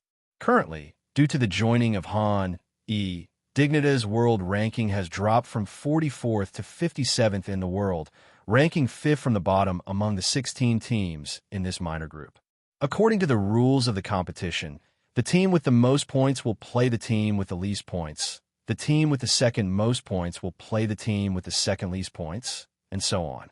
Therefore, Han and his team's first opponent is OG, which is ranked 5th in points. Knowing who his opponent was, Han couldn't help but frown. Currently, OG is ranked 16th in the world. It is very strong and has many star players. At least on paper, it is much stronger than Dignitas where Han is. Han has also watched many OG games in the past few days and made a general analysis of this team. First of all, the OG commander is the well-known Navi champion commander, Alexib, who has captured G2 9 times and is nicknamed Li Shun and Little Leo. The breakthrough player is Vald, nicknamed the Dean. He kills the most people, but is often kicked out of the team for inexplicable reasons. The rifleman is the 2-time major champion, French legendary veteran NBK, who was top 5 in 2013, top 17 in 2014, and top 9 in 2015. In addition to the 3 star players mentioned above, there are also Manchu, who serves as a sniper, and ISSA, who serves as a free agent. All 5 of them are strong. First of all, let's look at the frontal firepower. The firepower of the Dean, NBK, and ISSA is definitely stronger than that of the old doghead, F0 Rest, and Freeberg. As for the sniper Manchu, even if he plays mediocrely, he is still better than the fledgling caregiver. Finally, let's compare the commands. Leonardo DiCaprio during this period was criticized. He would often start the game by default, and then 5 people would go together and rush to one place. It was far from the level when Navi won the championship later. In one sentence, he was a mediocre commander. He has the command ability of a first-team team, but there is nothing outstanding about him. On the other hand, Han is not much better. He has no experience in commanding offline competitions, and his team chemistry is not good enough. Even with the power of mind reading, this battle against OG was still a tough one. To sum up, it can be said that Dignitas' paper strength lags behind OG in all aspects. Sweden is not far from Ukraine, and the group took a 3-hour flight and successfully arrived in Bukovel. This city is not big, and there is not even a Baidu encyclopedia in Dacia. The population is only about 100,000. They walked out of the airport and chose a hotel with a pretty good environment and stayed there.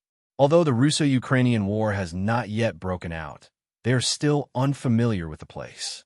For safety reasons, they have adopted the approach of 2 people sharing a room. Naturally, the one living with Han, he must be old F0 Rest. After settling in, considering tomorrow's game, the Dignitas team gathered together for final practice and map running, and Han also began to arrange tactics. Currently, the most practiced map is Mijunjun, followed by Dust 2. Apart from that, Han's attitude towards other maps is to just practice casually. If he can master it, he will master it. If he can't, he will ban it. The main reason for this is that they were formed too recently. Practicing everything will lead to a disadvantage, that is, becoming a jack of all trades and master of none. So Han, he had to pick 2 maps to practice first. Midilaji was the most complete map developed in later generations. Han, he knew the most strategies, so he chose it, and Dust 2 was the map Han he understood best, plus it was simple, making it easy to command and communicate. Everyone practiced until late at night, expanding their tactical reserves by 3 or 4 more sets before leaving and returning to bed. After sleeping until noon and resting up, everyone came to the venue under the guidance of the manager. The venue was not big, probably a hall that could accommodate 40 or 50 people. The back half of the hall was artificially divided into 2 small dark rooms. Various conversation sounds could be heard from the small dark rooms from time to time, and it was obvious that the game was still going on.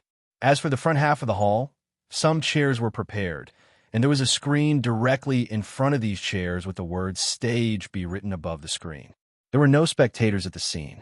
There were only 7 or 8 staff members and some players sitting on chairs watching the game. They whispered from time to time, but their voices were very low, obviously afraid that others would hear. But it is not known whether they were discussing tactics or chatting about some topics that cannot be heard by others. Han followed F0 rest, and the others to choose a row of seats to sit down and wait for the game to start. They didn't speak during the period. Everyone was obviously a little worried about the upcoming game. Although the competition adopts a double elimination system with a winner group and a loser group, no one wants to fall into the loser group at the beginning. Han also knew that the first round of the game was crucial for them. They were by no means phased and could always come back from hell. A few minutes after they sat down, the OG players also arrived and sat on chairs not far away. However, compared to the Dignitas players, the OG players were obviously talking and laughing. As the stronger side, they did not take Dignitas seriously at all. After a while, the game in the venue was about to end, and the commanders of both teams were called together by the referee to carry out the map banpick in advance. To be honest, Han didn't know much about OG during this period, and all the information he had came from the recent demo. The only thing we know is that the opponent doesn't attack the building, which helps Han eliminate a map he doesn't know how to play. Soon the two sides tossed a coin, and Han took the initiative to ban. The game was in a Bow 1 format, so he had to ban 2 maps first. After a little thought, he chose to ban Train and Nuke, which he was least familiar with. This leaves Midgard, Death Amusement Park, Santu, Small Town, and Building on the Field. Considering that the opponent will definitely ban the building, Han feels that he has the ability to fight in any of the remaining 4 maps. Things happened just as he expected. Leo first banned the building, then the town, and finally the Death Park, leaving Dust 2 and Mid-Garbage for Han to choose. A gun-based map and a more complex map that requires some command and tactics. OG's intention is very clear. They kept the former because OG's hard power is stronger than Dignitas, and they kept the latter because Leonardo DiCaprio's command style is very consistent with Midgard. Han stared at the 2 maps in front of him. Although they had only practiced these 2 before the game, when he really had to choose, he felt a little troubled. After a little thought, he chose Dust 2. The reason was very simple. He had seen Navi's garbage countless times before his rebirth, and he didn't want to compete with Leo in command on this map.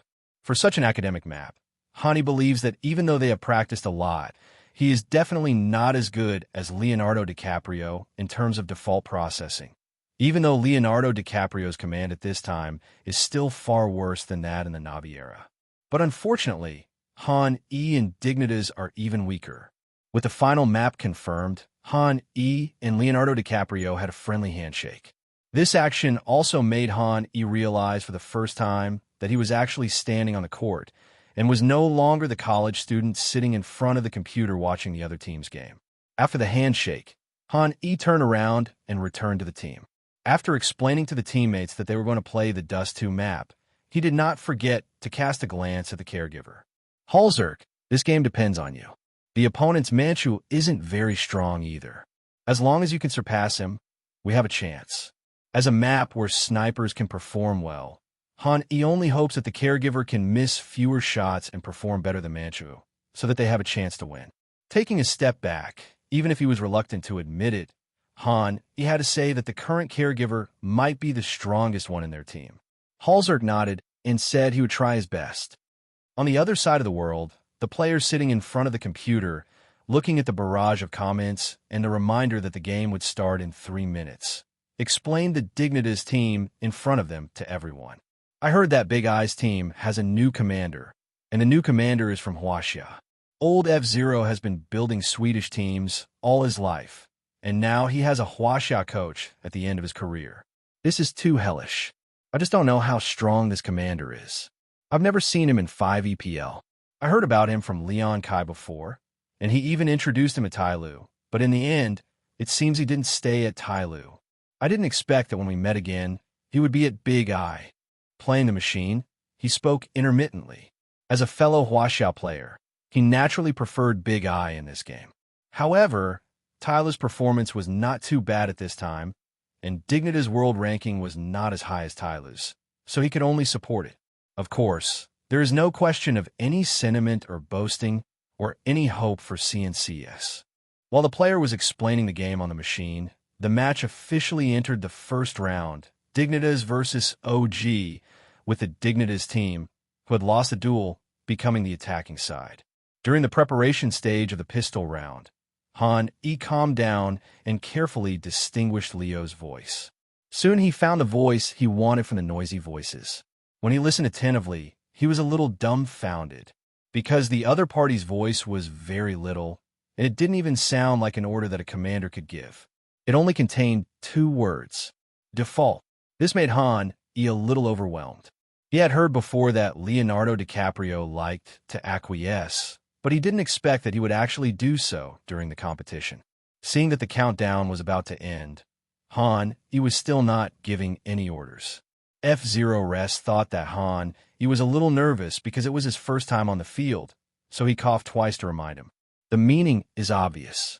How do we play this game? With F-Zero Rest's reminder, Han also realized that it was time to give the order. He thought for a moment and came up with a bold idea. The opponent will most likely acquiesce. Halzerk sends me AP-250, and you use a smoke flash. Everyone goes to attack B. Is it for you? Not for F-Zero Rest. When Halzerk heard the order, he thought it was a slip of the tongue by Han and confirmed it again. After all, Han Yi's shooting skills are not even as good as his, so it seems a bit unreasonable for him to use a P250 in the pistol round. Han did not give too much explanation, but just confirmed it with Halzerk. After knowing that the order was correct, Halzerk decisively picked up a P250 and threw it at Han Yi's feet. At this time, the countdown had ended, and all the Dignitas players except Han ran towards B channel together. At this time, Han also picked up the P250 on the ground, squatted near the slope of the bandit's house, and aimed directly at the middle door. At that time, Valve had not yet made any changes to the middle lane, and there was no extra area above the secret passage. See San2 and CF for details. So Han Yi's position could see the situation passing through the middle gate and observe B1, which was considered a relatively common reconnaissance position. Han Yi's plan was not just to observe, he wanted to kill. He planned to use the hot hand talent given to him by the system to kill the first CT who passed the B point and help the big-eyed people attacking the B area to open up the situation. With his full attention, a CT soon jumped from the police house to the sand outside B. But Han did not shoot. It was not because of calm aim or any deeper reason, but simply because he did not react in time. It is true that he has a talent for the system, but the system does not give him the corresponding reaction time. This mistake made Han Yi's palms sweat, and he became even more focused. Generally speaking, it is the default start of double B, which means that he still has one chance. The second chance came soon. The moment he saw the other party leap up and appear near his crosshairs, Han moved. His crosshairs drew a graceful curve and moved to the head of the second CT. Then there was a gunshot, and a bullet quickly passed through the middle and pierced the CT's head. For a moment, the white car in the middle was soaked in blood. This shot really surprised everyone present, including the commentators in front of the computer. High kills volved with a headshot using AP-250. They had seen people being killed by the middle gate before, but this was the first time they had seen a CT passing through the gate being killed instantly by a headshot with a P250 in the middle lane. The person playing the machine was the first to exclaim in the live broadcast room, "What kind of shooting skill is this?" He jumped over from the middle and shot him in the head. You have to know that he had just finished his opening remarks, and only 10 seconds had passed since the game started. It's going to be hard to play CT now. Alexib has already started to quickly return to defense. But Dignitas also launched an attack, with Freeburg leading the charge. Only ISSA was left in the B zone, and he couldn't withstand the Dignitas 4-man barrage. Halzerk then threw a smoke screen at the B gate, and the pistol round was over. Just 10 seconds into the game, High shot the game away in the middle lane. Following the exclamation of the player playing the machine, the 3 CT players had all stopped their defensive movements and began to retreat quietly to Area A to protect their armor. The barrage of comments was also stunned by Han Yi's actions. What kind of magical gun is this? No, buddy, how can you kill people like this? I was stunned. I've never seen anyone killed like this. I finished the pistol round against QG in just 10 seconds. You can try it too. Is this a steel gun type command? Amidst all the exclamations from Barrage, the first round of pistol ended with the sound of a bomb exploding, and the score smoothly reached 1 o'clock. F0 Rest, who was sitting next to Han E, immediately extended his hand to celebrate with Han E. Then Ginnerite on the other side also extended his hand, celebrating and joking at the same time. How come we didn't know you had such a hidden gun skill and tactics? That's right, did he fight with you? No, I beat him to death when he was a little past. When they heard Han Yi's words, they thought he was joking. However, then they looked at Han Yi's serious expression and realized that what Han Yi said seemed to be true, and they couldn't help but marvel even more. I'm going to take a good look at your shot when I get back. Me too. During the conversation, the second round began. Leo, who had protected 3 armors, did not default this time, but he did not force it either. He just invested a few P250s and a small amount of props and carried out a heavy B defense. He played a classic triple-double sandwich ace.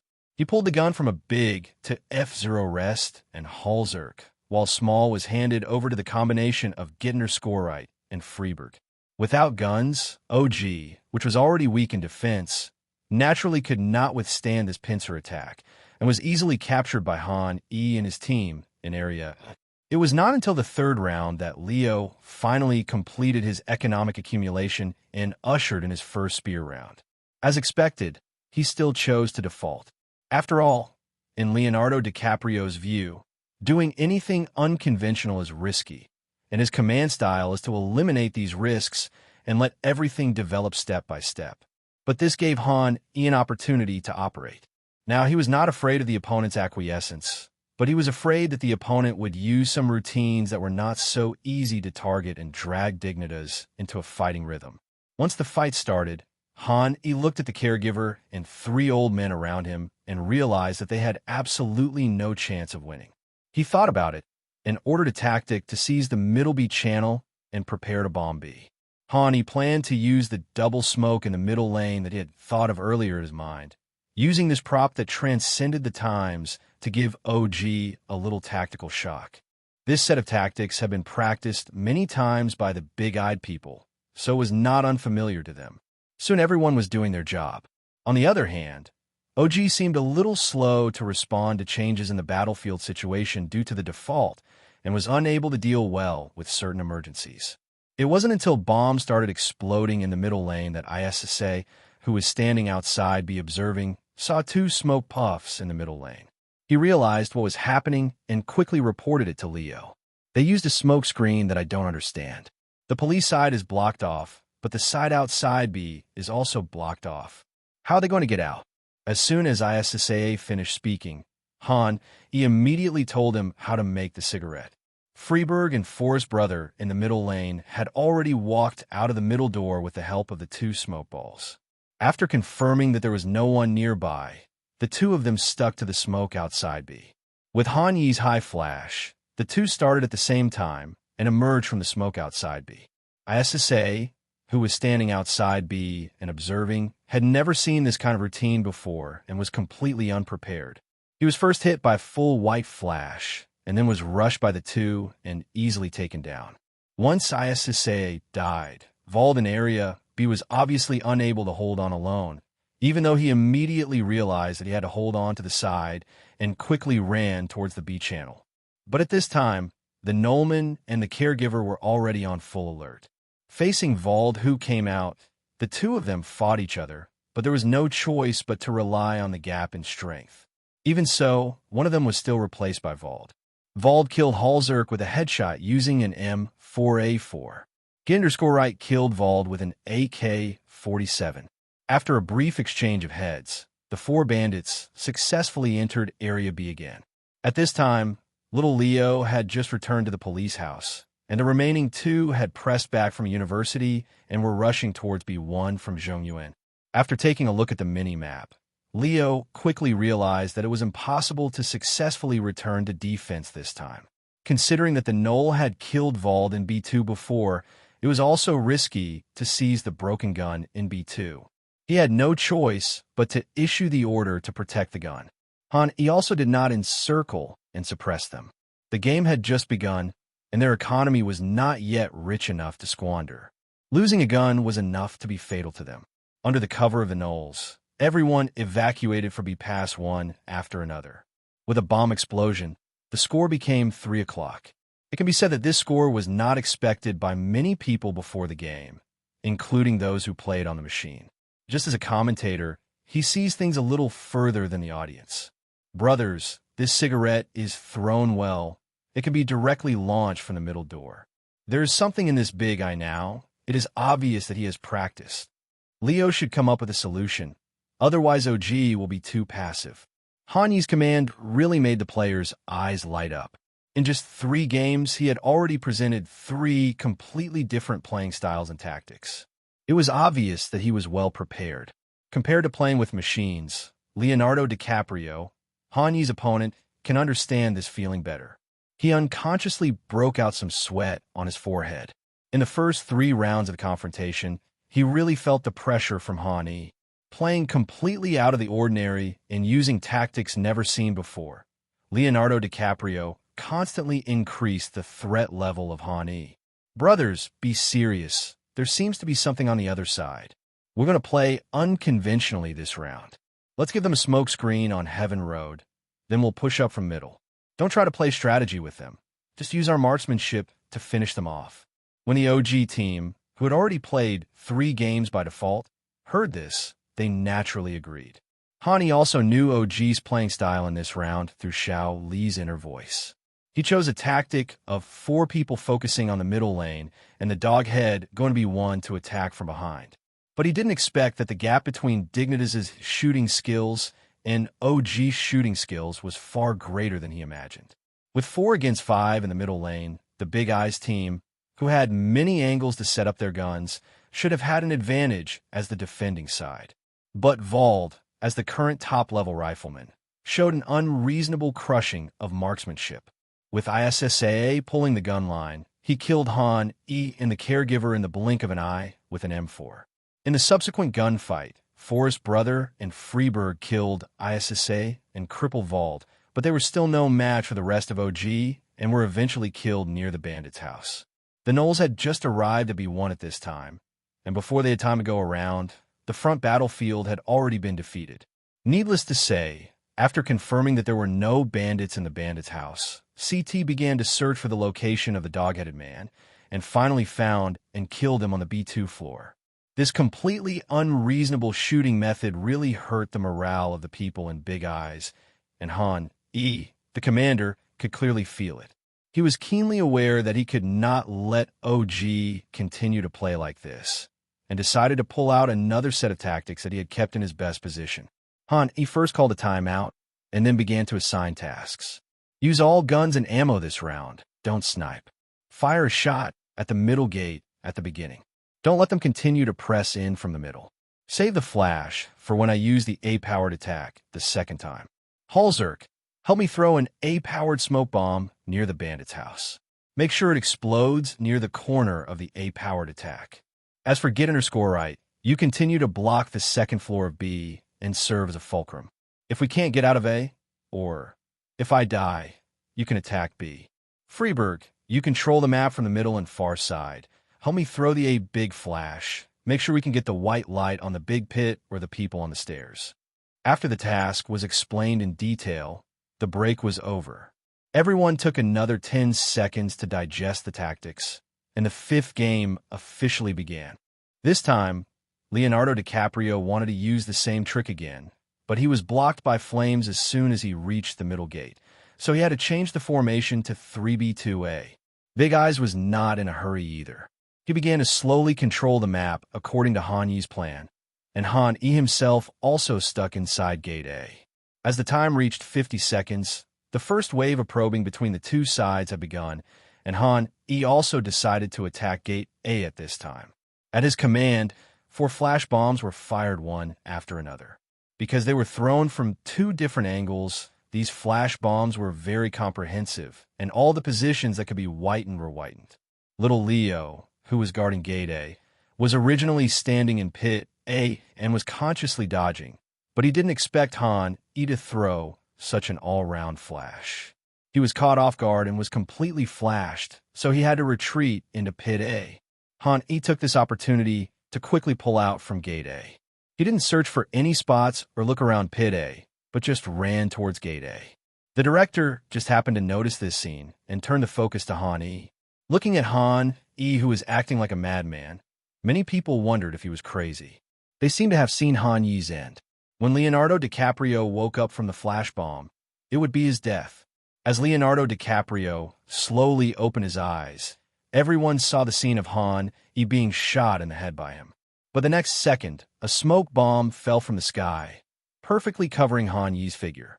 After recovering from the flash bomb, Leo saw nothing but a cloud of black smoke in front of him. Manchu was about to help near the big blue car A. He was halfway there when he noticed that there was no movement from little Leo, so he stopped. "How is it? Is anyone coming out?" "I didn't see it." "Go back and keep an eye on A Shao." "Okay." After a brief conversation between the two, Manchu did not suspect anything and ran back to the platform with big strides. Han E stood in the smoke, listening to the footsteps getting farther and farther away. He slowly emerged from the smoke like a demon, looking at Manchu's back. Without any hesitation, he fired bullets from the AK in his hand. The 4 precise bullets successfully took away the completely defenseless Manchu. Manchu looked at his character, who suddenly fell down, and there was a trace of confusion in his eyes. He couldn't understand what happened at first, until he looked up and saw the death prompt in the upper right corner. Then he came to his senses. Manchu didn't have time to blame Leo and immediately reminded him, he's in the smoke. In fact, without him saying anything, Leo had already realized that he had caused a big disaster and quickly aimed the crosshairs at the smoke bomb.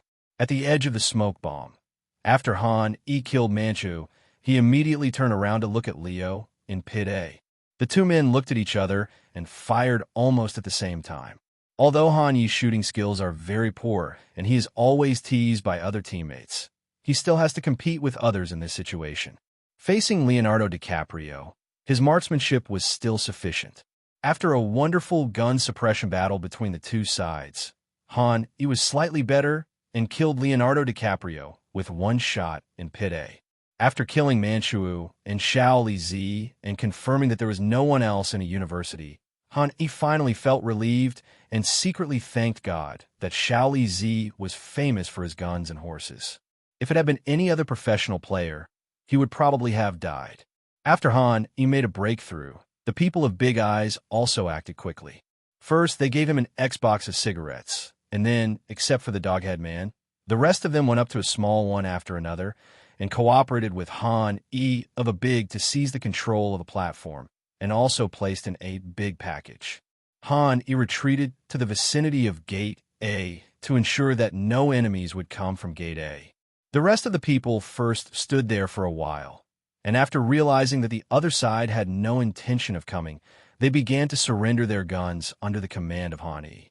The Noel and B never saw any CT passing through the middle lane in B2, so the positions of the remaining 3 people were self-evident, and they were all guarding their guns in the B area. Knowing the enemy's position, Freeberg, as a breakthrough player, still took the lead. He came from A to B and found Vold observing in the dog hole at a glance. Vold's shooting skills were still online. As soon as they met, he shot Freeberg in the head and then in the body, killing Freeberg. F0 Rest, who was behind, took this opportunity to pull out and kill Vald, who was trying to escape after killing someone. Then F0 Rest followed the caregiver and hit a high flash, and then cooperated with the B-Channel Doghead to do a 3-pull. MBK and ISSAA were simply unable to hold on to the 3 points, and were successfully crossed by the 3. Despite their best efforts, they could only achieve a 2-for-2 exchange, with only the Knoll left alive. The score is 4-1. The final act of surrendering the gun did not seem to be a profit, but all the audience noticed one thing. OG's economy had hit rock bottom. Their current economy can only sustain the last long gun round. If they lose this round again, they will be doomed to lose 2 points in a row, and the score will be 7-1, which OG absolutely cannot accept. It can be said that OG's situation is not optimistic, and the commentator, the machine, has also become shaken about the final winner of this game. Leo was tactically outplayed. Just look at that mid-gate smoke and A's double position flash, which were late. I've never seen such a tactic before. This high is really scary. He just touches and runs around randomly. It's impossible not to search the A pit. Old F0 might be experiencing a second spring in his career. If Big Eye defeats OG, they'll have a good chance of advancing. After all, OG is definitely a strong team in this minor. Even though the truly strong teams haven't come, they're definitely not weak. The comments from the commentators were quite in agreement with what Hani said. It had to be said that these 2 tactics of Han were indeed somewhat novel and had opened the door to a new world for them. It turns out that there are so many tactical variations for the middle gate smoke and the back exit of gate A. Although these tactics are extensions of existing tactics, for the map Dust 2, being able to create some tactical extensions is itself a manifestation of ability. This big-eyed attack is so pleasing to the eye. I feel like my playing style is completely different now that I've changed my commander. I am so happy to see you. OG's shooting skills are indeed very strong, but the problem is that Big Eyes doesn't even engage you head-on. If Leo doesn't come up with something, it feels like OG is going to be a distant dream. However, it's clearly difficult for Leo to come up with any ideas. In the streamer's words, it's just a mediocre call. During the discussion in the barrage, Leo was indeed trying to think of a solution.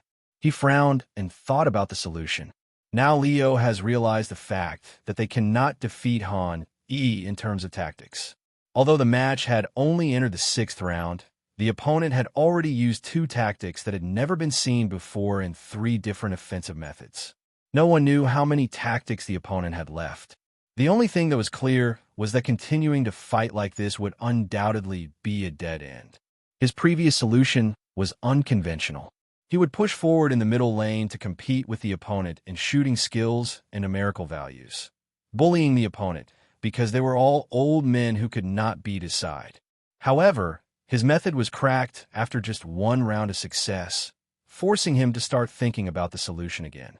However, he still couldn't think of the optimal solution.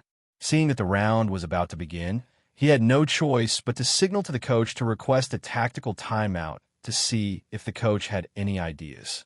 On the other side, Han also started brainstorming. The current situation seemed very simple to him. It was nothing more than a mental battle between him and Leonardo DiCaprio.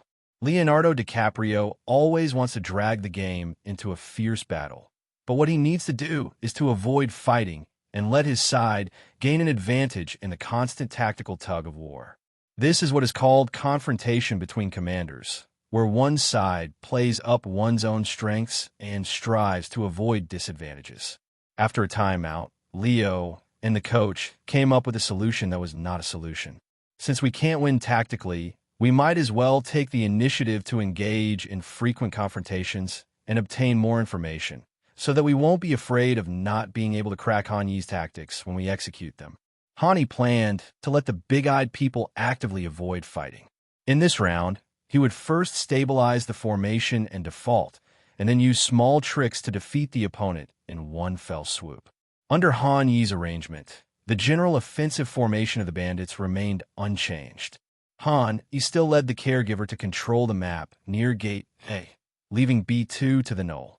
The most dangerous middle lane was guarded by 2 experienced veterans, F0 Rest and Freiburg. This time, everyone in Big Eyes could clearly feel the pressure in the game. The most obvious thing was that since the start of the game, one or two flashes and the sound of CT footsteps could be heard from time to time in the middle lane. Fortunately, the two veterans are experienced and have long known how to save their lives. Even if the opponent loses a lot of counter clears and flashes, the two still have a firm grasp of the information in the middle lane. At most, their positions are compressed a little. As for Gate A, OG was also very aggressive. They first threw a smoke bomb at the innermost part of Gate A, and then threw a flash bomb, clearing Gate thoroughly. If Han, E, and the nurse had not carefully stood on the side of Gate A closer to the bandit's house and did not choose to stand inside, they might have been caught by the CT, who rushed in. It can be said that now, except for B2, the A lane, the middle gate, and the big eyes near the A gate are all in a state of lack of vision and timing. This situation is undoubtedly very difficult for the bandits to carry out their subsequent attacks and tactics, but it is not entirely bad. Because CT has limited items, under such high pressure, the opponent's items will not last long. As the round time reached 40 seconds, Han E estimated that the opponent's props were almost used up and decisively issued a counter-clear order, asking F0 Rest and Freiburg to clear the middle lane and occupy, while he himself stayed near the A gate. Under the cover of a flash bomb from the nurse, he successfully rushed into Gate A, but did not see any enemy. Han E did not dare to relax, and quickly hid behind the box at Gate A, and asked the caregiver near the yellow car for the second flash bomb. They dodged together, and this time Han E was pulled out directly from Gate A. He first looked towards the big pit on his right, but did not find any enemy. Then he immediately turned around and found Alexib hiding behind the door with his eyes covered. He shot him down with one shot. Alexib didn't expect Han E to be so cautious in clearing the way. He was clearing the way all the way with a flash of light at every step. It is actually very difficult for him to make a decision at this time, because if you set up your gun, you are afraid that the opponent will count like this, and you'll be hit by a sudden flash. But if you don't set up your gun, you are afraid that the opponent will not count and will come out directly. Leonardo DiCaprio had already lost his props before, and now he is reaping the consequences and has no means of counterattack.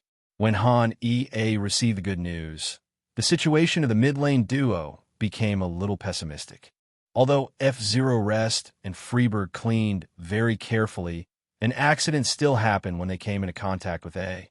OG's veteran, MBK, is also guarding Ashiao.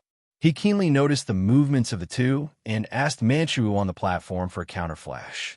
With the help of A's counterflash, he killed F0 Rest and Freiburg near A, interrupting the synchronized attack of Big Eye A and A. After being killed, F0 Rest and Freiburg were also very upset, but Hani did not blame them. He had another backup plan, which was the dog-headed man who had been staying in B2 without moving. Get it right, you're responsible for taking over from them and going A. We'll throw props here to give them the illusion that they're all fighting at A. You move later and don't die. 3A big 2A small is a common offensive formation. In addition, the knoll has never appeared before, which easily gives OG an illusion that the knoll is at a big. Therefore, Han E planned to use the knoll as a surprise weapon. If Leo couldn't figure out the knoll's position, then the knoll's A lane would be enough to deal a fatal blow to OG. Han E also quickly learned from Xiao Lizi's inner thoughts that the other party had indeed not thought of the location of the dog-headed man. There are two people in A, one flashes and the other pulls out. Vald, you go to the police station to watch the middle lane. If there is any movement in A, let the middle lane go and help NBK and Manchu in the A area. ISSA, you just stay in B. As for the last person on the opposite side, the two of them who died in A small didn't get a follow-up shot, and the remaining one is likely also in A big. After learning about the opponent's tactical deployment, Han E wanted to change the position immediately, but after looking at the 30-second countdown above, he gave up the idea. If they started to change, Xiao Lizi would definitely start to change as well. In addition, there was not enough time to play slowly, so the chances of winning would be even slimmer. Since that's the case, we might as well give it a try. With two smoke bombs blocking the CT, Hani officially launched an attack on Area A.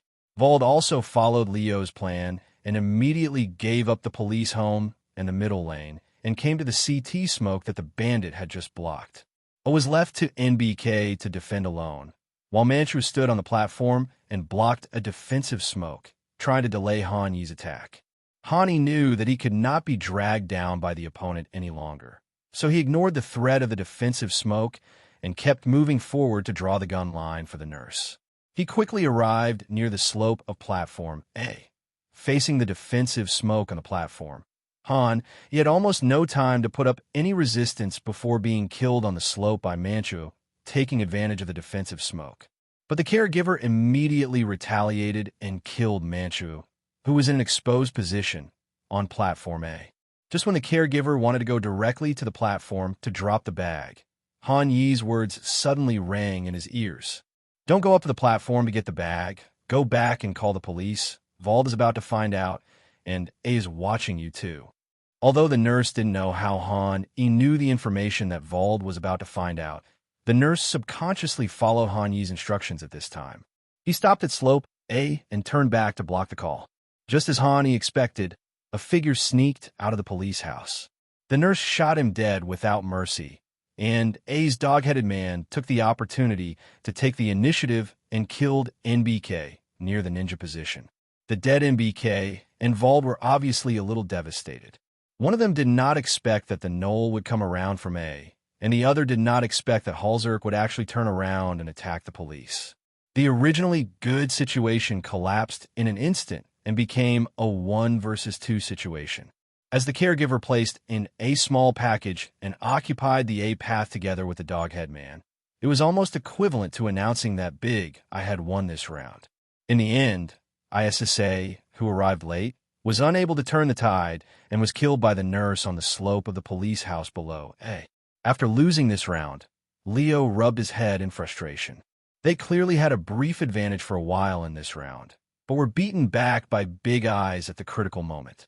On the other hand, the Big Eyes team who won the 3 versus 4 endgame began to celebrate wildly. The cheers even passed through the isolation board and were clearly transmitted into the headphones of the OG team, making their already ugly faces even uglier. More importantly, OG has run out of money, and it will take at least 2 rounds for the economy to recover. Leo sighed helplessly and had to grit his teeth and announce eco. In the next 2 rounds, the Big Eyes team faced the eco-conscious OG team and opened fire at full power, trying to improve their touch, while the OG team's touch was completely sluggish, and even the strongest Vald began to make frequent mistakes. Dignitas was getting closer and closer to victory, and before they knew it, the score had reached 11-4. This score was something no one had expected before the game, including the big-eyed people. As the 2 camps reversed, Han Yi, as the defender, executed a 4A tactic with 2A big and 2A small, easily destroying Leo's 3-2 Sande 3. After this round, the OG players had already realized the reality that they were going to lose the game. They were all dejected and did not put up any decent resistance afterwards. The final score was 16-7. The moment the last OG player fell, the Dignitas team stood up immediately and cheered for the hard-earned victory. Han Yi also breathed a sigh of relief, feeling relieved. His command was crucial in defeating a second-tier powerhouse like OG in the first game. However, Hani also knew that these tactics of his could only be used once, and the opponent would be prepared the second time. If they play against OG again, even on the same map, without the support of the previous tactics, they will definitely not be OG's opponent. Hani slowly stood up and walked into OG's room. He shook hands with everyone in OG in order.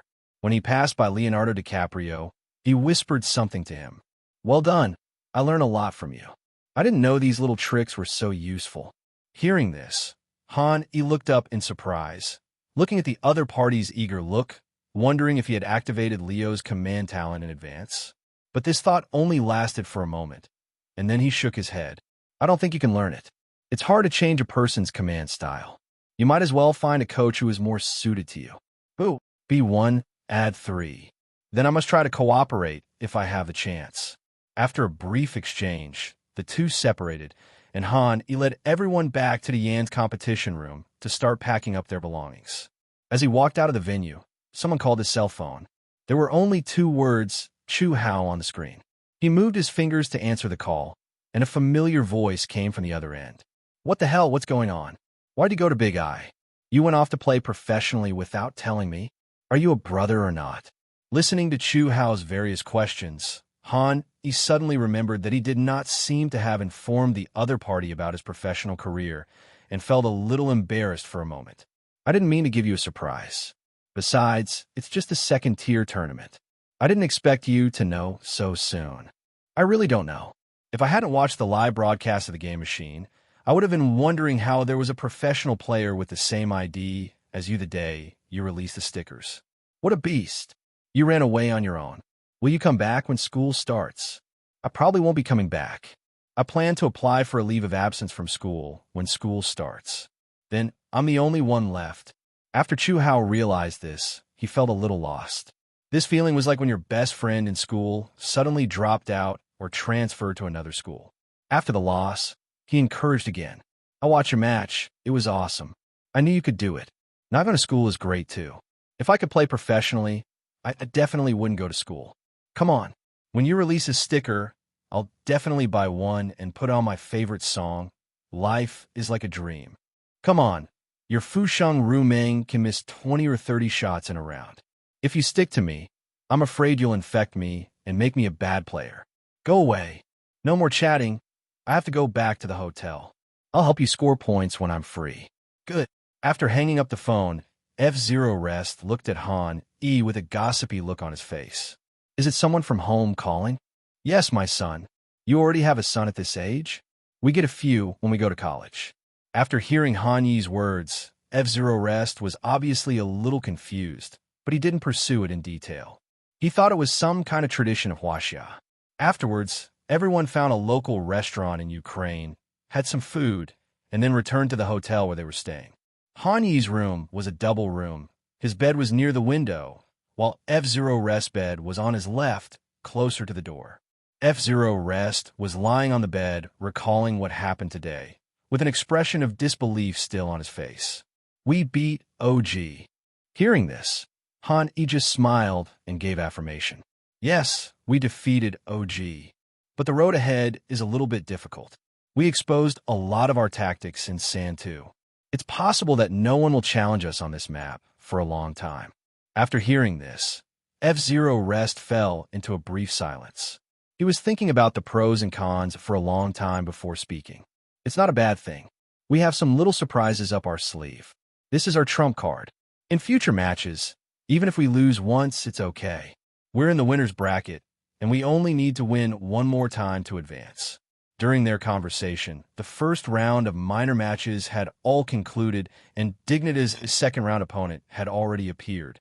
Following the same matching rules, Dignitas ranked last in the winners group, and their opponent in this round was Fnatic, currently ranked 4th in the world. If it is still possible to defeat OG, then it is absolutely impossible for Dignitas to win against FNC.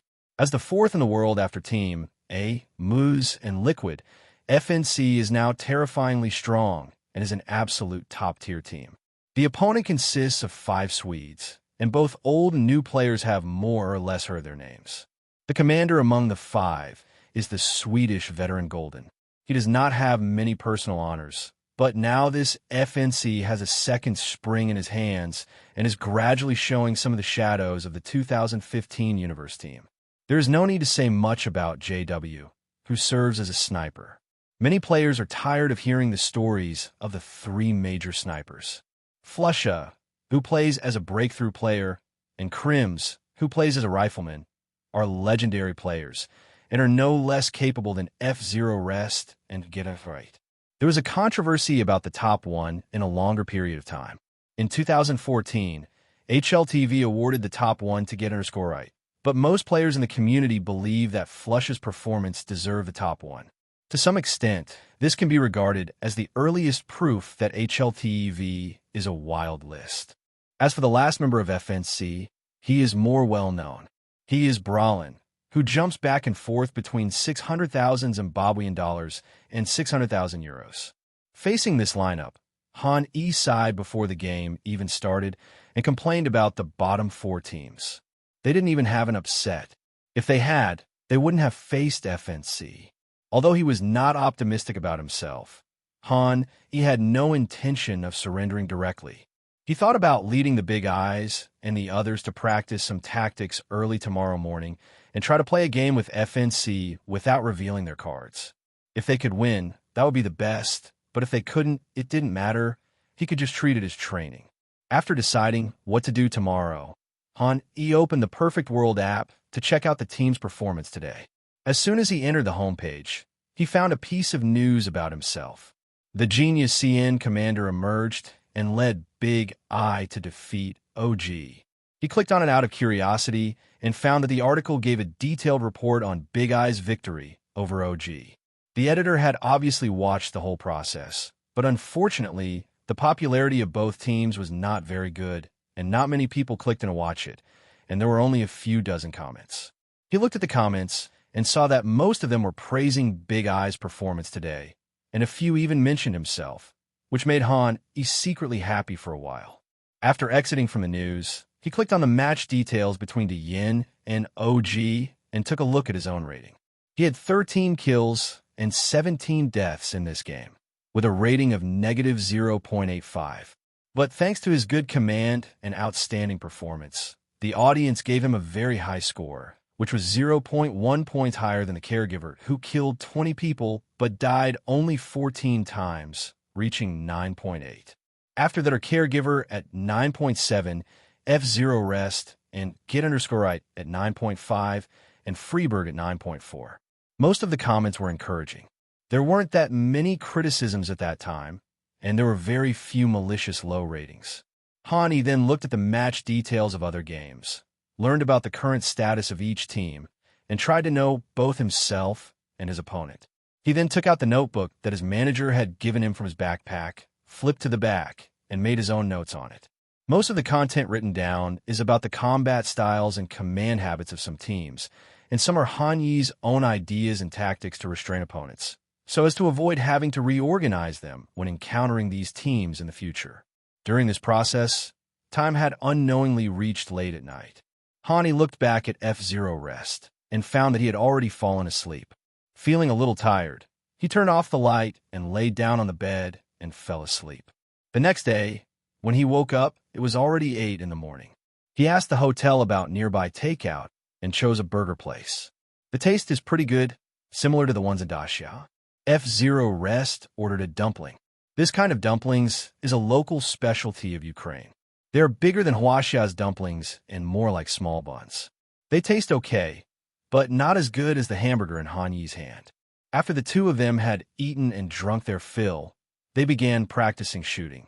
After another hour or two, when Hani had completed his daily tasks, he called everyone together to consolidate the final tactics, ensuring that every member knew what to do when fighting. Han E is the youngest among everyone. Even the caregiver is 1 year older than him, but no one looks down on him, and they all take the tasks he assigns to them seriously. Before we knew it, it was afternoon and the match between Dignitas and FNC was about to begin, so we drove to the venue. Just like yesterday, they were led to Stage B. This time, unlike the silent crowd of yesterday, everyone sat together, talking and laughing. They all had the mentality of winning if they could, and treating it as a training match if they couldn't. Soon the FNC team also arrived at the scene, and they sat next to the Dignitas team as soon as they arrived. They are all Swedes and old acquaintances. Although there are some grudges, those are things that happen on the field after all. Their relationship offline is still pretty good, especially in this era when Swedish CS is constantly declining. They have a sense of sympathy. Han E naturally couldn't get a word in what the 9 Swedes were saying, but he wasn't the type to join in the fun, so he took out headphones from his trouser pocket and started listening to music. About 10 minutes later, the referee called Han E up. Both sides entered the map selection phase. This time, Golden, who won the coin toss, chose to ban the map first, leaving the second-hand ban to Han E. Although they are both a Swedish team, Golden did not hold back at all. At the beginning of the game, They banned Sha Air, who played well for the Big Eyes team yesterday. The second ban was Nuke, who they did not play. The maps left on the field are Small Town, Midi Garbage, Death Amusement Park, Building, and Train. Among them, Building and Train are maps that Han E is not good at, so he can only ban them first. As for the last chance to disable it, he left it to the town and released Rice Garbage and Death Amusement Park. Seeing this result, Golden smiled slightly. He decisively banned the Midgard map and chose the more difficult Death Amusement Park map. Han E could only sigh helplessly at this.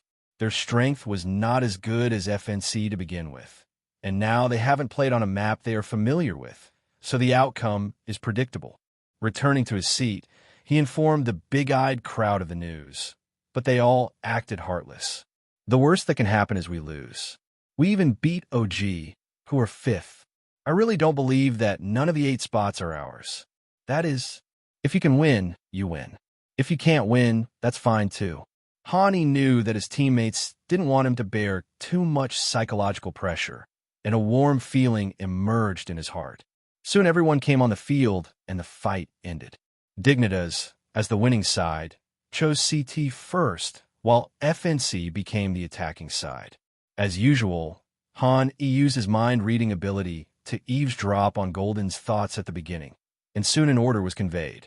Let's gather and attack B later. Balon will block the smoke on the B2 floor and then send a long-barreled flash. We will charge together. The enemy's shooting skills will definitely not be able to defend us. After hearing this message, Han Iki gave the order for this round. We're in 5B. Everyone come. B2 floor won't occupy anyone. Just gamble. Good. No one asked why. After the last victory over OG, they had completely trusted Han Yi's command. The people with big eyes quickly lined up in a row. Han Yi arranged for one person to hide underwater in the iron barrel behind the original pillar in the long pipe and on the B1 floor. Wherever a person could stand, Han Yi arranged for one person to hide. After FNC pretended to attack Area A, the 5 of them gathered near Area B. There was no complicated tactics. They just rushed in under the cover of a smoke screen on the second floor and a high flash. The people with big eyes heard their footsteps at the first moment, and after communicating, they started to take action. For a while, various intersections were formed, but the FNC players were not afraid at all. Facing so many enemies, Flusha, who came out of the construction site, first killed Freeberg, who was behind the cylinder with one shot, and then killed Halzerk, who was pulled out from behind the iron barrel with another shot. When he was about to kill the third person, F-Zero Rest rushed out from the underwater slope and killed him. However, the defense on Big Eye's side had begun to collapse. The ogre guarding the long pipe was killed by JW after only replacing one golden.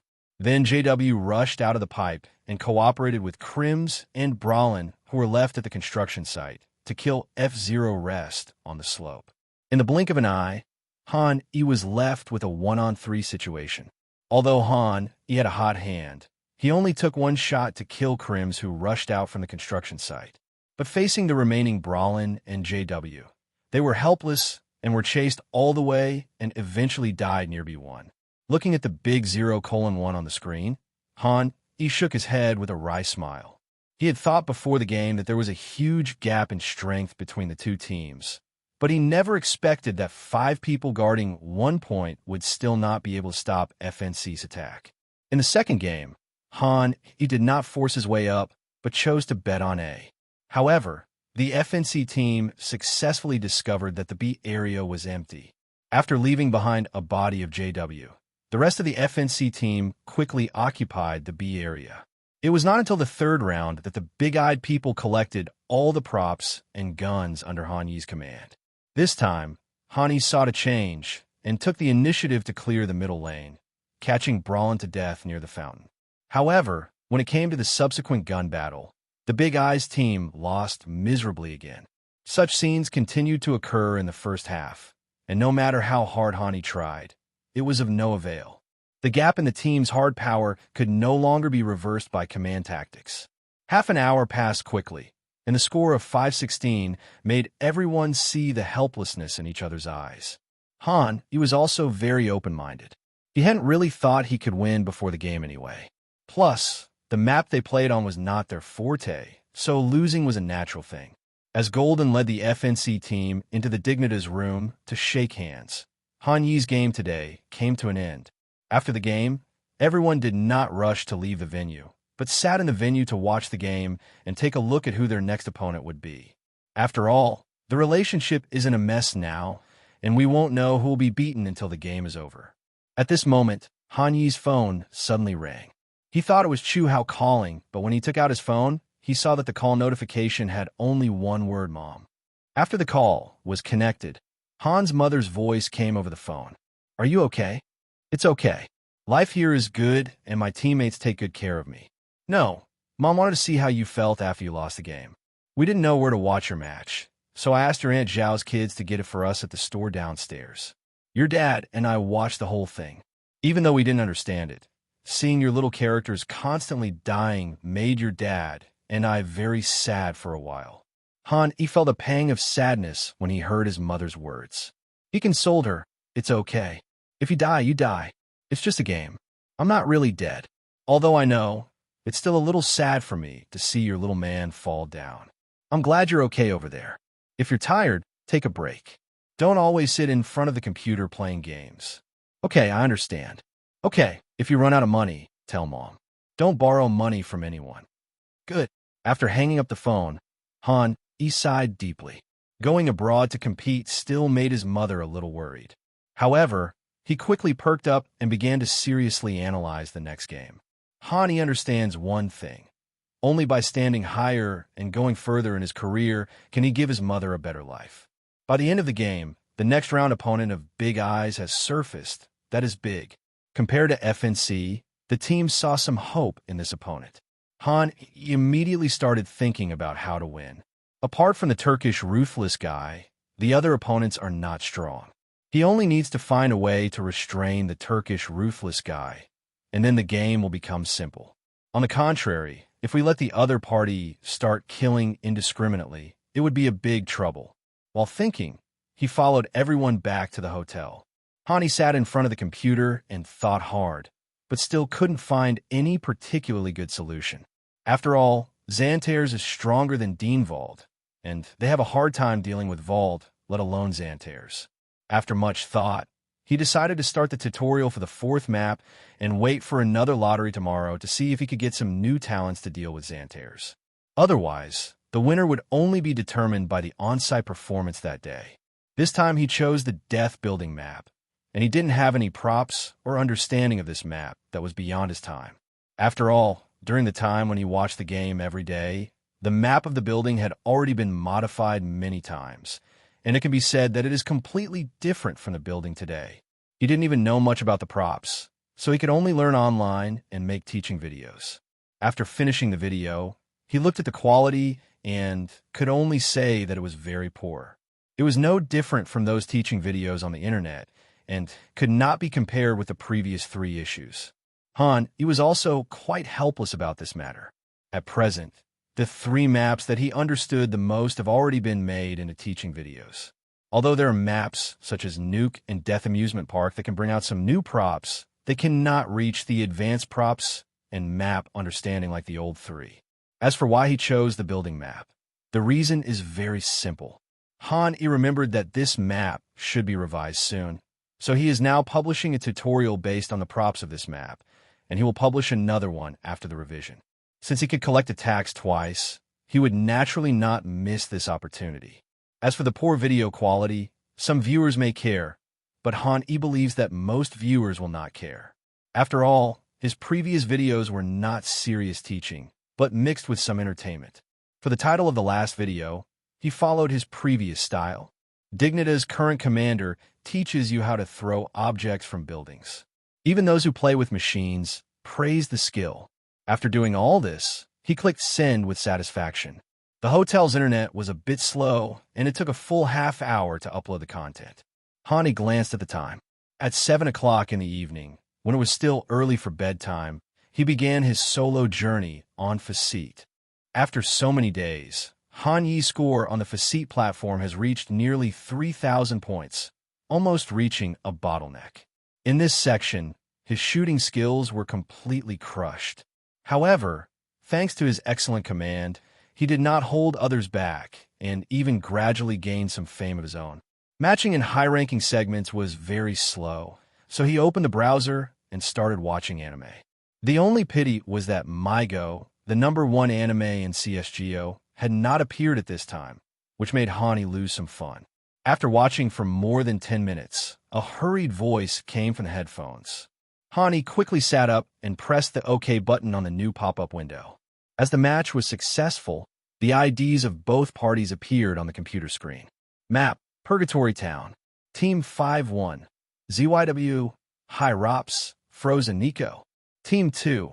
S1 Impel, Zeus, Magix, Chopper, Mizii. When Han E saw the IDs of the 10 people clearly, he was slightly stunned, but immediately started cursing. Wasn't it that the system matched him into this kind of game just to watch him get beaten? After venting his emotions, he first clicked on the first person on his side and took a look at the battle record. ZYWKD1, .55 rating 1.63. Well, it's worthy of being the top 2. Then he clicked on Simple and found that the other party's data was equally good. S1 Impel KD1, .59 rating 1.67. After seeing the terrifying data of the two, Han E also felt the gap in strength between himself and the two. Currently, Han E is about 500 points lower than the other two, but his KD is only 0.90 and his rating is barely 0.92. On the other hand, Facet's top ladder ranking is like a fish pond to them. They have achieved results that can only be achieved when Han E is frying fish. It is really terrifying. In addition to these two, Han E looked at the records of others. Except for Zeus, who has retired, Chopper, who has the worst record among the other 6, has a KD of about 1.2, and Nico, who has the best record, has a KD of 1.33, which is close to the 2. But Nico's real strength should be even higher than this. At present, Nico's condition has been affected by his role as a commander, and his marksmanship has also declined. Han E remembered that the situation improved a lot after Nico gave up commanding, and his marksmanship also improved. When he was looking at the performance panel of everyone, the others were also curious about Han E, the newcomer, and clicked on his homepage, but when they saw that Han E only had 0.9 KD, they couldn't help but look down on him. Simple was the most obvious among them, and the corners of his mouth rose unconsciously. Why is it FW again? Aren't there any really strong opponents? I thought this game would be interesting, but the opponent has such a flaw. There's no need to fight. Zeus, who was connecting with him to gain points, heard Simple's comments and nodded in affirmation. Really? Listening to the two singing in unison, the fans in Simple's live broadcast room became somewhat accustomed to everything they saw. Simple has had a bad temper for a long time, and he likes to talk nonsense, but his fans don't mind. They like Simple's arrogant personality. Soon 10 people entered the game, and the competition began. After the fight, as the winner, Han E and his team chose to start the game as CT. As soon as he entered the game, Han E heard someone greeting him enthusiastically. "We watched your game, and you directed well." Han E was a little surprised to hear someone talking to him. He looked towards the lower left corner of the screen and saw a person's ID displayed there. ZYW. Next are the second and third IDs, which are ROPS and Frozen respectively. The one about shot air, right? Kerrigan also showed it to us. Indeed, Kerrigan gave you a very high evaluation, especially your A-level flash strategy, which coincides with his ideas. He really admires you. Who says it's not? Maybe Kerrigan has found his rising star. Listening to the two singing in unison, Han E actually felt a little guilty. As his cousin was the best commander in CS2, he did learn and imitate his cousin's command style, and he also used many of his cousin's future tactics in advance.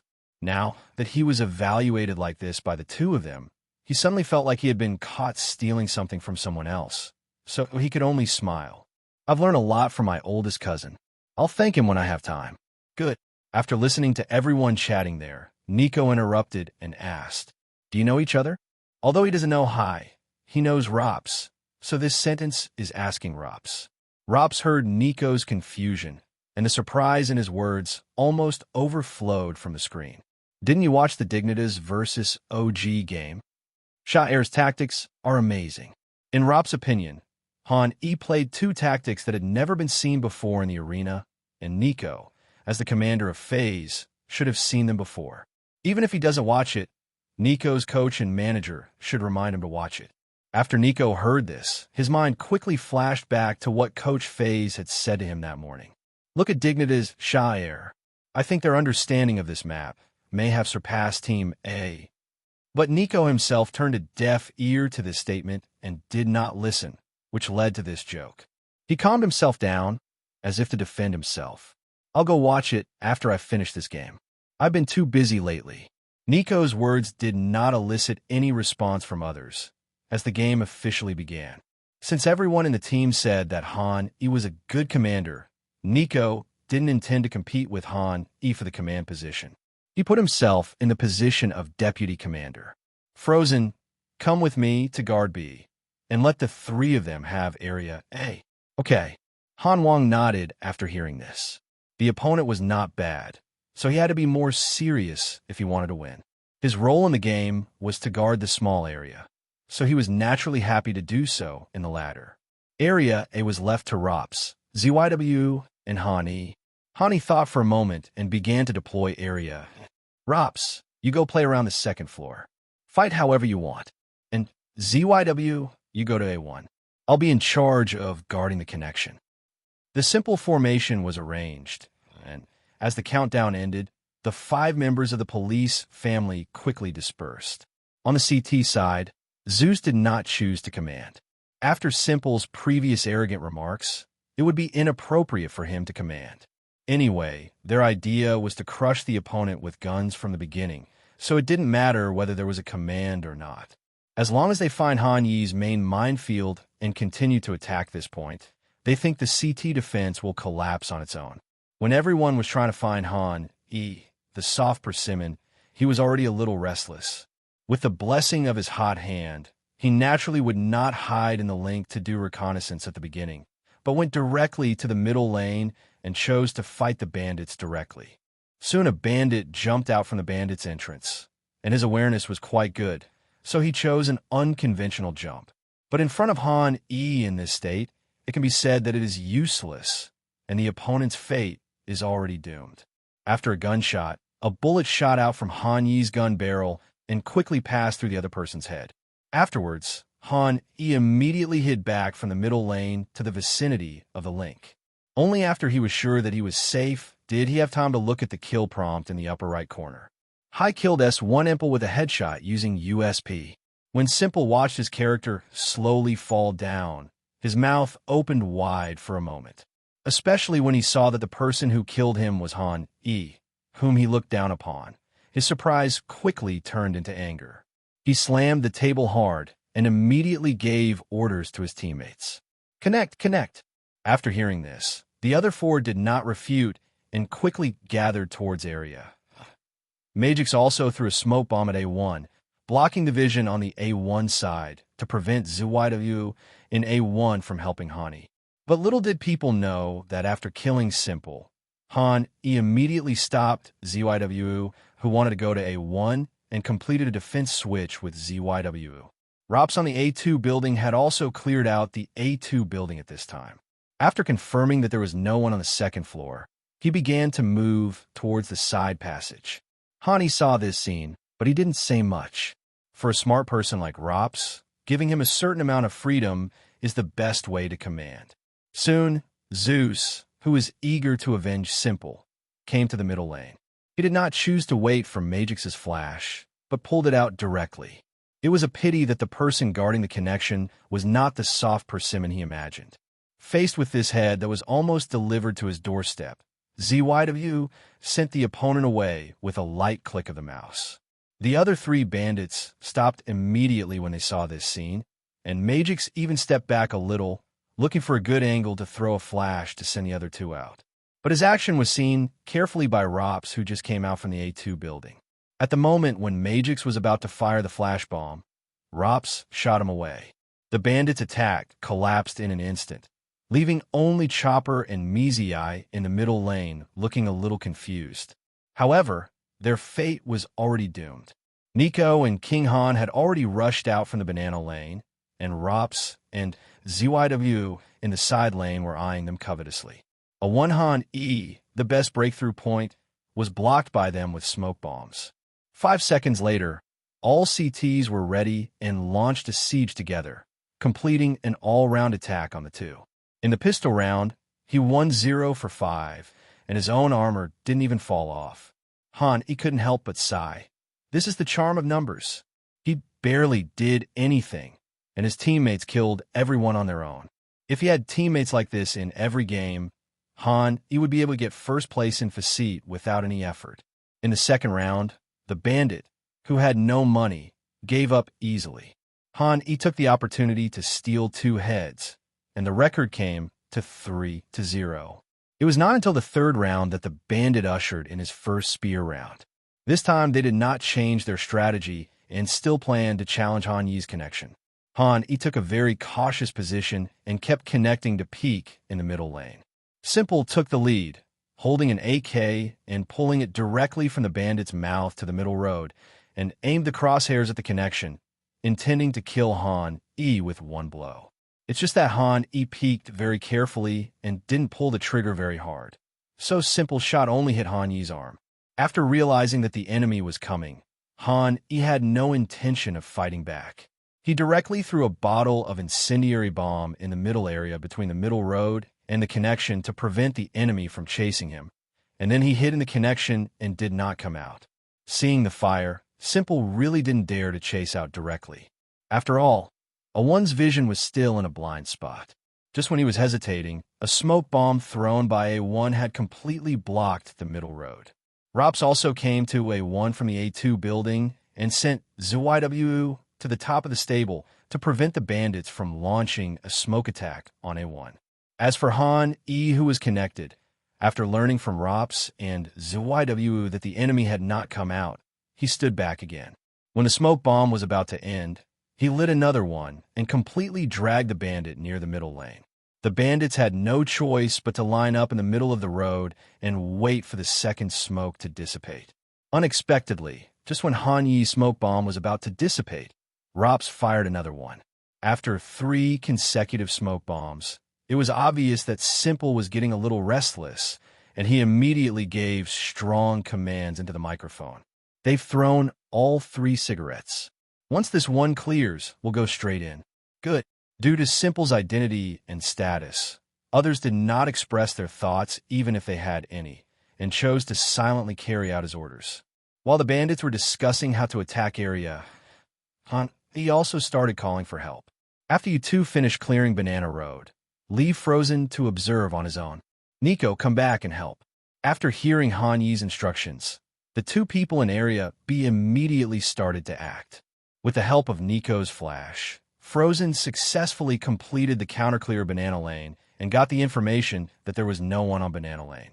Nico also returned to defend at the first time. The bandits on the attacking side naturally heard the flash and explosion of Banana Road. They all realized one thing. They could not let the CT drag on like this any longer. Even newbies who have just started playing CSGO know that after the enemy clears an area, they will either sneak around or return to defend.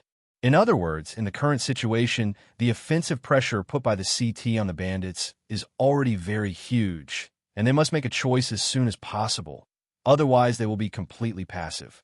As the last smoke bomb in the middle lane was about to dissipate, the bandits were preparing to launch an offensive. But the moment the smoke bomb dispersed, 2 fires fell in the middle one after another. Seeing this scene, Simple gritted his teeth and threw out a smoke bomb, instantly extinguishing the flames. Up explosion. After hearing this, Magix threw out a flash, and Simple flashed out at the same time.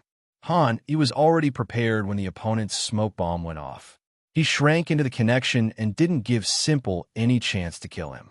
Ziwaidu, who was on the stable, had to help Han Eve bear the pressure, so he naturally couldn't dodge the flash and could only take it head-on, being hit by complete white. But A1 is not just ZYW There's also Rops, who is setting up the second floor in the boiler room. He heard the sudden flash in the middle lane and decisively pulled out of the boiler room, just in time to catch Simple rushing out of the smoke and looking at his back when he was connecting. Rops immediately killed Simple with 3 shots, but he was then killed by Mzi and Chopper. But at this time, ZYWU had recovered from the effect of the flash bomb, and he was also pulled out. The two of them worked together to kill Mzi and Chopper, successfully making a 1-for-3 exchange and suppressing the bandits' attack in the middle lane. In this round, Hanyi's defense was completely flawless, which made ZYWU couldn't help but praise him. The connection defense is good. It can be said that Hanyi's defense in these 3 rounds really gave everyone a surprise, including his teammates and enemies. Hanyi didn't say much about Zywa's praise. Instead, he took a look at the surviving IDs of the other party and found that only Zeus and Magix were left. He just said something lightly. "Follow me." Nico and ZYW, who had just arrived at the connection, followed Han-E without any hesitation. The 3 of them didn't even throw any props and completed a pure gun-toting counterattack. As for why he didn't throw away the props, Han-E naturally had his own reasons. He had been suppressed for too long playing games with the old man on weekdays.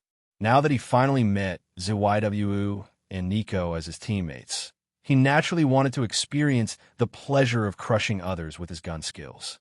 It's like driving the quantum battleship for a long time and suddenly playing the big black tower. You will first sigh about your previous life, and then you will be filled with a sense of pleasure. For example, if a person always plays top lane Angel or Nasus for a long time, he will develop a psychological disorder and feel that he is inferior to others in the top lane. If he accidentally clicks on the white-haired beast with twin tails next to him at this time, he will realize how powerful he is. Or, after playing the world-renowned Marshal St. Guanyu for a long time, you finally make up your mind to spend some money on yourself. When the words "horses gallop across the Chilean mountains and shake the rivers, soldiers rise up in the Xianhuang sky," ring in your ears, you will laugh at yourself. There's a reason why this game has received so many bad reviews. After losing the Bandit game again, they had no choice but to choose Eco. Due to Hanyi's good performance, they did not go to Area A this time, but attacked Area B. Frozen at this time was not yet the traditional Banana Roadmaster that he would become later. He seemed a little immature and was killed on the Banana Road by his opponent, who caught him at a disadvantage. Fortunately, the other person in Area B was Nico. Apart from his unstable performance in the Major, he was able to consistently display top-level strength at other times. Facing the bandits who only had pistols, he successfully delayed the enemy's attack until he returned to defend. The two of them cleared the Banana Road together and killed the remaining bandits. The score unknowingly reached 5 o'clock. He looked at the score and felt extremely relieved. To describe it in one word, it was awesome. In Yan's time, he was always overwhelmed by numbers and had to think carefully about everything. How could he feel at ease now when he only needs to give an order and everyone can handle things? In the new round of Spear game, the bandits knew that they could not lose again, and Zeus finally asked for advice. "How about I take command?" Everyone agreed to this question without thinking. After all, now apart from Zeus, the retired veteran, there is no one else who can command the entire bandit team. At this time, Chopper was not the commander of Green Dragon, but he was a rifleman who performed well like Magix. After obtaining everyone's consent, Zeus also began to plan for this game. The previous attacks on Area A had failed, and each time the gains outweighed the losses. When attacking Banana Road just now, he had already seen that King Han lacked experience, so he made some arrangements based on this point. First, assume map control and observe the enemy's positions to see how many are in Zone A and Zone B. If Nico and Frozen are still in Zone B, we'll prepare to attack Zone B. Zeus paused here, seemed to remember something, and continued. "That Rops on the second floor is really annoying. Be careful." With his reminder, everyone nodded. On the other side, he made a bold attempt. This time, his tactics were different from the tactics he usually used. Instead, he chose the Banana Road and took the initiative to confront each other head-on. He asked ZYWU to throw the M4 in his hand to the King of Cold who had just died, and he gave ZYW a sniper rifle and asked ZYW to push the banana road.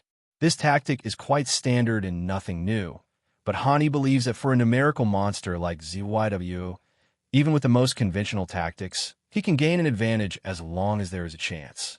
Soon the game officially began, and everyone quickly dispersed. He had just arrived near the connection when he heard a gunshot from Banana Road. He looked up and found that ZYW had already started killing people. ZYW killed Mizii with AWP.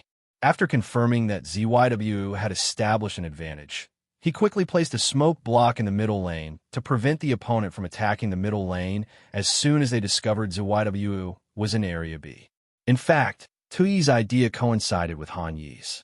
They started moving towards Area A as soon as they found ZYW in Area B. However, they had only taken 2 steps when they found that Han E had given them a smoke in the middle lane. Seeing this scene, Zeus made a prompt decision and commanded everyone to attack Building A2. Zeus, who was walking in the first place, had just jumped from the side stairs to the VIP area when he met the host who had been waiting for a long time. Rops decisively pulled the trigger and executed Zeus, who jumped up on the VIP balcony. Then Rops cast another fire to prevent pursuit, and he easily escaped from the second floor, perfectly demonstrating what it means for the author to be calm and composed. The dead Zeus had a bit of embarrassment on his face. He had just said, "Be careful of Rops," but he was killed by the other party. But what he didn't know was that Rops was such a player, hard to guard against. The bandits kept losing points, and everyone's mentality was affected. The most obvious one was Simple. Before the game, he thought this would be an easy and brutal game, but after he made some harsh remarks, he was slapped in the face. As the saying goes, the more anxious you are, the more likely you are to make mistakes. This was the case with Simple. He opened the microphone and spoke to Magix beside him. "Give me a flash, and I'll pull you out from the smoke in the middle lane." "Good." Magix pulled out a flash grenade and threw it toward the top of the middle lane, while Simple pulled it out from the smoke, but he obviously didn't realize that Magix's flash grenade hadn't exploded yet. Therefore, the moment Simple was pulled out, his eyes suddenly turned white, and he naturally saw this scene because he had been peeking. While being surprised that there was such a good thing, he decisively shot Simple 5 times, killing him near the middle lane. Simple finally exploded when he saw himself falling down again, especially when he died again at the hands of Han E, whom he despised. But the target of his outburst was not Magix, who threw a flash at him, nor was it Han E, but himself. The audience in the live broadcast room only saw Simple smashing the mouse in anger, and his face became redder and redder. Then Simple let out a long breath and tried to calm himself down, but he was surprised to find that his mouse could not move. Simple realized something at the first moment. He kept clicking the left button of the mouse with his hand and shaking the mouse, but the mouse still did not respond. Seeing this, he had to accept the fact. "My mouse seems to be broken. What bad luck." Simple complained in the team voice chat. Then he stood up and left the camera's range. After a few minutes, Simple came back with a hint of embarrassment on his face. "Sorry, I don't seem to have a mouse at home. I took the spare one to the club. I'm just getting bored playing, so I'm quitting." After saying this, Simple decisively quit the game. Seeing this scene, the others felt somewhat helpless. They were originally at a disadvantage, and now, without Simple, their pillar of support, they naturally had no chance of winning. Compared to the bandits, the atmosphere on Han Yi's side was much better. They talked and laughed, had a lot of fun fighting, and even made plans to get together next time and added each other's friends. In the end, the score between the two sides was fixed at 16-5. These 5 points were obtained by Han Yi's team because they saw that the victory was already decided and gave them to Simple's team with some reckless moves. After the game, Han Yi stood up and stretched his body. When F0 Rest saw this, he glanced at his screen with some curiosity. When he saw the IDs of 10 people on the screen, he was a little surprised. Okay, that's a win. The opponent lacks teamwork. You know Simple's personality well. He's a complete pressure monster and a bad player. Han Yi naturally knew what had happened from the thoughts of the other 5 people. so he directly told them the reason for their failure. F-Zero Rest nodded in agreement after hearing this. Simple strength was unquestionable, but his bad temper was well known in the entire CSGO circle. All I can say is that his personality will win the likes of some people, but will also make some people feel annoyed. When he woke up the next day, the first thing he did was to open his system panel to check the question value. Question value, 617. The question value given this time is slightly less than the previous video, but it is enough for a 5 in a row, and there is a high probability of obtaining a new talent. He did not hesitate and decisively called out the lottery panel and pressed the lottery button. Soon, 5 prizes appeared in front of him one after another. Map Understanding, Train +2, Submachine Gun Pre-Aim +2, Rifle and Gun +2, Talent, Second Aim, Failed, just try again. Rifle Reaction +1. He looked at the talent in front of him and scratched his head. This was because the explanation given by the system this time was too short, so he could only guess based on the literal meaning. This is probably a capability where the system will allow him to aim again after he makes a mistake in aiming. Having acquired new abilities, it was natural to test them. He thought about this as he opened the training camp and began practicing shooting. But the 1,000 BOTs were defeated very quickly, and he didn't feel that he had been improved in any way by the system. Considering that he had to compete soon, he could only eat first and then come back to study. Breakfast was still the same hamburger from yesterday. He didn't like trial and error. Once he found that something in a store was delicious, he would keep ordering from there until he got tired of it and then switch to another store. After eating and drinking, he looked at the time. There were still 3 hours before the game, so he decisively started a Facete solo game to get a feel for it. This time, we didn't encounter any strong players in the solo queue journey, and our team quickly defeated the opponent under the command of Han-E. After winning, Han-E looked at the computer screen, but his mood could not calm down for a long time, and excitement was revealed in his eyes. Just now he finally discovered the true use of this talent. Its ability is not to help him take aim a second time in the literal sense, but when he fails in a gunfight with others and is killed, the system will make time go back to before the gunfight, giving him a chance to aim again. But this feeling was not like time going backwards, but more like the system helped him predict his own death and played the scene of his death in his mind. What's even more exaggerated is that this talent is not a one-time talent like Hot Hand Feeling, but has a cooling time of about 20 minutes and can be triggered twice in a game on average. Based on Han-Yi's exploration during this period, he had already discovered that the talents rewarded by the system were of different strengths. For example, the mind reading that Han-Yi drew for the first time is an SSR level talent. It has no restrictions and can be activated at will. The slightly inferior S-level talents are physical strength and hot hands. Both of these talents can be activated stably, but do not have much impact on the battle situation. As for the last one, Coldser's awareness, this talent can probably only be ranked at B or C level, and the reason is that it is not stable enough. Therefore, in Han-Yi's view, whether a talent can be triggered stably has become an important criterion for judging whether a talent is strong or not.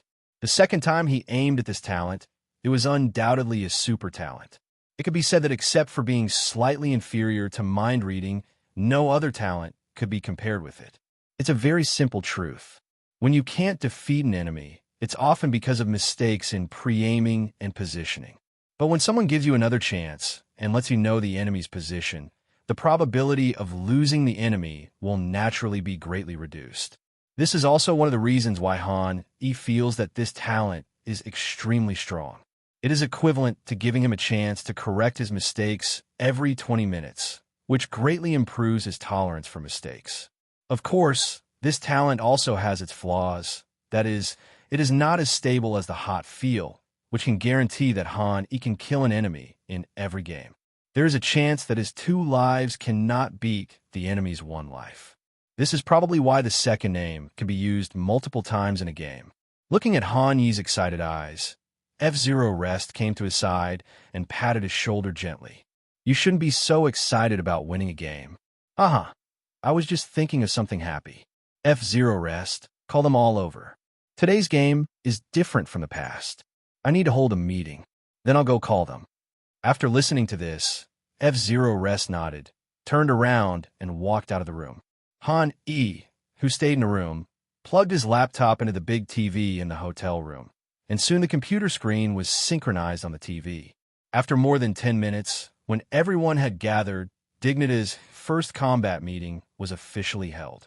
Han took out the notebook that had previously recorded the information of the major teams, turned it to the big page, and then opened HLTV, showing the information of the big team to everyone. Currently, Big is ranked 26th in the world and is an out-and-out second-tier team. But unlike Dignitas, the other team has the potential to impact the first-tier teams. Among the 5 people, except for the Turkish ruthless man mentioned earlier, the other 4 are Germans. The most famous person is probably the commander of this team, Tabsin, followed by the sniper Sursoen, rifleman Tizian, and K1-2. The strength of these 4 Germans can be ranked in the middle of the first tier in their peak period, but the opponent is still far from reaching its peak, and its strength is only around the second tier like Big's ranking. The opponent can come all the way mainly because of the Turkish tough guys. Especially for a second-tier, lower-tier team like Dignitas, the Turkish ruthless player's stats are too high, so high that it gives Hani a headache, but he is not without a solution. There are 3 maps that this big team often plays, which are the 3 familiar ones: Small Town, Dust 2, and Midgard. Among them, the opponent plays Small Town the most times and plays it the best. Han, you will definitely not play this map with the opponent. As for Dust 2, with the experience of OG, Big may not dare to challenge Big Eye on this map. Considering that the opponent does not attack trains and rarely attacks buildings, things become much simpler. Han, he only needs to win the coin toss, choose to disable the second hand, and disable Nuke, Death Amusement Park, and Town. If the opponent disables the train and Dust 2 first, the opponent will most likely leave the last disable to the building. In this way, the map will enter the rice garbage that the big-eyed people have been practicing recently. Then Han, he only needs to release the tactics he has prepared one by one, and victory is not impossible. In this way, they can successfully break out of the minor and advance to the major, and the club does not have to be disbanded. After listening to Han Yi's analysis, the Dignitas team's eyes lit up. If they really followed Han Yi's analysis, then they would have a great chance of successfully advancing. Then Han Yi talked about some tactics, most of which they had practiced before, in order to help them consolidate them, but some of them were new ideas that Han Yi had come up with. He talked about it with great enthusiasm, and soon more than a dozen tactics were finalized one by one. When there are disagreements, everyone discusses them together, and Han, he also absorbs the opinions of these veterans. After our area bomb explodes, Freiburg and F-Zero rest. You must find a way to occupy the area near the archway. Get_right, you need to cooperate with them at Costco. As for Halzerk, you just stay near A1 and watch your back. I'll be responsible for robbing the police station. After hearing Han Yi's words, F-Zero rest thought for a moment and then made a suggestion. Since the police family is so important, why not let Halzer come with you? Han Yi didn't refuse directly, but said, I will call him when I need him. If not, let's leave it like this for now. Han Yi had a simple idea about whether the caregiver should compete with him for the police officer's house. It mainly depended on the specific situation. After all, since one side of the arch and A1 were occupied, the police house was dispensable. If he felt the pressure was too great, or if he couldn't take the police house himself, it wouldn't be too late to call the nurse over. The biggest difference between CSGO and CS2 is that the 16-round victory results in a very high tolerance rate, which allows teams to have the opportunity to trial and error until they find a tactic suitable for dealing with the enemy. More than an hour passed quickly, and a lot of tactics were discussed. Han, he stopped only when everyone felt a little dizzy and asked everyone to go back to the room to tidy up in order to prepare for the next game. Afterwards, everyone took a car to the competition venue. Along the way, everyone inevitably fell into the same silent atmosphere as when they first faced OG, and the car seemed very depressing. The Dignitas players said that they would definitely advance and had a chance of defeating Big, But everyone knew in their hearts that there was still a certain gap in strength between them and Big, and winning would not be easy. When they arrived at the venue, they found that the Big members had already taken their seats. They looked at the newcomers with big eyes, with rather unfriendly eyes. Unlike yesterday's winners group, no one wants to go home today. This is destined to be a bloody battle to the death. As the game on the field was about to end, Han, E, and Tabsin came to the back of the stage at the arrangement of the referee. The referee stood between the two of them, slowly took out a coin from his waist, looked at Han, E, and Tabsin, and asked, "Positive and negative?" Tabsin may not know what this means, but Han, E, who has analyzed the situation, knows this very well. It can be said that whether Big Eyes has the capital to compete with Big depends on this vote. He swallowed, moistened his throat, decided to take his fate into his own hands, and opened his mouth with difficulty. "I want the front." Hearing Han Yi's voice, the referee looked at Tabsin, who waved his hand to indicate that it didn't matter. Dignitas in front, Big in back. After the referee said this, he tossed the coin high up. The coin kept spinning in the air and fell on the back of the referee's hand after a while, and was covered by the referee with his other hand. When the referee took his hand away from the coin, Han E breathed a sigh of relief when he saw the result. The coin landed heads up. "I choose to ban second hand." Everything is settled, and both sides officially enter the Bampic phase. The following script was just as Han E predicted before the game. Tabsin first banned the train that they didn't play against, and Dust 2, who performed well with Big Eyes. When it was Han Yi's turn, he disabled Nuke, Death Park, and Town, leaving the opponent to choose between building and rice garbage. Although Han doesn't know how to play the building map, it's his first time on the competition, and Big doesn't know anything about him. So, they don't know this. Tabsin knows their own business, and their building is a complete mess. After thinking for a moment, he banned the building and locked the map on mid-garbage. When they saw the picture selection result, everyone almost cheered.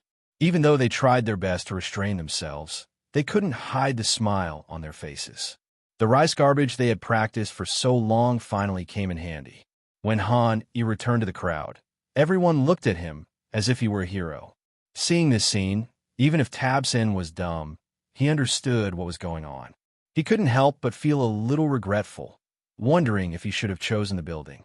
But now that things have come to this, it's no use for him to regret. Soon everyone came on stage, and the match between Dignitas and Big officially began. In the opening battle, Dignitas worked together to take down the defensive side, while Big acted as the attacker. Han still used mind reading to detect the opponent's tactics at the beginning of the game. This time, probably because he was going home, Tabsin did not choose any aggressive strategy in the pistol round, but chose a more conservative default start. Han has previously studied the default for this big map, and it's probably one person each in the sewer and Costco, and there will also be one person in B2, A2, and A1. After that, Big will perform two variations based on the CT positions. The first one is that the people in B2 will meet up with the people in the sewer and the middle lane to launch a 3-arch attack. The second way is to go up the archway through the sewer and Costco and cooperate with A1 and A2 to attack area A at the same time. The enemies on the B2 floor will go deep into area B and go around to the supermarket to steal the CTs, but these two variants have one thing in common. That is, the middle lane is extremely important. If Big wants to play a tactic, they must gain control of the middle lane. If the game has already started for a while, Han may find it difficult to control the middle lane. But at the beginning of the game, in front of Han, who was in full condition, he said that if the opponent dared to come to the middle lane, he would kill them and let Big see what a steel gun type commander is. "I'll guard the center this time. Halzerk, you can go to be small instead of me." "Good." After a brief communication, both parties dispersed. Han broke through the dog hole and chose to stand in the VIP room to directly confront the bandit.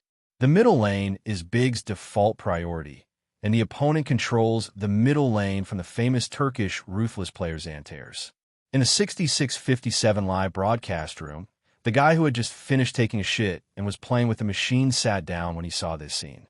"Welcome everyone to watch the game between Dignitas and Big. I am a commentator. The map came to rice garbage. We can see that both teams started the game with a default, but Dignitas' side was more interesting. They actually let high control the middle lane. But the mid laner on big side is a tough one. It's a bit difficult for you to call against a top-tier player, right? As soon as he finished speaking, he saw Xantares standing at the corner of the gang entrance, ready to use his signature peek. It can be said that Xantares' peek is unique in the entire CSGO game. Countless professional players have suffered from this trick. He is even known as the FPL instructor. As long as you dare to stand in the regular position, no matter you are ZYWU or simple, he can show you in seconds. At this time, Han E, who was in the VIP group, happened to be standing in a position that was so conventional that it couldn't be more conventional. The people playing the machine who saw this scene also hurriedly explained, not wanting to miss the next wonderful operation of Xantares. He seemed to have seen the scene where Xantares successfully peeked out Han Yi's position and then killed Han Yi with one shot. Under the watchful eyes of the people playing the machine, Xantares finally moved. Seeing this scene, the voice of the commentator playing the machine also had a hint of excitement and excitement. Xantares has started peek, and is it going to pull out? Before he could finish his words, a gunshot was heard. Xantares, with only a quarter of his head exposed, was shot and fell near the bandit's mouth. There was some discrepancy between what he expected and the result, causing him to be distracted while playing the machine, but he immediately recovered and shouted, he did it. There are still experts in this server. After killing Xantares in the middle lane, Han, he did not leave. Instead, he jumped down from the VIP and went straight to the sewer. 3 seconds later, a sneaky figure appeared next to Han Yi's crosshairs. Han Yi took the head with one more shot, completing a double kill.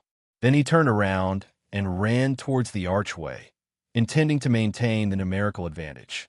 But just as Han Yi approached the archway, a gunshot was heard from the bandit's mouth. He felt the screen in front of him flash, and his health instantly dropped to 11 points.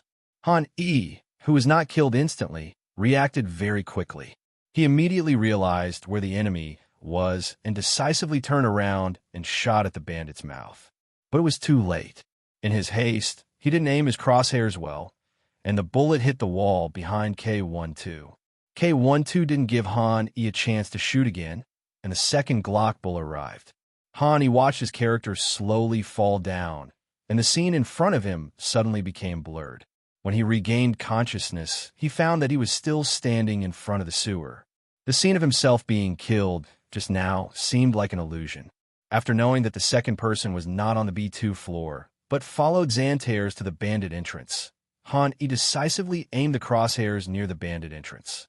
The bandit's K12 was still moving forward quietly. He thought he had caught a great opportunity, but he didn't expect to be greeted by a precise bullet. Hai killed Xantares with a headshot. Hai killed Surso with a headshot. Hai killed K12 with a headshot. Han Yi's screen-sweeping comments made many viewers wonder if they had read the ID wrong, but the sound of the machine playing in their ears confirmed that they were not mistaken. Han Yi killed Xantares and also took out Surso who was alone in the sewer. What's even more terrifying is that he was aware of Zhong Yuan's K12. What kind of consciousness is this? We can see that K12 was very cautious. He didn't even go out to finish off the ruthless man when he died, but instead went to shoot him from the side. But Hai was such a smart player that he didn't give K12 any chance to sneak up on him. He's picked up all the people. Even his teammates didn't quite understand what was going on. Brothers, I've seen this before. In a recent Dignitas game, Hai defeated OG in just 10 seconds. It's just that the situation this time might be a little different. It took about 20 seconds to defeat Big, but the outcome is the same. How can this guy be so accurate with a pistol? I feel like his rifle and pistol are two completely different levels. Did the comments say it was the Huaxia Pistol King? So perverted. Amidst the praises from the players playing the machine, a trace of despair appeared on the faces of Tabson and Tizian, the only two left on the big side. Han Yi killed 6 people in 2 rounds. This scene really shocked the audience in the live broadcast room, and they all launched barrages of comments. Who are you? Can this kill 3 people? Awesome. I've taken it. This is really crucial, right? If Big sets an ambush and uses all his guns and ammo on your MP9 in the next round, won't you explode? This is the value of the only HGOT. Amidst all the praise and the barrage, those who played the machine also began to praise it in a formulaic way. It was really crucial to hold on to this wave. I feel like the Turkish ruthless player was a little dizzy after being beaten by High in these 2 rounds. He had no idea that Han E from B had already run to the bottom of building B2. If he had known Han Yi's location, he would never have jumped like that. I can only say that Han E played very smartly in this game. It's not that his shooting skills are particularly accurate, but this player is very spiritual. Amidst the praise from the barrage and commentators, the match entered its first spear round. Big did not choose to play it safe, but instead picked up a small number of props, plus 4 AKs and a hairdryer. Naturally, the hairdryer belonged to the commander Tab Sin. On the other hand, on the CT side, except for Get_right who just died, everyone else is still using MP9. There is no change. In this round, Big still started by default, but because of insufficient props, they did not make any offensive posture. They all stood in the back to avoid being caught and killed by the big-eyed people using flash. But in this way, it is difficult for them to obtain information from the big-eyed people, which can be said to be no different from a blind man. However, Han E was unable to make good use of this advantage in this round. There are simply too many big-eyed pistols. If they were to fight in an open area, they would be the only ones to suffer. Therefore, Han E did not execute forward pressure or unconventional instructions. When he learned that the opponent had defaulted, he also chose a more conservative default. It would not be too late for Han E to order a return to defense after the opponent determined the attack point. In this way, neither side moved, and no one even threw props. The situation on the field fell into a strange stalemate. This stalemate lasted for about 50 seconds before Tabson ordered everyone to attack point A. At the same time, Han Yi's instructions to defend area A were also conveyed. For a moment, the audience on both sides saw a magical scene. That is, both T and CT were moving towards area, as if there was an invisible gravity in area A that attracted all of them. Soon the comments on the game were filled with question marks, because the scene before them was so weird that many people had never seen it in several years of watching games. As both sides gathered their forces, Big's attack began. 2 classic smoke bombs first blocked the CT and the jump platform, and then A1, A2, and the Arch launched an attack simultaneously. As for Dignitas, except for the main B's Knoll who was a little far away, everyone else had returned to area A. Even Han E, the small B player, had arrived at VIP first. The Dignitas team that returned to area A naturally would not sit idly by and watch Big occupy area A. They quickly launched a counterattack, with 3 fireballs thrown at A1, A2, and the Arch respectively, blocking Big's attack. But Big didn't even think of stopping after they started the attack. While the flames had just started and the damage was not high, Xantair stepped on the flames and pulled out forcefully from the archway and killed Halzerk, who was standing directly behind the archway at the VIP entrance with 1 shot. Seeing the caregiver fall in front of him, Han E wanted to rush out and shoot again, but his footsteps were also heard by Xantair's. Xantair's simply chose to rush directly towards the VIP. The two met in an instant. Han Yi's reaction was a little slower than Xantair's because he was closer and bigger than Han Yi. This is fatal enough when competing with top-level players. With just a gunshot, Han Yi was shot dead in VIP. Then Xantair's came out of the flames and turned back to kill F0 Rest, who came out of the bomb site and tried to attack him from the front and back, and responded to Han Yi's performance in the first 2 games with a triple kill. In an instant, Dignitas' A-zone defense was penetrated by Xantair's alone. Realizing his mistake, Han Yi sighed helplessly and chose to let Get_right keep the gun. As for Freeberg, who is now in the police's house, he probably can't escape, but it doesn't matter.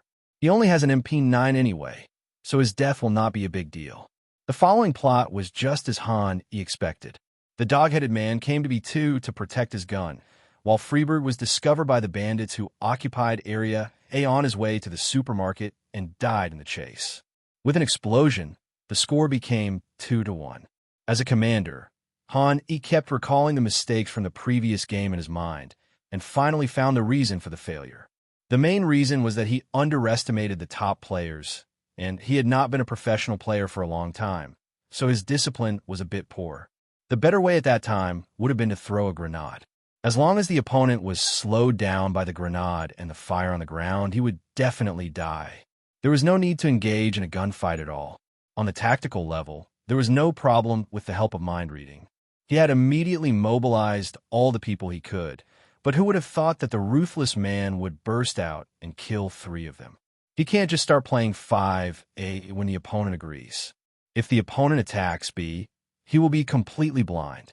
After analyzing the problem, he tried his best to reduce mistakes next time. At the same time, he was a little envious of the opponent's numerical monster. It was able to kill 3 of their people without any reason. At the beginning of a new game, he decisively called the first tactical timeout of Big Eyes. After the previous games, he had already determined that Xantares was the core of Big's mid lane, and now it was time to prepare a little surprise for him. Everyone grab your guns. Don't use snipers. Just grab your M4S. This will save money. Halzerk, go to VIP and don't die. F0 rest. Go to the archway and cast a smoke on the archway near the middle lane. Then cast a hidden smoke and flash, and wait for my B-side small synchronization. Hearing Han Yi's command, both of them showed a hint of excitement in their eyes. Are we going to fight that? Han Yi just replied softly, yeah. After arranging the tactics, at the moment the timeout ended, Han Yi immediately ran straight to the supermarket, broke the window, and then ran straight to Xiao. The whole set of actions can be described as a race against time. As he reached the B point, the sound of smoke exploding from the archway reached Han Yi's ears. He knew it was the signal F0 rest had prepared, and he decisively gave the order, go. After he finished saying this, he rushed out from B without hesitation. At the same time, F0 rest from the arch and Halzerk from VIP were not idle either. One of them rushed out from the smoke, and the other chose to pull from VIP. At once, people with big eyes from Arch, VIP, and B rushed out, forming a perfect 3-pull. This is also the big gift Han Yi prepared for Xantares. Since 3 against 1 can't beat 1, then just 3 against 1 will be fine. This is their exciting combination skill. What Han Yi didn't expect was that this time he would get an unexpected surprise. He saw 2 bandits near the Zhongyuan bandits' entrance, one in front and one behind, covering their eyes and trying to hide behind sandbags. But how could the firepower of the 3 men allow the 2 to escape successfully? The sound of M4 gunfire was heard continuously, and the blood of the 2 men soaked the Costco. Seeing these 3 synchronized pulls once again refreshed my understanding of playing machines. It was fine that Dust 2 could come up with a new tactic, but he never expected that Han Yi could come up with a new tactic on the Milava map. You have to know that in the public perception, as a map that has never been withdrawn from service, almost everyone believes that the potential of this map has been developed to the end, and it is unlikely that new tactics will emerge. But now Han Yi has proven to them that everyone was wrong, and that he can come up with a new mid-game strategy on this map. And at the moment, it seems that this tactic of grabbing the middle lane is perfect. 3 places come out at the same time, and the arch defense hides in the smoke and flashes, which doesn't give you any chance to dodge. How are you going to grab the middle lane with big eyes? After thinking hard for a long time, he spoke again and commented on Han Yi's tactics. What is this, brothers? This tactic has been practiced for a long time. With this tactic, I can't imagine how Big will be able to grab the mid lane. Are you going to compete with him for items in the middle lane? But there are 3 CTs in the middle lane, and there are so many places they can dodge. If I don't use this arch to hide in the smoke and dodge, can't I just use a small instant burst from B and still get out? Dignitas came fully prepared today. I can only say that the in-game leader, has a strong imagination and has come up with new strategies one after another.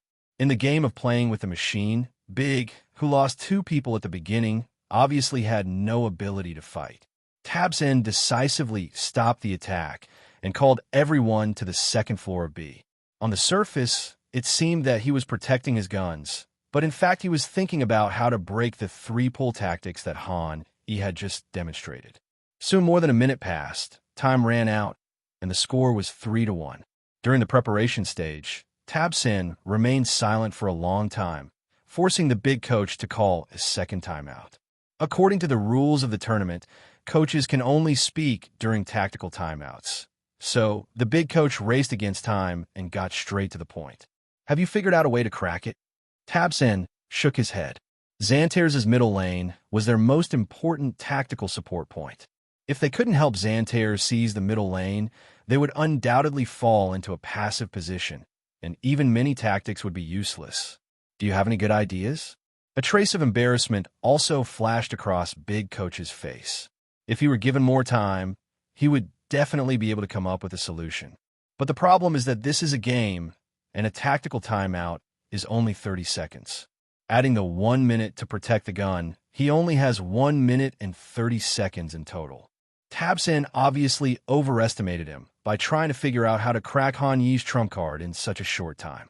Noticing that the coach had not responded for a long time, Tabsin understood something and did not continue to ask questions until the game entered the final countdown stage, when he gave orders again. We're going to force this round.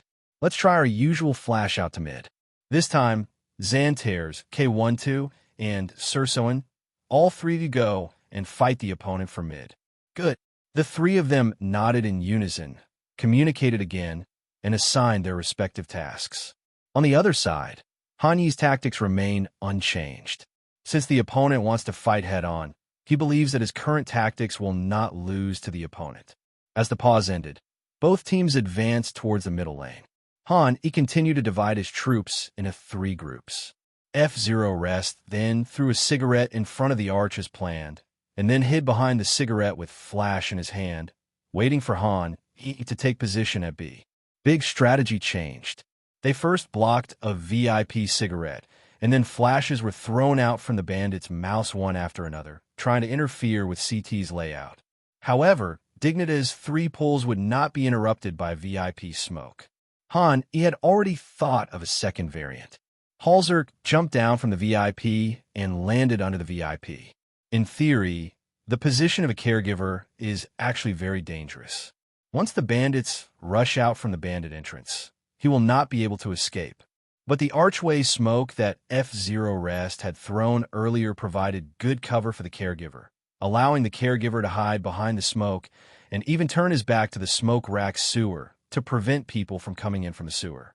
While several people were fighting for props, Han E finally arrived at B. Seeing that everyone was in place, F0 Rest used his smoke flash to make a decisive move. As the cigarette exploded, a jaw-dropping scene appeared. The audience found that F0 Rest had no intention of leaving, and even the nurse and Han E stood there motionless. Just when everyone was confused, a flash bomb for B Xiao answered everyone's doubts. As the flash bomb exploded above the middle road, Big Eyes and the other two began to act. On the other side, Big had already suffered a loss from the smoke flash in the previous game. This time, they were on guard when they moved to the middle and far side. Xantares was dodging consciously the whole time, and only turned back to look at the middle lane when he heard the smoke flash explode. But he just took a look, and his heart sank because there was no sign of any CT in his field of vision. Knowing that he had been tricked, he wanted to turn around and dodge immediately, but it was too late. He saw a flash of light thrown from the depths of B and exploded above the middle road in an instant. Xantares had no time to dodge and was hit completely, followed by the sound of his teammates shouting in his ears. They pulled it out, help me. I was whitewashed. For a moment, the entire big middle lane was in chaos. In a panic, Xantares relied on his memory to move behind the sandbag in the middle lane. Then he found that there was no news of his death on the screen, which made him happy. After a few seconds, Xantares estimated that he was almost behind the sandbags. He released his left hand from the keyboard and waited for himself to recover from the flash bomb. After another second or two, the picture gradually appeared in front of Xantares' eyes. But when he saw the content of the picture clearly, the joy on his face was instantly replaced by despair. He looked at the fire growing bigger and bigger below him and soon realized that he couldn't get out. The moment this thought arose, Xantares' character model slowly fell down. With his death, it also represents the failure of Big in this round. Hani had no intention of letting go of the remaining Tabsin and Tizian this time. He led F0 Rest and the caregiver to chase them all the way and finally found the two at A1. After a wave of gunfire, he successfully allowed the caregiver to complete a double kill at the cost of himself. Big's economy has returned to 0 again, and it has to go eco. The 5 Big members who were reborn in a gangster's family looked at each other, and it was Xantares who started talking first. Their mid lane is too strong, and their tactics are one after another. I'm not sure how many tactics the opponent's high has in the mid lane. How about we attack both sides? When Tabsin nodded, he also implicitly admitted that he was indeed not as good as E in mid lane tactics. He had no idea where E got so many clever ideas. He had seen Dust 2 before and was already shocked by it. He thought that was all E was capable of.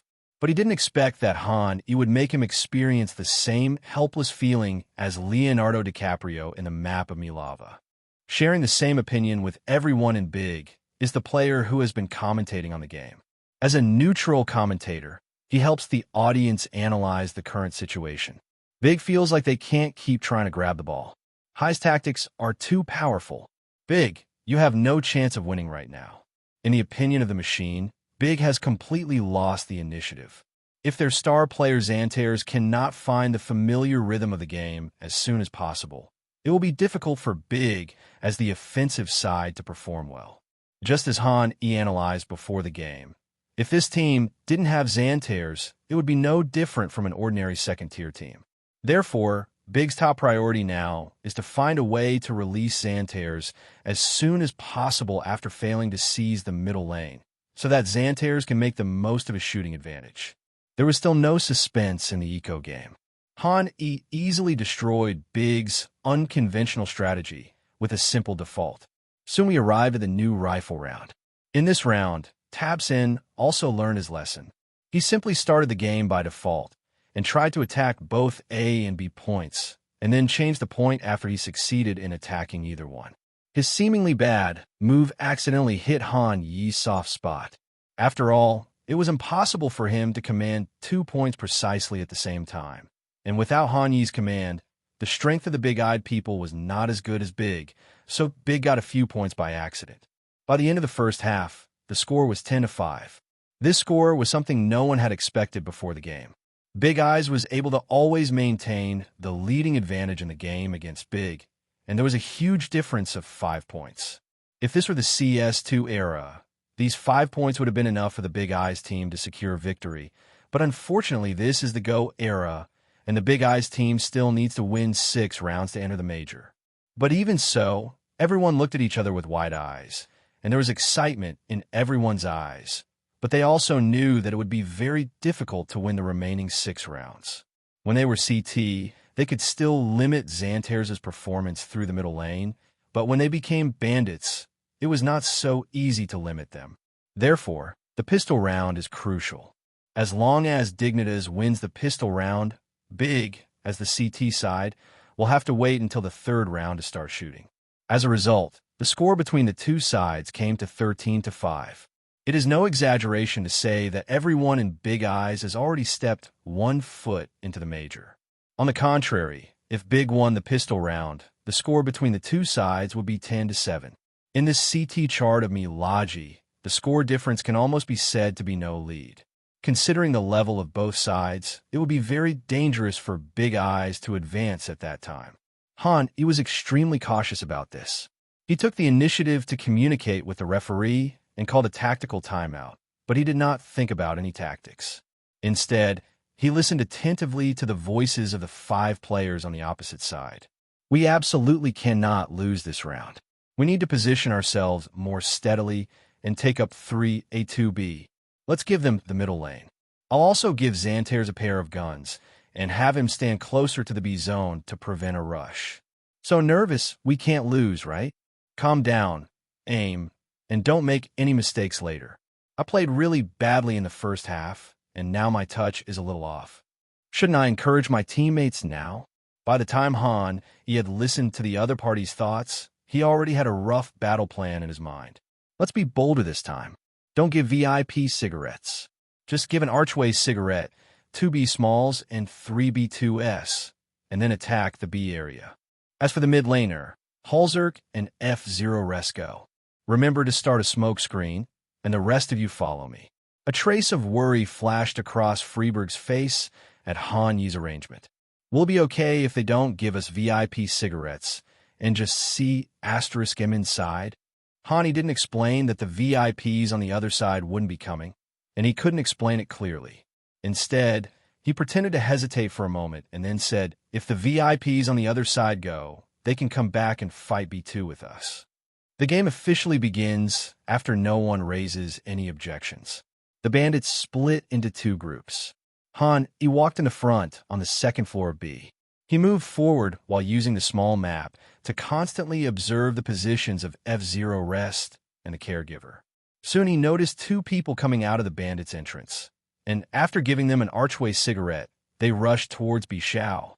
Seeing this, he led everyone to slow down a little to ensure the synchronization of both sides. After estimating that both sides could launch the attack at almost the same time, he resumed the charge. Dignitas didn't see any enemies along the way, and everyone could sense that Big was intentionally letting them get closer. Hani was naturally aware of the opponent's tactics, so when he approached the exit of Building B2, he jumped to his left and jumped from Building B2 to the bottom of Building B2. After landing, he first looked around. When he didn't see anyone else, he immediately ran along the B2 building towards the white car. While trying to find the position of the ruthless man, he also did not forget to remind his teammates. I didn't see anyone inside the B site. The enemy should be near the B2 balcony. Be careful. While he was moving quickly, Dignitas' second-place Freeberg also arrived near the exit of B2 building, but he did not choose to jump out of the window with Han-Yi, but went straight to the balcony. Even with Han-Yi's reminder, Xantair still reacted before Freeberg and decisively killed Freeberg with a peek and a big pull at the balcony exit of the B2 floor. Xantair, who had killed someone, didn't have time to be happy for long, because he discovered him the moment he opened fire. With a decisive shot in the head, Xantair's health was reduced to a trace. Xantair is worthy of being a top-level player. His reaction is also extremely fast. When he found the enemy behind him, he immediately turned around and shot Han-Yi, but the accuracy of this shot was a little lacking. It hit Han-Yi's chest and reduced his health by 18. Having missed the chance to kill Han-Yi instantly with one shot, he never had another chance. Han-Yi's second shot arrived shortly afterwards, killing Xantair on the balcony of the B2 floor. When Han-Yi breathed a sigh of relief after successfully killing Xantair, B's attack encounters setback. Big's deputy BK1 did not choose to stand in the B site with Xantair. Instead, he chose to stand at the small front point of B. Although F0 Rest and the caregiver were consciously preventing this position, they were still delayed by K1 for too long during the fight, causing the CT of the Arch to rush out from the smoke and kill the 2 of them from the front and back. In this way, even if Hani led Dignitas in Area B, they were now left with a 2 versus 4 situation. Dignitas made a quick decision to bury the bomb, ensuring that after losing this round, they would still have money to start a firearm without using eco. He was setting up positions from all angles to see if any CT would give him a chance and pull him out of fight. But it was obvious that the big players were more cautious than he thought. Faced with this kind of game, where they would be eliminated after losing one round, none of them were reckless. Everyone was waiting for people to gather, planning to kill Han-Yi and Dignitas together with 4 people. As Big gathered, a flash bomb was thrown from the supermarket window, instantly covering Han-Yi in white, and the roar of the dog-headed man rang in his ears. I killed 1 little B. There are 2 more in the supermarket, and little B still has 1. After hearing the Knoll's report, he wanted to rush out to finish off the enemy, but he was helpless and got completely wiped out. He had no choice but to hide behind the sofa to save his life. When he recovered from the flash bomb, he could hear the enemy's footsteps from all directions. His hand holding the mouse trembled slightly, and a thought flashed through his mind. He was going to lose. He gritted his teeth and chose not to sit and wait for death. He knew that when fighting 1 against 3, he had to actively look for opportunities. If he was pulled by the other 3, he would only have one way to go, which was death. He decisively pulled out from behind the sofa and faced B's enemy head-on. But the opponent is a professional team. Why would they give him such a one-on-one opportunity? When he saw that there was no one in B's cell, and there was no one on the opposite side, despair filled his face. The next second, a CT nearby suddenly rushed out and took him away with a bullet. After the other party killed he immediately lowered his head to unpack the package. Watching his character slowly fall, he couldn't help but feel a little frustrated. After all, he was unable to turn the tide and win this crucial game. At this time, F-Zero Rest reached out a hand and patted on the shoulder. "It's okay, you tried your best. After all, reality doesn't always go according to the most ideal script, right?" He did not respond. He listened to the sound of the bomb being dismantled and spoke with a hint of self-blame in his tone. "Maybe I should have thought about it more." When he said this, Halzerk, who was sitting in the distance, took over the conversation. "We set up a trap, so it's not a loss. We can still play in the next round." Then came the voices of Freeberg and Gettundersfright. "There's nothing wrong with the tactics. It's just that our old man's shooting skills haven't kept up. Indeed, you should have one. Look how guilty this makes our little commander feel." The two of them laughed and joked, trying to comfort while not forgetting to make fun of him. Hearing the words of the old man, he couldn't help but smile. His mood instantly improved a lot, and he was not as depressed as before. After regaining his spirits, a hint of determination flashed in his eyes. He signaled to the referee again and called the last tactical timeout of the game. Thanks to the bombing in the previous round, the bandits' economy is pretty good. Hani thought for a moment and made a bold decision. He bought a curry and gave it to F-Zero Rest, and asked Freeberg to buy a curry and give it to Halzerk, and then asked Halzerk to buy a hairdryer for Freeberg. He himself only bought a Desert Eagle, and used the remaining money to buy full items. Desert Eagle Cobalt, hairdryer Freeberg, hairdryer F-Zero Rest, curry, Halzerk, curry. In this way, the bandit now has a firearm configuration of 2 curries, 2 hairdryers, and a Desert Eagle. He decided to completely trust F-Zero Rest and Halzerk in this game. As long as they turned the tables in the second game, they could still send Big into hell. Big on the other side also had reasons not to lose.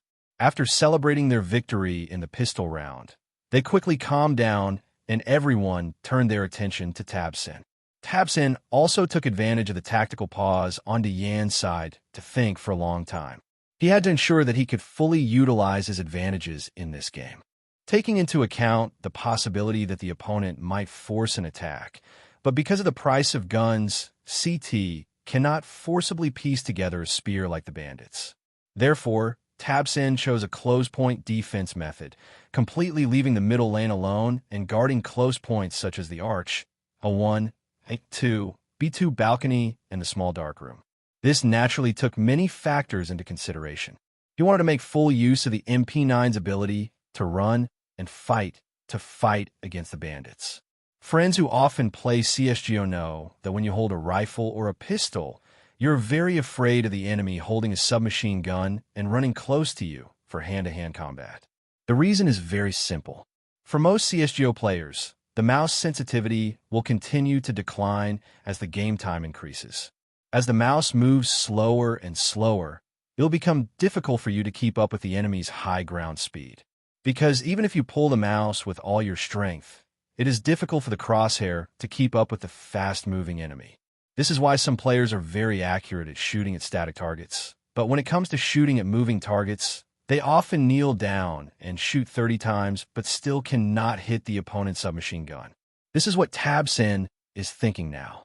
He doesn't know whether he has made a strong comeback or not, but this style of play is indeed the best way he can think of.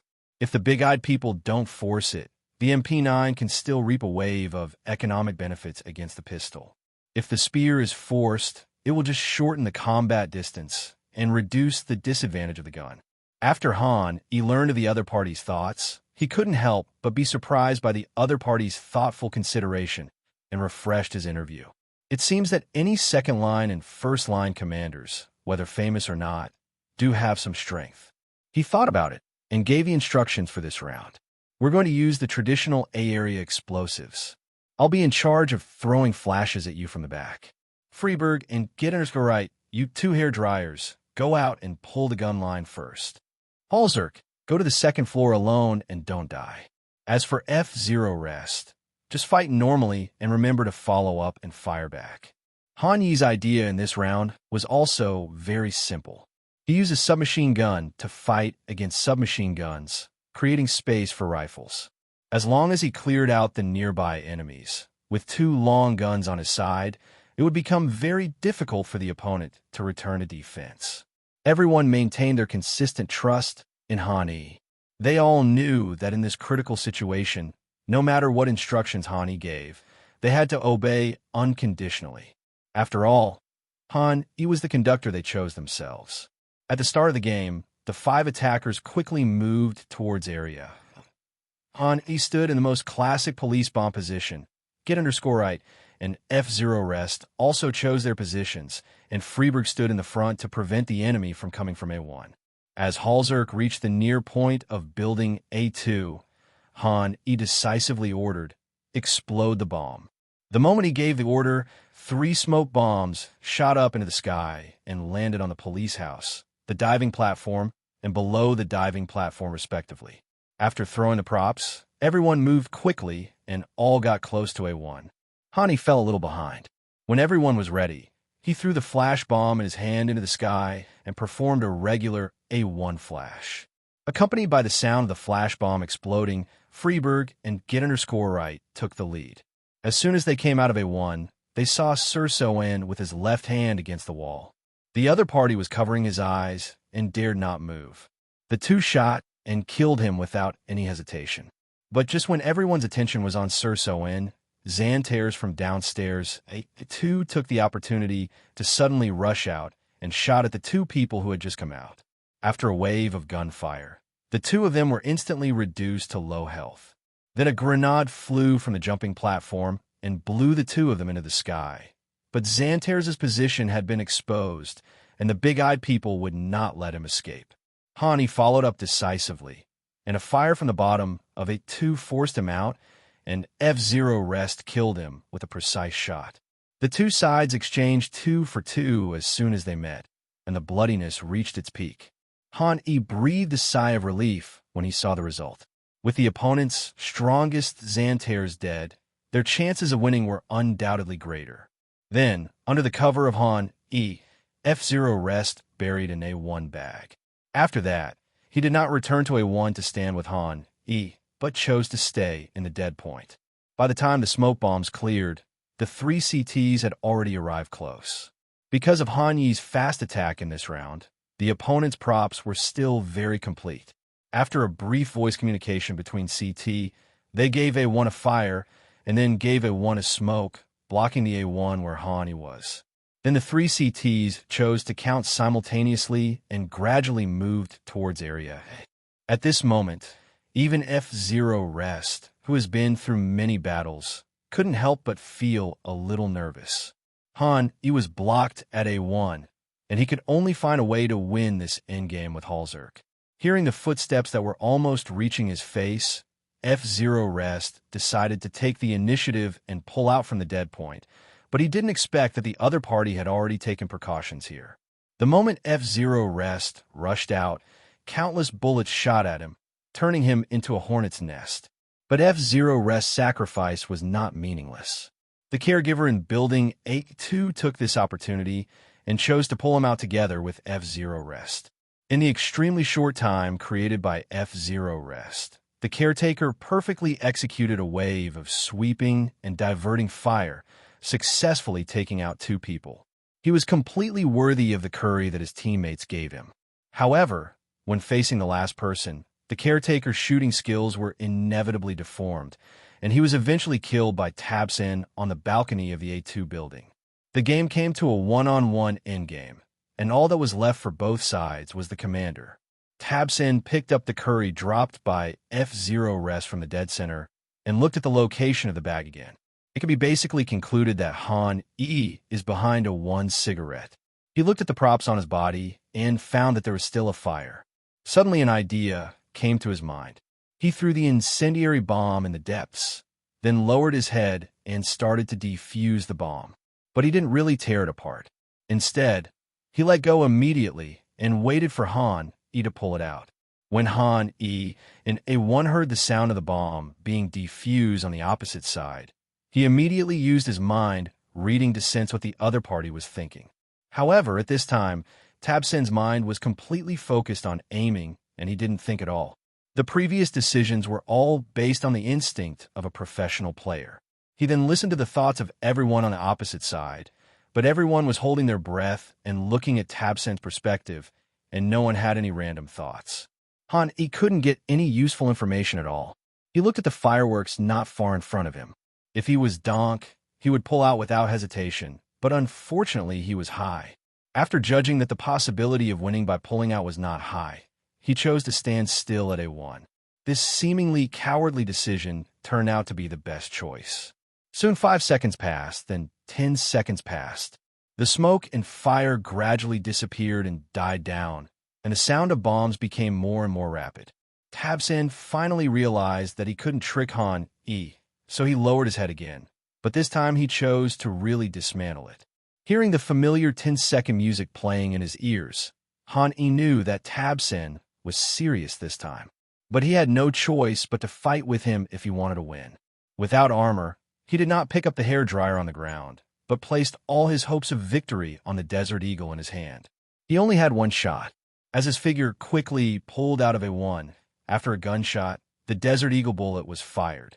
But the bullet went a little off-center and hit the short box behind Tabsen. Tabsen came to his senses and immediately released the bomb and started to fight back. Countless bullets flew towards Han. His screen shook and the character fell down again. Looking at this familiar scene, Han E, who had lost 2 endgames in a row, felt unwilling. Just when he thought he was going to lose the game again, a familiar feeling came over him again. When Han E came to his senses, he found himself facing the wall at A1.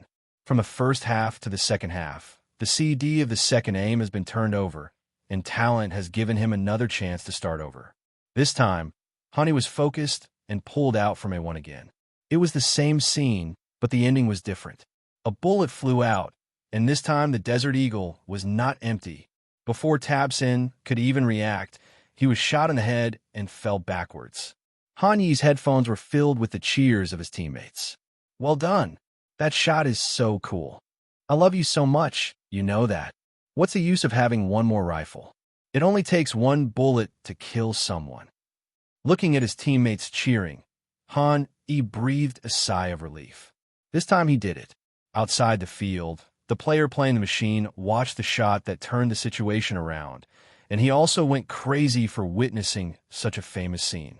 Can Han E hit the target with this shot? He pulled it out, and he hit it.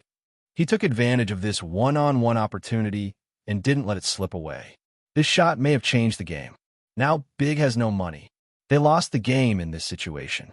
They need to eco 3 games in a row. But after 3 games, the score was 14-6. Can they really win? That's awesome. Hi, he actually led old F0, Cobalt, and Freeberg into the major. I never thought that I would see the 3 of them in a major one day. That's awesome. While the machine gerontophilia was breaking out, the barrage of comments were also shocked by this scene. I don't like plots where the police can never win. This has a huge impact on my worldview. This shot is so cool. It has some Nico-esque elements. Nico, CN fans, why hasn't my best buddy 6657 come to commentate? He didn't even see me frying fish these past few days. No, Nico, you'll know when you get to the end. The more you broadcast, the more copyrights you have. The more copyrights you have, the more tired the anchor becomes. The more tired the anchor becomes, the greater the probability of climbing. The greater the probability of climbing, the less you broadcast. So the more you broadcast, the less you broadcast. Is this big-eyed character going to have stickers again? In the next 3 games, There were no surprises, and he scored 3 points in a row against CT's Eco Big Eye. After Han, he won that game. Dignitas' morale was high, and everyone played at almost their upper limit level. Although the big team was still trying hard in the last few games, the outcome was already determined. Dignitas' score continued to rise, and the final score remained at 16-8. At the moment the last CT fell, there was only one voice left in Han Yi's ears. We advanced to the major. We advanced to the major. We advanced to the major. Everyone in the competition room started shouting and hugging each other spontaneously, cheering and celebrating for the upcoming Rio Major. Han, he sat on the chair, looking at the people hugging each other tightly. He smiled with some satisfaction. His career path finally took another step forward. Rio de Janeiro Major, here I come. What are you doing? Come here. Pretending to be profound, as everyone was hugging each other, they suddenly realized that someone was missing. Then they noticed that Han, he was still sitting on the chair, and they quickly and warmly called him over. In fact, Han, a bit of a game geek, was not used to this enthusiastic atmosphere, but he couldn't resist everyone's invitation, so he stood up and hugged them, celebrating loudly together. This major spot means different things to the 5 members of Big Eyes. For F0 Rest, getting their score right, and Freeburg, they once again successfully released stickers and saved their careers, proving to teams around the world that they can still play. From a perspective of High and Halzerk, this was the first time they released their own stickers. Being able to have a major sticker of your own can be said to be the ultimate dream of every CSGO player. It's like a very long staircase. Countless people want to step on it, but only after entering the major and getting a sticker can they step on it and leave their own footprints to prove that they have been there. Even 20 years later, a player who doesn't know you at all sees the footprints you left. He can use this footprint to learn about your former team and your achievements. Maybe one day, he will become your fan, even if he can only watch your games through videos. Without the sticker, no one would remember you after a while from the day you retired. This is also the sorrow of countless CSGO players who are unable to leave their own mark on their favorite game. So this time his stickers are completely different and unique to Han E. Representing that from now on, he has left his first mark on the game CSGO. At this moment, Han E felt dazed, as if everything was a little unreal. This feeling happened to correspond to the name of a weapon in the game. Life is like a dream. Back at the hotel, that dreamlike feeling stayed with him. Han E stood in front of the window of his and F0 Rest room, looking at the hustle and bustle of traffic outside, but his mind was empty. Does it seem like a dream? F0 Rest sat on the bed and looked at Han E and asked the question. Hearing these words, Han E seemed to come back to life. He turned around and looked at F0 Rest with a smile on his face. Then I hope this dream will never wake up. But this isn't a dream. After saying this, F0 Rest choked up a little. Han, he was not the only one who felt that everything before him seemed like a dream. He also felt the same way. As a 35-year-old veteran who had retired to a second-tier team, he had never thought that he would be able to step onto the biggest stage of CSGO again at the end of his career. Then I heard F0 Rest say, I'm finally standing on the major stage again. If it weren't for you, I would never have been able to make it to the main draw of a major again. Thank you. Han, he shook his head. He looked at F0 Rest's face with an extremely serious expression. I should thank you. If it weren't for you, I would still be struggling in the pub game, and there's no way I could make it to the major tournament so quickly. Or rather, I should thank everyone at Dignitas. If I were you, I would never let someone like me, with no command experience, be your commander. Thanks.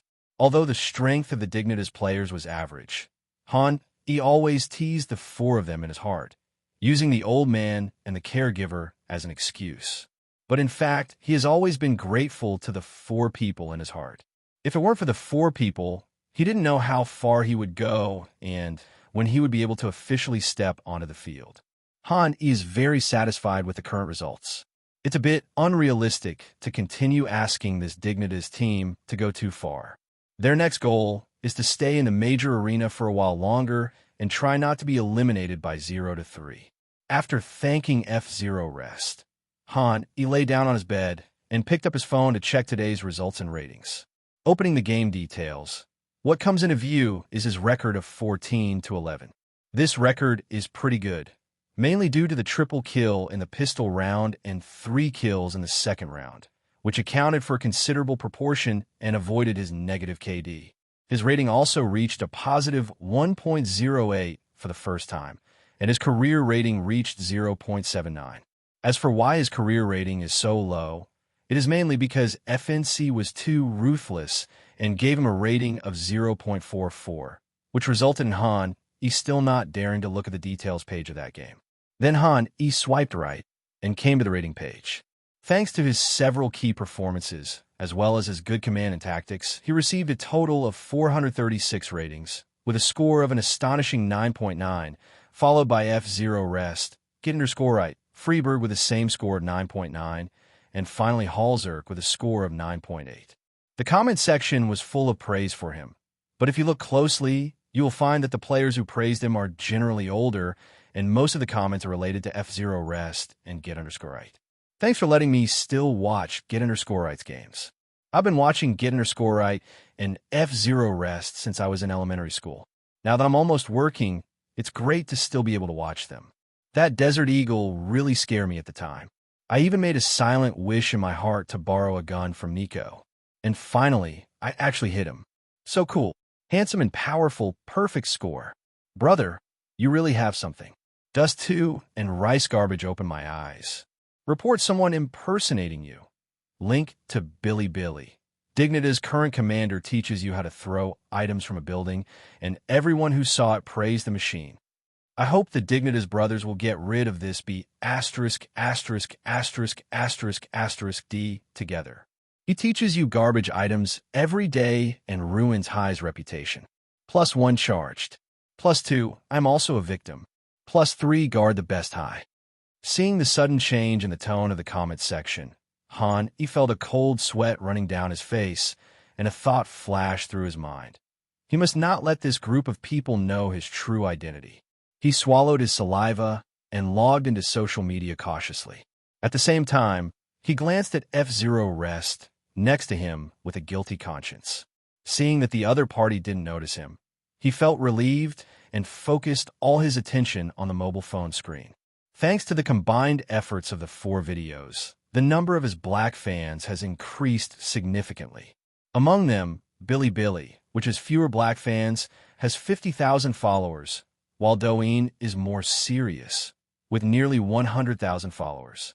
Han also noticed that some anti-fans even posted a screenshot of a note in the comment section, and the protagonist of the note happened to be him. And the message of the note was CS's #1 beast. Seeing this note made Han a little angry. He was not angry about the words that cursed him in the note, but about the function of the note. He was even noted, so whose doubts did he deserve? He wants to complain to the platform and cancel this function.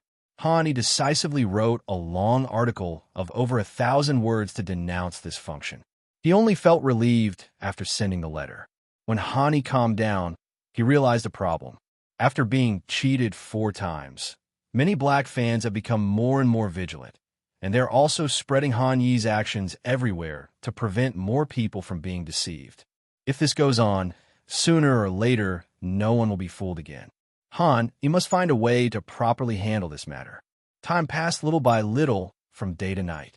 Han, held a hamburger in one hand and an ice cola in the other.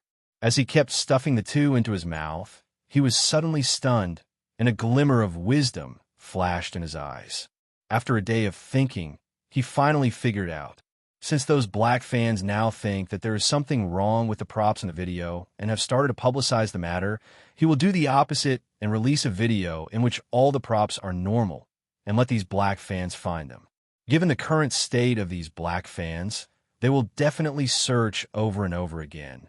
But if they cannot find the problematic props, they will inevitably raise doubts. After figuring this out, Han felt refreshed, and all the frustration he had felt from being annoyed by his haters disappeared completely. Looking at the words that are being sprayed at me and the little black fans jumping around, I feel so close to them. Han figured out a solution, finished the rest of his hamburger and Coke, then turned off the lights and went to bed contentedly. When they woke up the next day, it was time for them to set off back to Sweden. Unlike the nervousness when they came here, everyone was in a very relaxed and happy mood this time. Before leaving, F-Zero Rest bought a big bag of Ukrainian frozen dumplings. He liked these dumplings very much, but he didn't know when he would be able to eat them again, so he just bought some to take back. After hearing what F-Zero Rest said, he decisively bought a bag. Although he didn't like to eat it, it was not expensive anyway, so it would be nice to buy some for his parents to try. The flight time was always very long. He leaned on the airplane's seat and fell asleep. When he woke up again, he had already arrived at his destination. As soon as he stepped out of the plane, he could feel a biting cold wind. He couldn't help but complain about the horrible weather here. He couldn't stand it after being away for a few days and coming back. He followed everyone into the manager's car and drove towards the familiar club. The main competition of the major will not start until May, which is almost 3 months away from now. That means they still have 3 months to prepare and practice more maps and tactics. In addition, there are 2 events that they must participate in during these 3 months. The most important one is the Elisa Invitational, and the other one is Flashpoint. Speaking of the Elisa Invitational, since Dignitas is located in the Nordic region, their opponents are from Denmark, Norway, and Sweden. Among them, there are 4 relatively strong teams: INS, Heroic, Team X, Northern Lions, and Dignitas led by Han-E. Among the 4 teams, Han-E estimated that their team strength was second only to INS and Team X, and slightly stronger than Northern Lions. As for the other teams, they were basically just supporting roles. The top 2 teams in this competition will not receive cash prizes, but will instead receive a spot in the Blast Spring Tournament. This competition is much more well-known. The champion and runner-up can receive $37,500 and can compete with teams from the CS and Americas. In short, this competition is a step-by-step upward competition, but unfortunately they have to start from the bottom. Hani could only sigh that it was like this when you had no family background. If you wanted to participate in the competition, you had to fight for a spot from the bottom. It was nothing like those first-tier clubs where you only had to participate in the main competition. However, no matter how much he complained, it was impossible for him to give up his place in the Elisa Invitational Tournament, and he was very confident that he could get the top 2 places and finally advance successfully. As for what ranking they can get in the Blast Spring Tournament, it depends on the performance of the big-eyed team. While he was thinking about these things, the car had unknowingly arrived at the club. He got out of the car with his luggage and returned to the house. Looking at the fireplace that had just been lit, he felt the chill on his body gradually dissipate. At this time, a bottle of Coke was handed to him. He looked up and saw F-Zero Rest looking at him with a smile on his face. Drinking an ice-cold Coke at a time like this is definitely a treat. He didn't take it immediately, but asked, "Coca-Cola or Pepsi?" "Pepsi mixed with Coke." Hearing this, he felt relieved. He reached out and took the cup from F-Zero Rest's hand, took a big sip, and then leaned back against the sofa with an expression of enjoyment on his face. It turns out that Coca-Cola mixed with Pepsi is the best taste, and the others are heresy. After a short break, he called everyone together to prepare for the next blast. What Dignitas lacks most at the moment is the map pool. It can be said that they have nothing to show off except Midgard and Dust 2. Naturally, they cannot go further in this state. Hani couldn't help but focus his eyes on the system panel and check his map understanding. Town, 48 points. Death Amusement Park, 25 points. Train, 22 points. Building, 19 points. Nuke, 23 points. Trains and buildings are the first objects to be excluded. One of these 2 maps is about to be retired, and the other is changed too frequently. Neither of them is the best practice object. Among the remaining 3 maps, the small town map, like Dust 2 and Midgarbage, he has an understanding of this map that is beyond his time, so there is no reason not to practice it. As for the remaining 2 maps, he thought about it and chose Nuke. In this way, they have a total of 4 maps in hand, which makes it much easier to Bampic maps. As for the remaining Death Amusement Park, this map is a bit too difficult, and the other team's performance is also average. If the Yin has extra time after practicing Nuke and Small Town, Han, he doesn't mind practicing this map again. If there is no time, just put it aside for now. When he shared these ideas with everyone, he won their unanimous approval. Then Han, he began to share with everyone various advanced ideas about the town, which made everyone suddenly enlightened and applaud from time to time. But when it came to Nuke, there were some problems. Due to his lack of understanding of the map, some of his tactics sounded quite creative, but when he got more specific, he found it difficult to explain them. Fortunately, everyone in Dignitas is experienced. As soon as Han Yi came up with an idea, someone would start to improve Han Yi's idea and finally turn it into a feasible plan. During this process, Han Yi was surprised to find that his map understanding of Nuke had magically increased by 2 points, from 23 points to 25 points. This had never happened before, but when he thought about it, he understood why. The maps they had previously studied and practiced in the club were mainly Dust 2 and Mid-Garbage. On these two maps, Han Yi's understanding of the maps was naturally much higher than Nuke's, and the tactics he formulated were also a mature system for the future. To everyone in Dignitas, these ideas sounded like genius, which led to everyone believing in what Han Yi said. Even if they encountered some unreasonable points, they could figure out based on their experience and would not argue with Han Yi at all. Since no one gave Han Yi feedback on his problems, he naturally couldn't find the unreasonableness on his own and improve himself. This situation has continued until now, until Han Yi exposed his lack of understanding of the Nuke map. The Dignitas team realized that this problem was quite serious and began to help Han Yi complete his tactics. In this process, Han Yi also unknowingly learned a lot of knowledge, which improved his understanding of the map. After realizing that he could learn a lot from his teammates in understanding the map, Han Yi's gaze towards them immediately changed. It was as if he was looking at a mountain of treasures, which were almost shining with golden light. The look in his eyes made the four of them feel uncomfortable, but they couldn't tell what was wrong. In the following time, Han Yi kept asking questions to the four people. Just like when he taught them advanced tactics, the four people did not hold back at all from him. After a few days, Han Yi's understanding of the Nuke map had reached 30 points, which was a full 7 points higher than at the beginning, while the improvement in the town was less, only 1 point. Everyone also reviewed their 3 games, and during this process, Han Yi's Miji also improved, and his map understanding reached 47 points. In addition, Han Yi also added all the attribute values given to him by daily tasks during this period to preview, bringing this attribute to 75. But after reaching 75 points, the points required for upgrading further increased, becoming 5 points per upgrade. Fortunately, the system also gave him a new task. Daily task, kill 5,000 bots. You can get 2 attribute points as a bonus. Looking at the new daily task, Han Yi was not in a hurry to complete it right away. He just opened the battle platform and started a single-player game of Nuke. Now it was time to bring up the prop throwing objects of the Nuke map. After communicating with everyone on Dignitas, he had a pretty good understanding of this map, and even learned a lot of unpopular items. As for how unpopular it can be said that it is difficult to find teaching videos even on the internet, but all of them have been crammed into the video by Han Yi.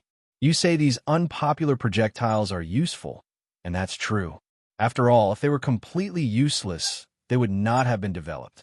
But if you really say that they are useful, they're not very useful. If they were really useful, they would not be unpopular throwing objects. It's like chicken ribs, tasteless to eat and a pity to throw away.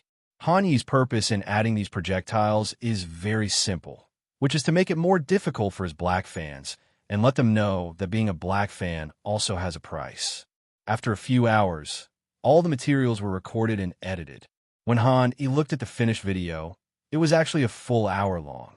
Han Yi estimated that if these black fans wanted to completely replicate it and verify its authenticity one by one, it would take at least 2 to 3 hours.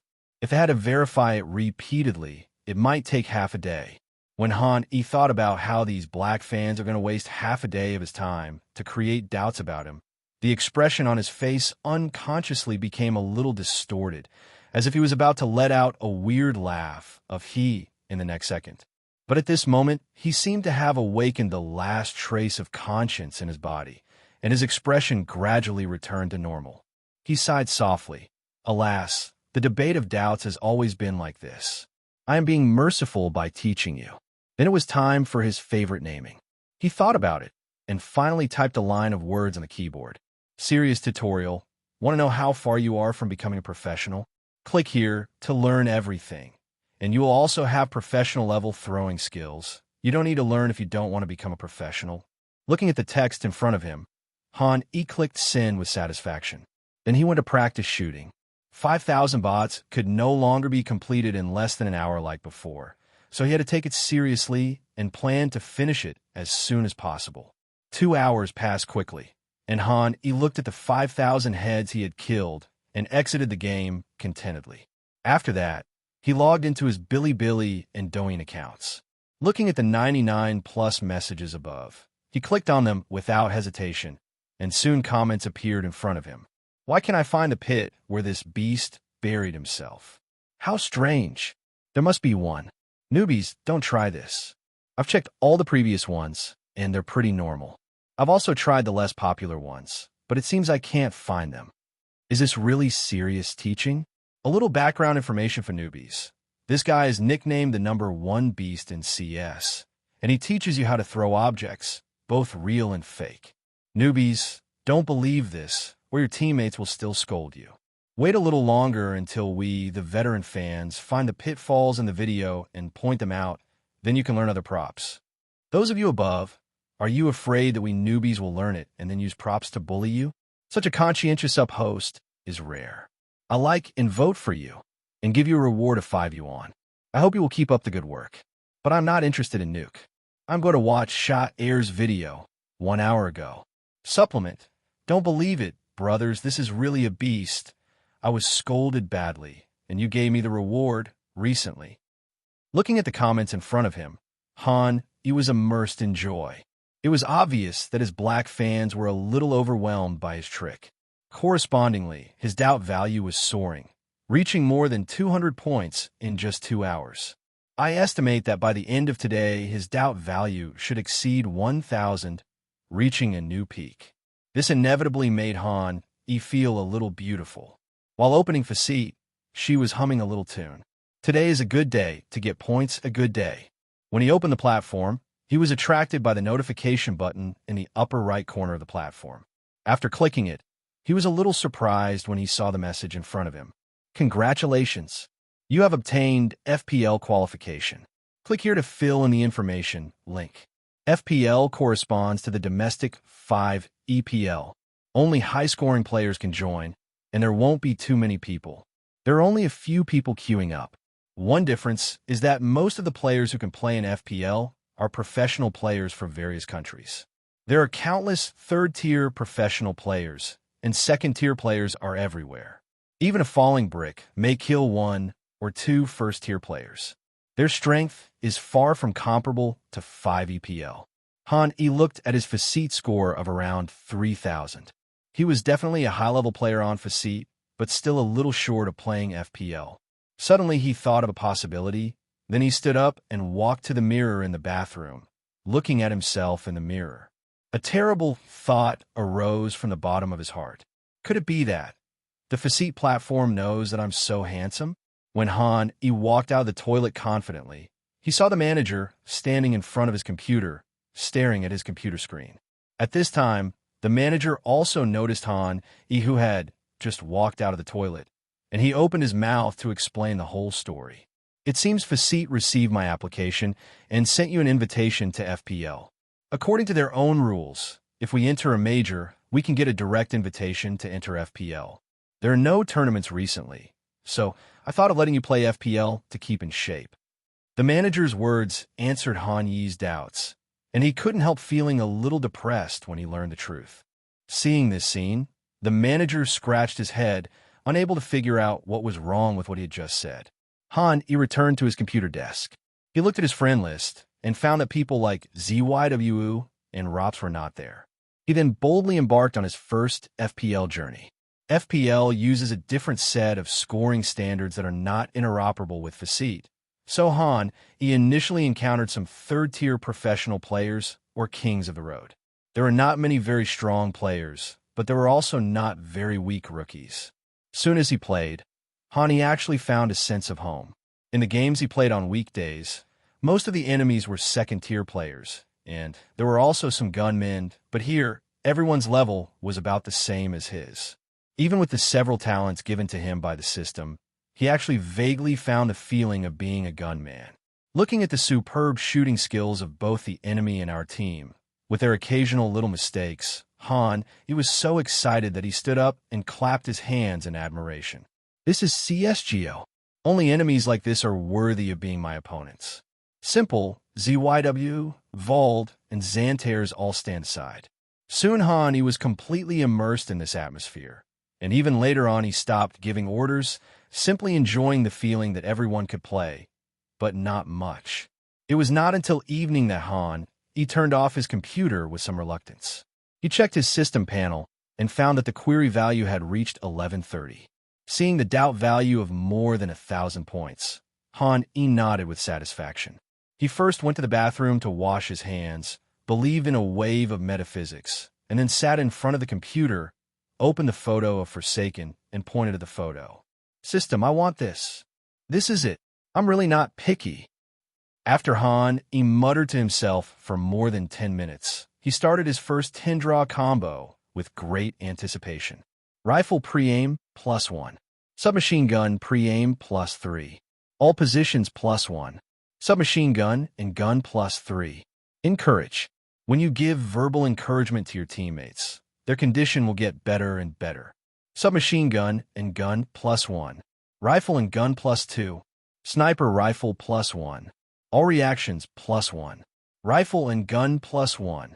After he looked at all the prizes. He noticed that this time's rewards were a little different from previous ones. Normally, most of the talents he drew were for his own benefit and had nothing to do with commanding. Even a mind-reading ability was more suitable for being a free man. But his marksmanship was so poor that he was forced to become a commander in order to avoid becoming the originator of the famous meme, "The front was stolen." This time, encouragement is different from all previous talents, and it really seems to be a command skill. He looked at the description of the encouragement skill, which was still the same as the old system, and was not clear, so he decided to follow the usual practice and find someone to try it out instead of letting his imagination run wild. But it was late today, and he looked at the 4 empty seats around him and had to wait until tomorrow. The next morning, he got up from the bed. He first glanced downstairs and saw that the 4 seats were still empty. Then he came to the door of the Halzerk room and knocked politely. "Halzerk, come duo Q. I have a new tactic that needs you." After he finished saying this, he clearly heard some noises coming from behind the door. After about 20 or 30 seconds, Halzerk opened the door.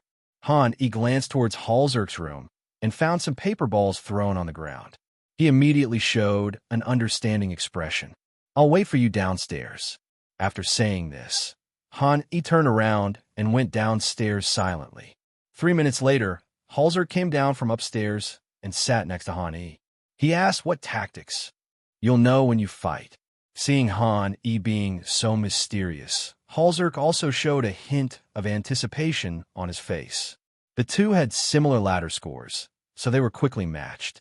As time goes by and the season scores inflate, it is difficult for them to match up with any powerful professional players with their current scores. Halzerk's stats can even make him the best player at this score. Soon the game was over. Halzerk's face was flushed, and his complexion was obviously much better than before, and he even felt a little euphoric. He also figured out the approximate strength of the encouragement talent. Before being encouraged, Halzerk's strength was probably at the upper second-tier level, the strongest among the 5 Dignitas players, but still some distance away from being a first-tier sniper. After Hanyi's encouragement, Halzerk's strength has improved significantly, and he can vaguely touch the threshold of a first-line sniper.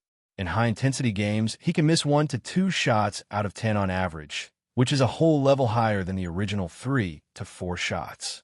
However, this talent cannot be triggered at will. During the game, Halzerk made 2 obvious mistakes in a row. At this time, Hanyi's praise seemed ineffective, and Halzerk even looked at him with a suspicious look. Even though the meaning wasn't stated explicitly, Han E could sense it.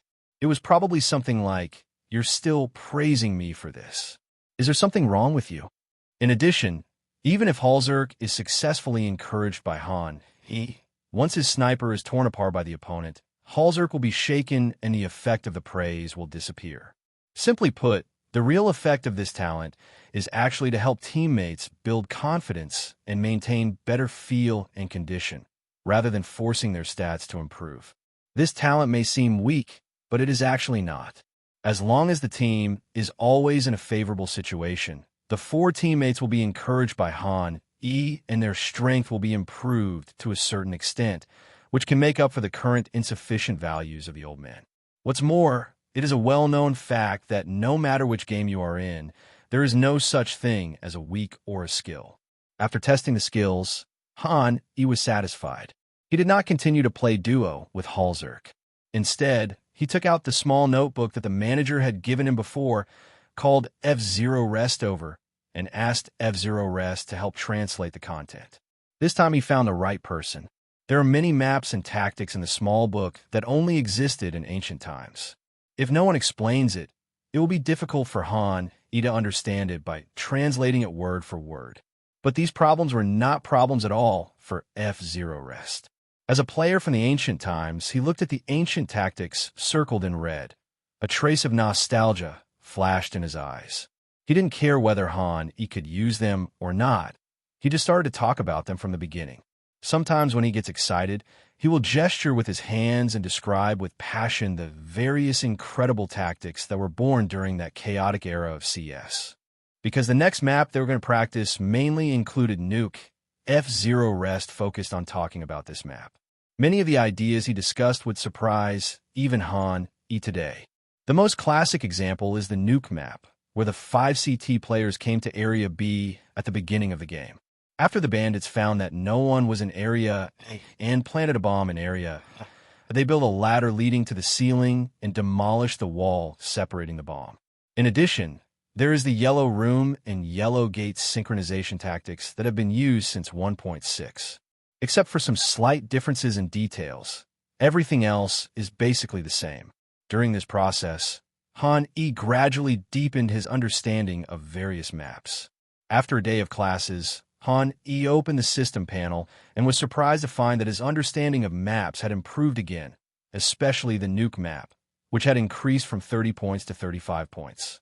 And thanks to the BOD training during this period, his various firearms abilities have also been improved to varying degrees, including some naturally increased attribute values. Hostname: Han E. Age: 18. Rifle: Preview: 76. Positioning: 71. Reaction: 89. Follow gun: 45. Sniper rifle: Preview: 61. Position: 34. Reaction: 94. Follow gun: 60. Submachine gun: Preview: 46. Position: 43. Reaction: 83. Follow gun: 51. Map understanding: Dust 2, 76 points. Nuke, 35 points. Rice Garbage, 47 points. Town, 48 points. Death Amusement Park, 25 points. Train, 22 points. Building, 19 points. Question value: 286. Extract talent consumption: 100 question points. Daily tasks: kill 5,000 bots and gain 2 attribute points. Current: 0/5,000. Talents: mind reading, Coldzera's awareness, physical strength, hot hands, second aim, encouragement. Half a month passed, and it was March. During this period, Han E asked for leave from the club and returned to Dacia to do a few things. The first thing he did was to go back to school to go through the leave of absence procedures.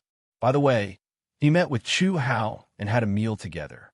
The second thing was to go back home and stay there for a while. I talked to my parents about my life there.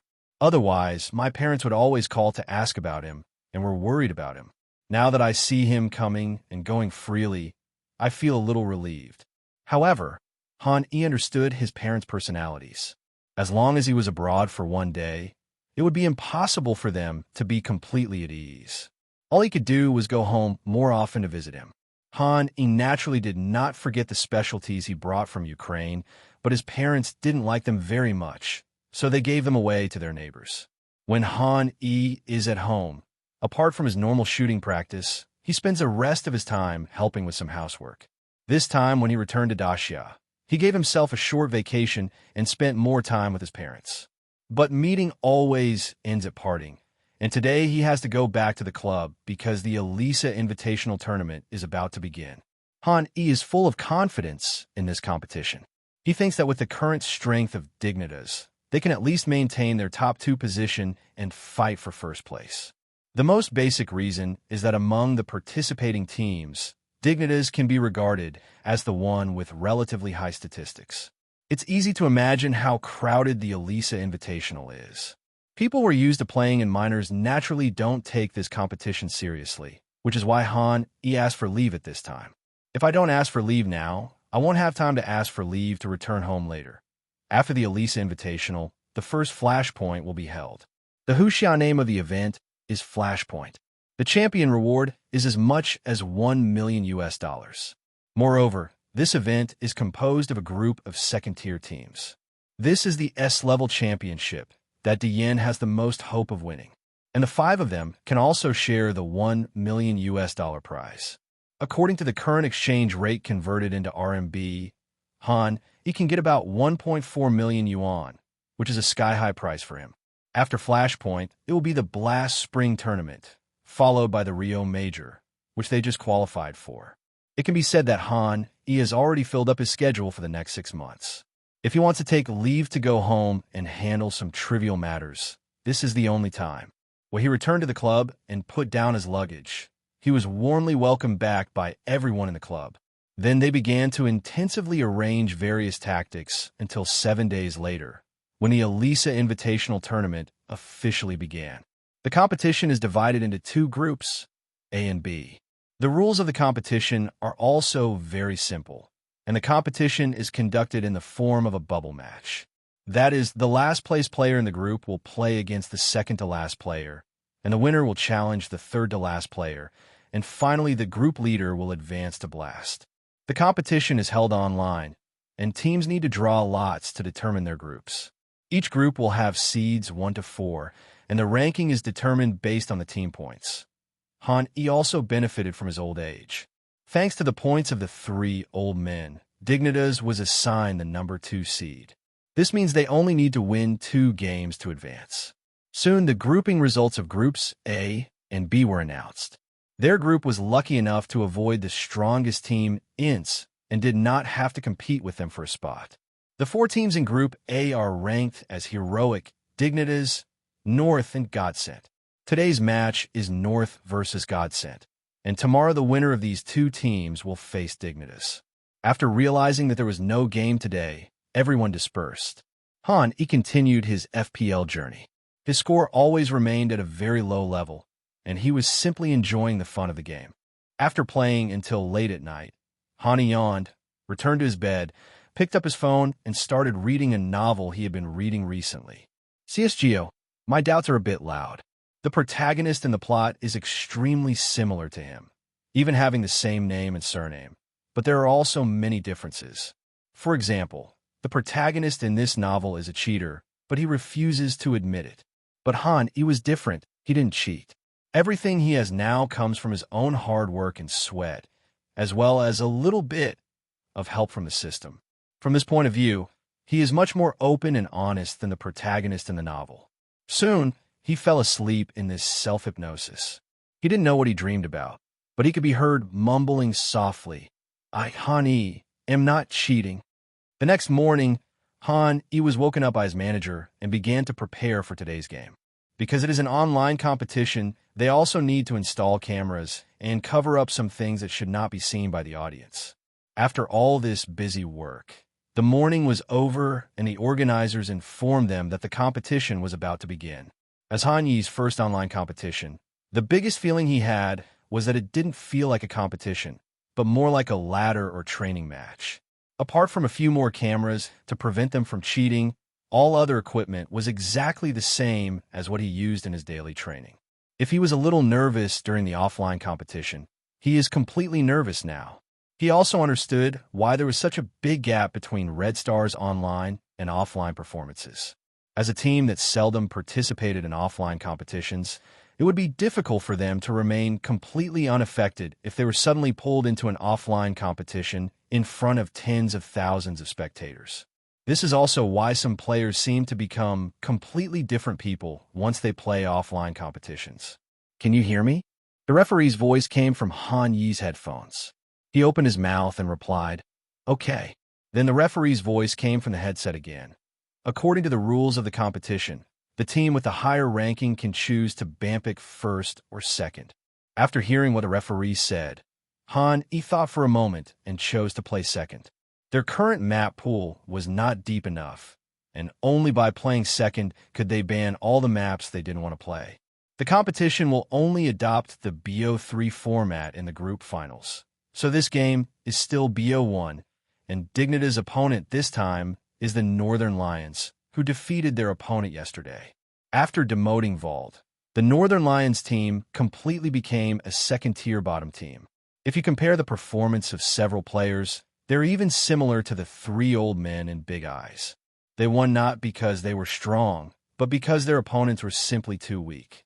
Among the 5 Northern Lions, the most famous one is Kjerbai. As the youngest major winner, he won a championship with Team A, but after leaving Team A, he became a little abnormal and his strength declined visibly. Hani had the impression that the other party eventually joined a Huaxia club called Jijiahao, played some third-tier competitions with ISSAA, and was eventually demoted because he was too bad and had no follow-up. This youngest major player before Donk came out was despised by everyone at an age when he should have been at his peak, which is really sad.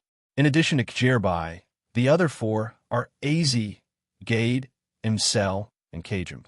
According to Han Yi's pre-match research, this Northern Lions team has 2 relatively weak maps, one of which is Meet Junk and the other is Train. But this weakness is only relative. If this team is really asked to play these 2 maps, they can still fight hard. It doesn't seem like he can't play the Train at all. However, this weakness is currently unknown to others. Thanks to several old guys in the Dignitas team, almost everyone thinks that Dignitas can beat the Train, so at present, Dignitas' map pool weaknesses have not been exposed except for the building that most people have guessed. Soon the ban pick officially began. Due to Valve's terms, the ban and map selection rules for all competitions are the same. MSL looked at the 7 maps in front of him, thought for a moment, and decisively removed Mijun, and then banned Dust 2. He did not ban the Train, which they were weak against, as Hani thought. The reason for this is that Dignitas' performance on these 2 maps was simply too strong in the eyes of North. They even felt that just looking at the 2 maps, Dignitas had already reached the threshold of a top-tier team, thanks to Han Yi's unpredictable tactics. They would rather play in games they are not good at than compete with Dignitas on these 2 maps. Looking at the other party's choice, he was somewhat surprised, but also felt it was reasonable. The remaining maps are Train, Nuke, Town, Death Amusement Park, and Building.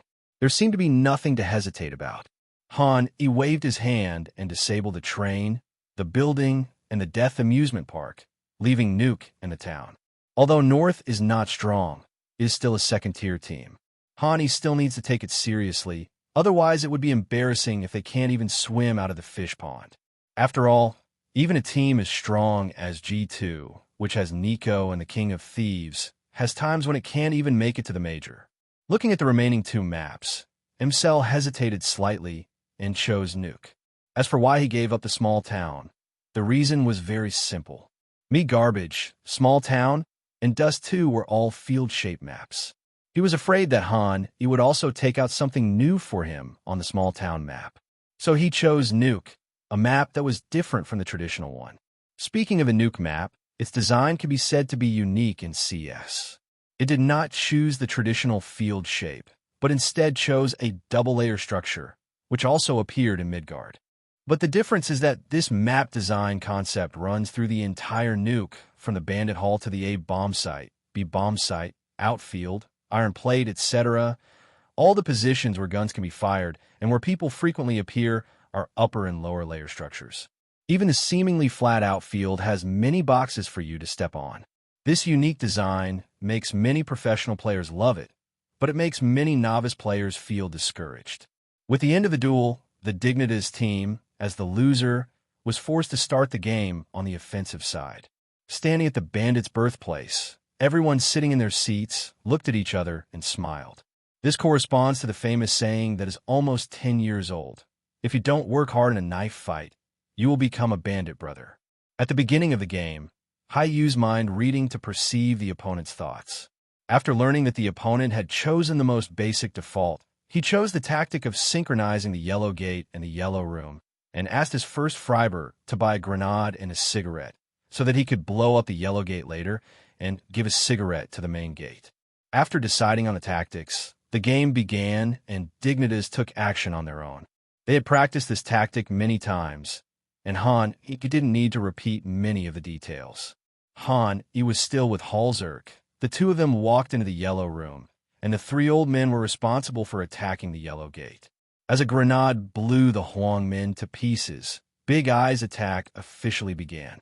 As soon as he stepped into the yellow room, he clearly felt that his movement speed slowed down. If he listened carefully, he could hear the sound of the other party firing from the third floor. He looked up, but because the enemy was closer and bigger than the enemy, he could not see it at all. In desperation, he had to slide the wheel and jump on the spot. Only then did he successfully avoid the CT's gun line and get close to the yellow gate, but his health was only half left. As for Halzer behind him, he chose to stop at the corner of the yellow room entrance, waiting to be pulled out simultaneously with to avoid being taken advantage of by CT. At this time, the sound of gunfire came from the yellow door. Knew that he had to act as soon as possible. He took a deep breath and walked out of the yellow room. He raised his head and fired a shot. The Cajun on the third floor was shot in the head and fell backwards. Then quickly pulled out of the yellow room, looked toward the upper part of the yellow room and the main gate, and saw Gade hiding in the dead two position at a glance, and shot the other person dead with one shot again. After killing two people, he was shot in the head by a sudden gunshot near the third floor and fell to the ground. Because there was no gunfight, his second aim lost its effect and failed to trigger, but the outcome was already decided. After Han Yi's two consecutive kills, the CT in area A was no longer able to defend. The nurse watched Hani fall, and he immediately turned around and killed Kjerbai, who had just killed on the third floor. In the subsequent defense, the Dignitas team opened fire and easily won the pistol round for North. In the second game, Han Yi's tactics were very ordinary. He started by hitting the iron plate with 5 hairdryers. With the 5 people working together, they were like a monster that kept running and spitting bullets, killing all the CTs that dared to stop them along the way. They killed their way into the bomb site and successfully buried the bomb. When the bomb was about to explode, everyone, led by Han Yi, fought their way to the police's house and carried out a bloody massacre on the remaining CTs.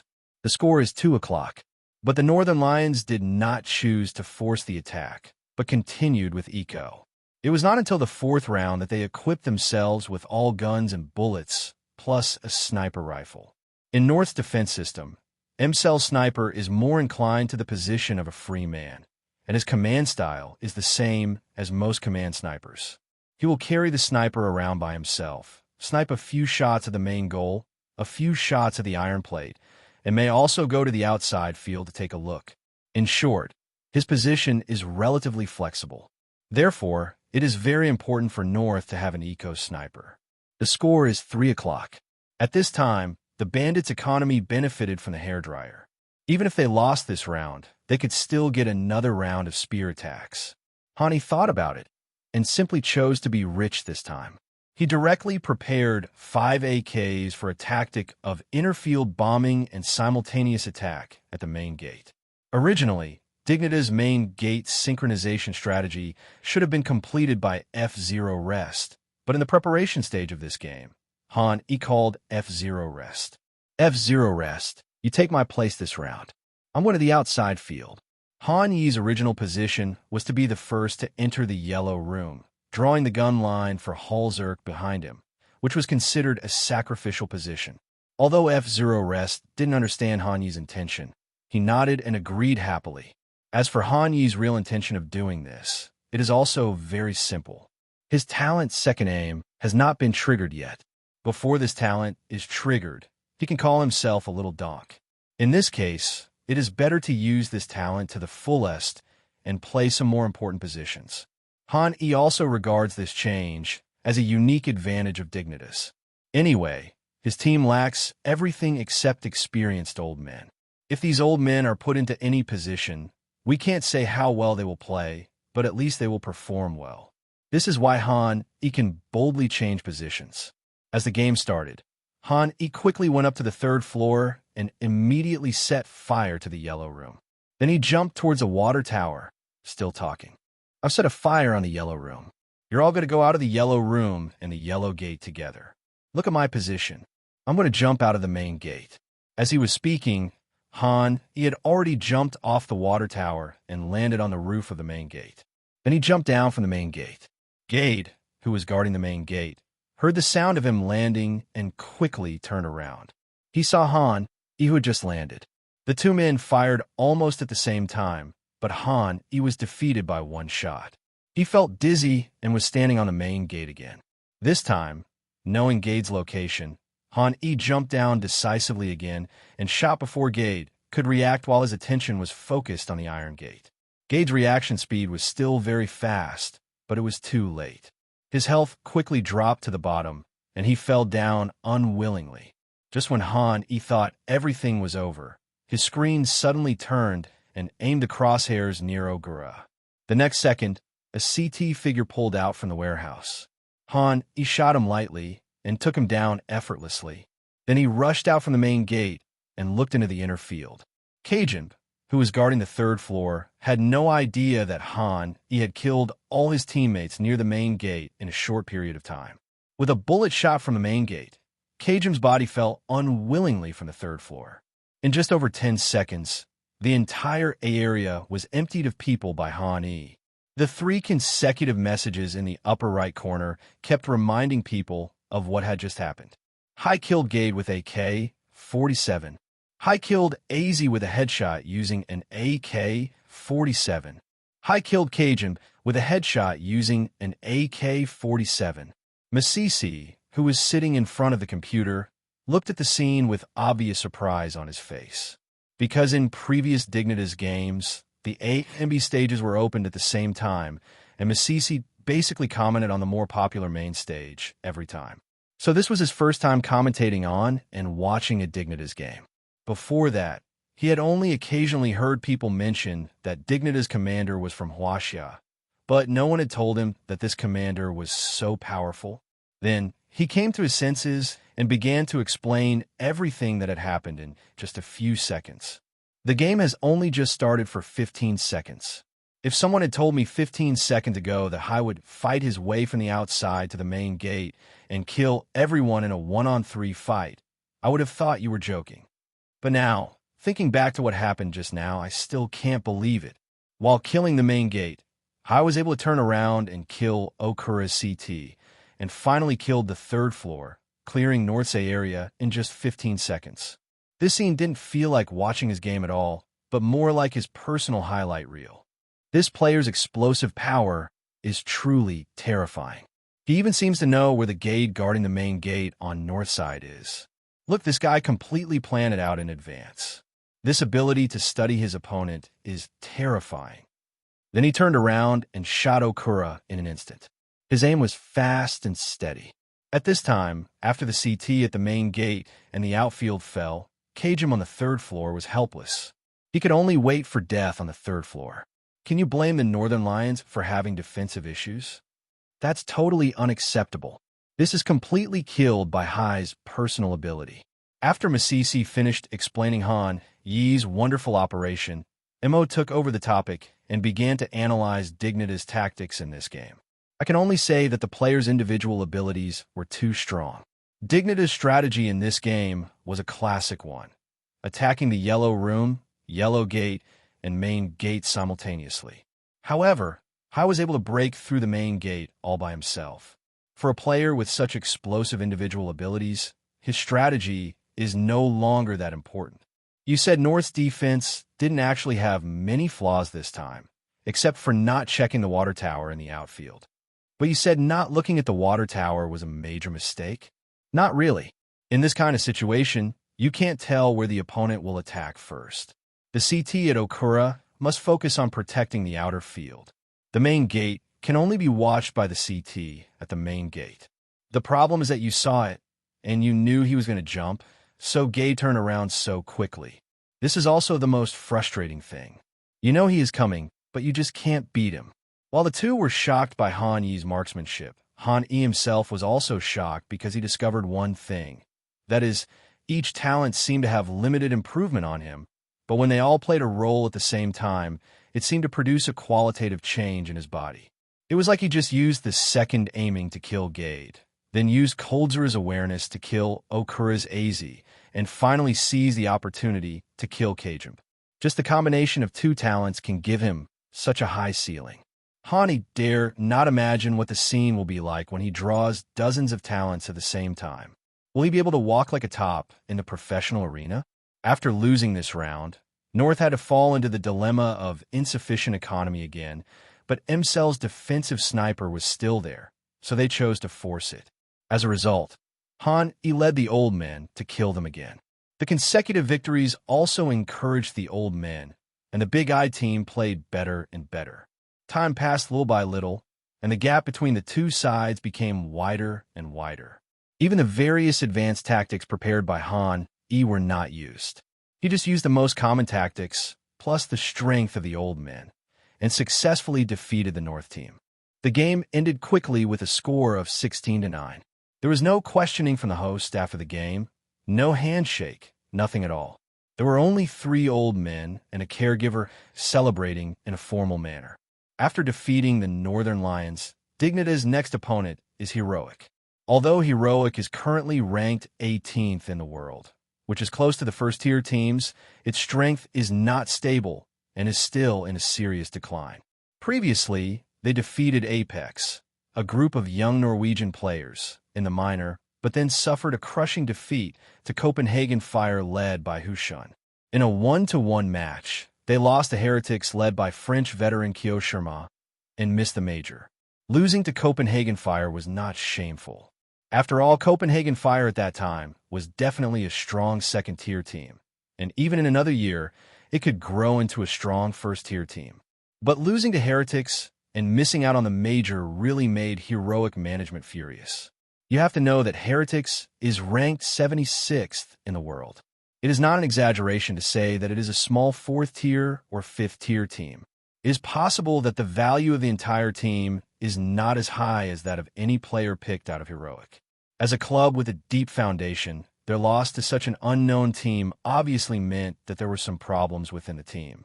Heroic is not a familiar team yet, but looking at the IDs of the 5 players, there are already many familiar players.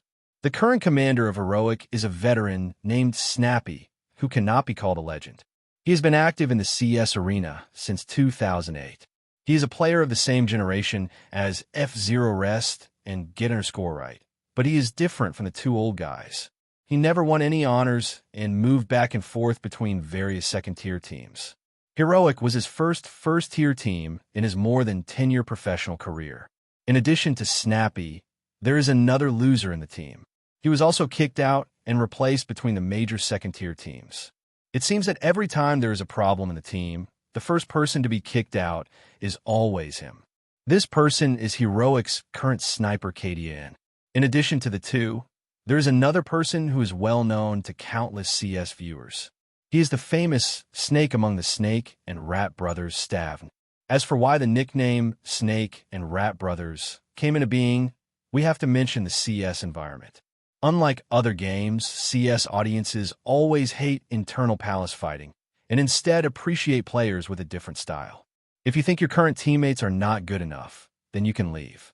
Instead of staying in the team yourself, you can communicate with the management privately and kick out the players you don't want.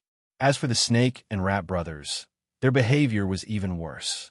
Not only did they leave their old captain KDN, they didn't even stay in Heroic, but went to Team A. This is equivalent to a person who no longer wants to work in a company. Before he leaves, his leader tries hard to keep him. So he tells his leader that he will stay only if the leader fires him. Then, after the leader fires him, he still leaves. The problem is that you two have never had any conflicts before. This behavior can only be explained as worse than that of an animal. In addition to the above 3 people, the remaining 2 are slightly less famous. They're B0 RUP and ES3 tag. Han E looked at Heroic's current lineup. If this was the Snake Rat era when KDN was in command, he would definitely not be able to beat them. But facing the current Heroic, he still had some confidence in his heart. The current KDN has not yet developed the dynamic defense that could destroy Team A's dominance in the future, and Snake is not as powerful as it was in the Snake and Rat era. In addition, Snappy is unable to effectively command this Heroic now. Even if the opponent looks strong, it does not mean that they can play to their full potential. In other words, if you can win a championship just by looking at your ID, then FaZe should have 6 or 7 major championships, right? But even so, Han E was very serious and held a combat meeting to prevent losing to Heroic. After calling the old men together, Han E carefully analyzed the current Heroic map pool. Judging from the current data, it is difficult to understand what maps Heroic does not play. Even the maps they ban the most, such as Midgard and Dust 2, will occasionally be released according to the opponent. Since there is no weakness in the map pool, Han E can only start from the players. Although Brother DNZ is very famous, it is undeniable that he is not strong.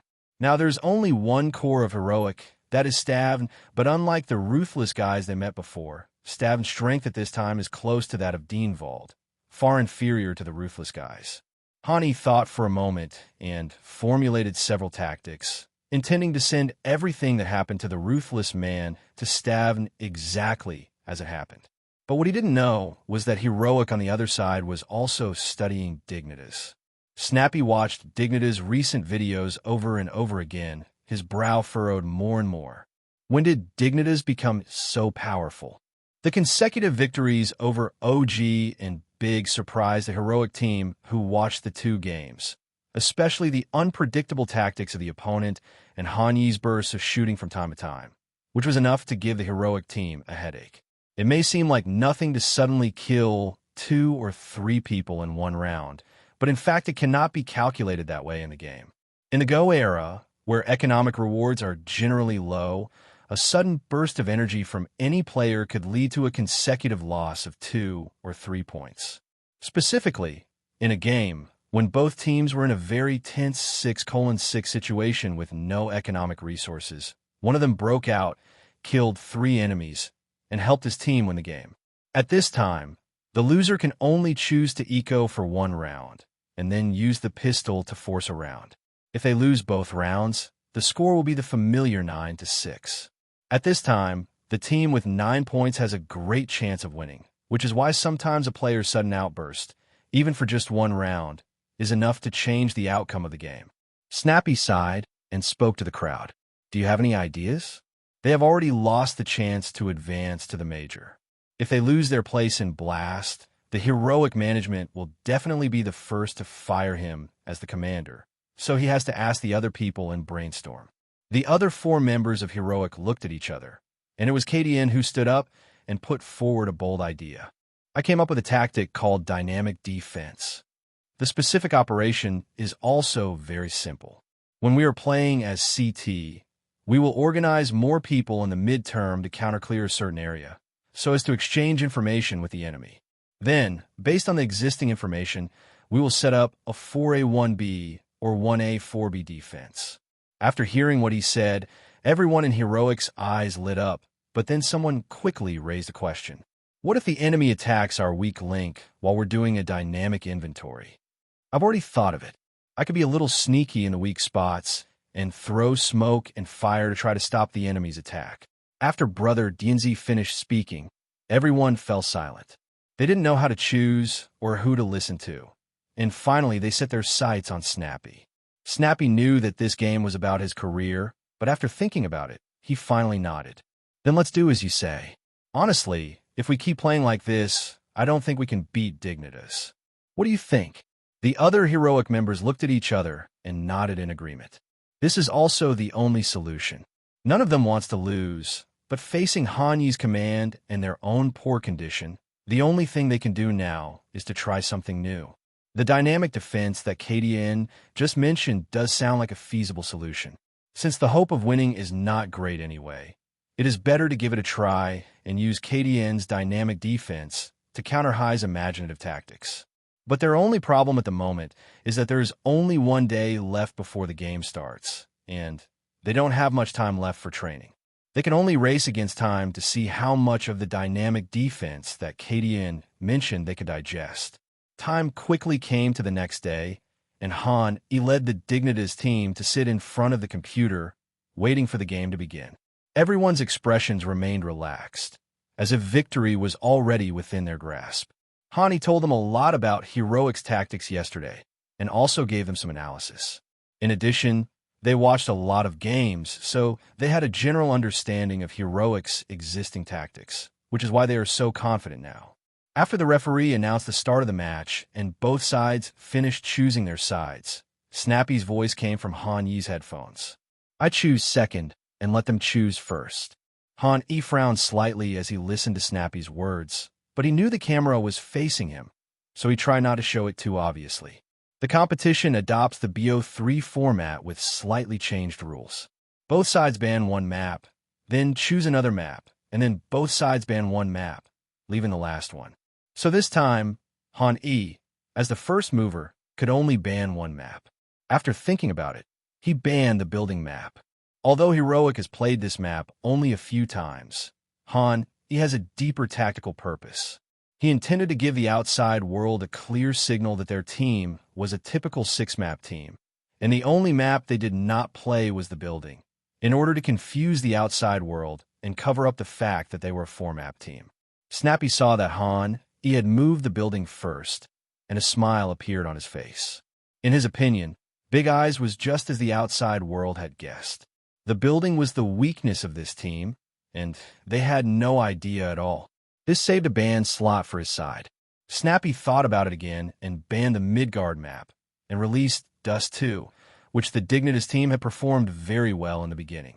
The main reason is that there are not enough ban slots, otherwise, Dust 2 and Milotzi would definitely be banned. There are currently 5 maps left, namely Dust 2, Nuke, Small Town, Train, and Death Amusement Park. Since Dust 2 was released, Han Yi chose it without hesitation. Then Snappy thought for a moment, and they chose the Inferno map. It was not because they were good at playing Inferno, but because this map was particularly suitable for the dynamic defense concept proposed by KDN. Seeing this result, he was already smiling. To put in his own words, he didn't know how to lose. After a brief thought, he disabled the Death Amusement Park, which the Dignitas team was not very familiar with, but did not disable the train. He knew very well that he couldn't expose all his weaknesses. If he 1 banned the building and 2 banned the train every time, the whole world would know that they were not good at playing these 2 maps. So when he was confident that he could defeat his opponent in figures 1 and 2, he simply released the train. Snappy still followed his own pace. Facing Train and Nuke, he naturally chose Train and banned Nuke, so all 3 maps were determined. Picture 1, Dust 2, Picture 2, Purgatory Town, Picture 3, Train. There is no sword-fighting phase in BO3. Instead, one side chooses the map and the other side. That is, Dust 2 was chosen by Dignitas, so the right to choose the side fell on Heroic. Snappy was not polite and directly locked the CT side, making Dignitas the attacking side. During the warm-up phase, Hani looked at this familiar map and couldn't help but recall some past events. In fact, many people probably don't know that as the commander of Little B in the mouth of ZYW, the legendary French veteran Apex also had his own graffiti. This graffiti is in Shah Air, but not the current one, but the older Shah Air. The graffiti is located near the middle lane, and it shows a bandit holding 4 AWPs in his hands. At this time, someone would like to ask, is this bandit holding AWP Apex? Actually, he was not. He was the CT who was killed by 4 sniper rifles. While Han E was daydreaming, the first game officially began. He closed his eyes and took in Snappy's thoughts. Then his expression froze slightly. How do you fight? Hearing this, Han E was filled with doubts. He almost blurted out, "You ask me?" But he soon realized that this sentence was not directed at him. He took another look at the ID of the opposite party, thought about it, and then focused his attention on KDN. This time the password was correct, and Han E finally heard the voice he wanted to hear. Snappy and B0RUP, take AD. I'll get an item and stay in the middle. ES3 tag will stay in AD, and Stavn will take BD. We'll set up a 1-2-2 formation. In the mid-game, we'll counter-clear and get information from the middle lane.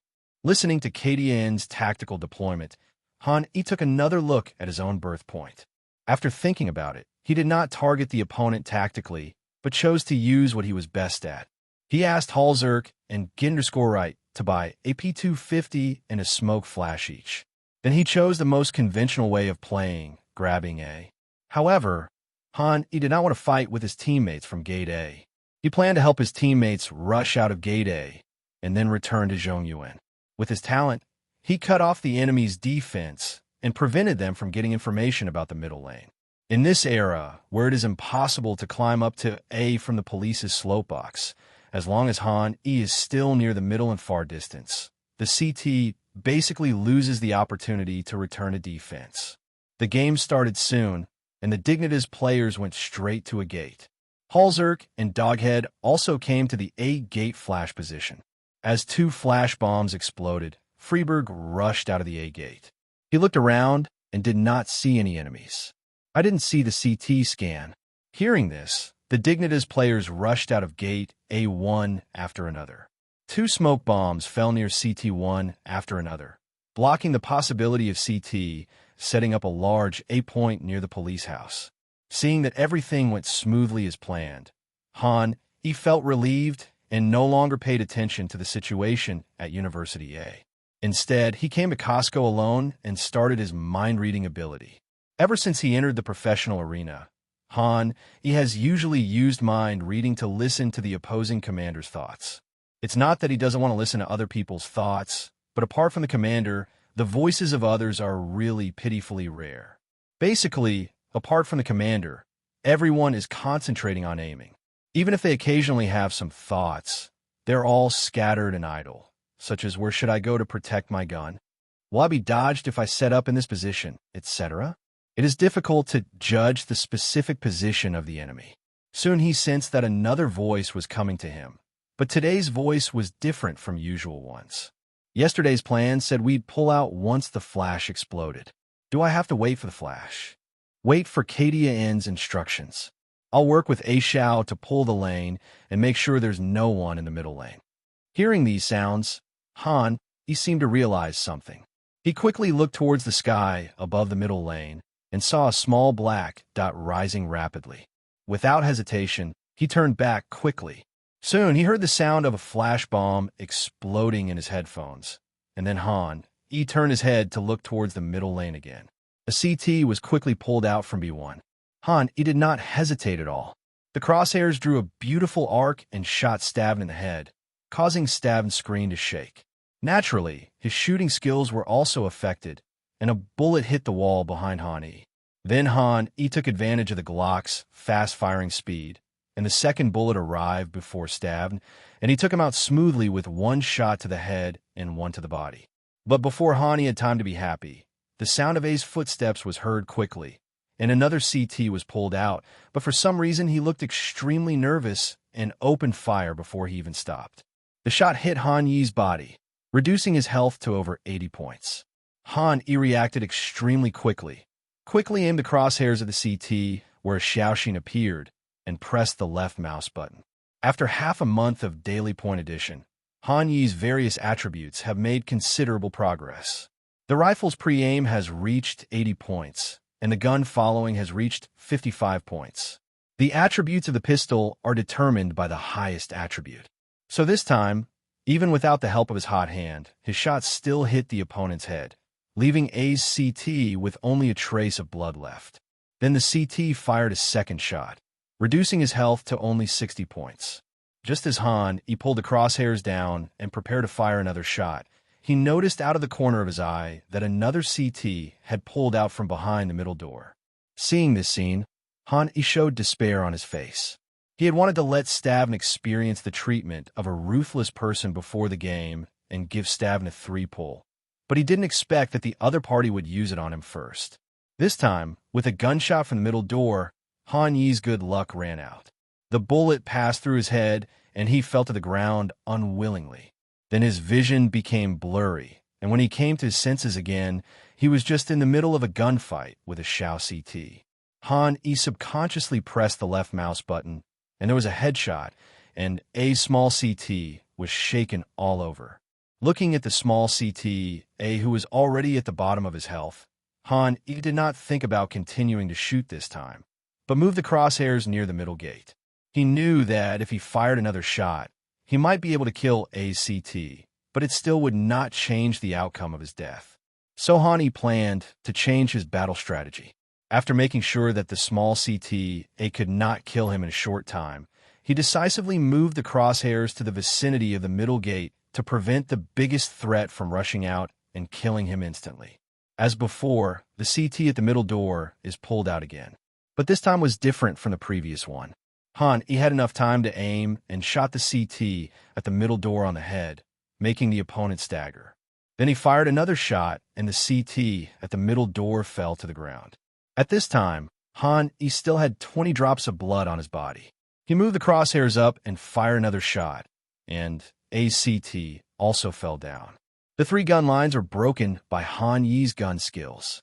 The sound of the machine playing once again rang out in the headphones of all the audience. What the hell? What is this? I've never seen anyone play games like this. How could he have shot a Shao in the head first, then instantly destroyed the middle gate, and then turned back to kill a Shao? This is totally against common sense.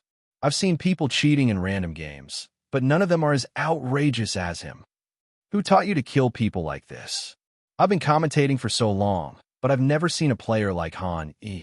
After giving a headshot to the small CT, he actually aimed at a position where the enemy hadn't appeared yet, as if he was sure the enemy would pull out from the middle gate.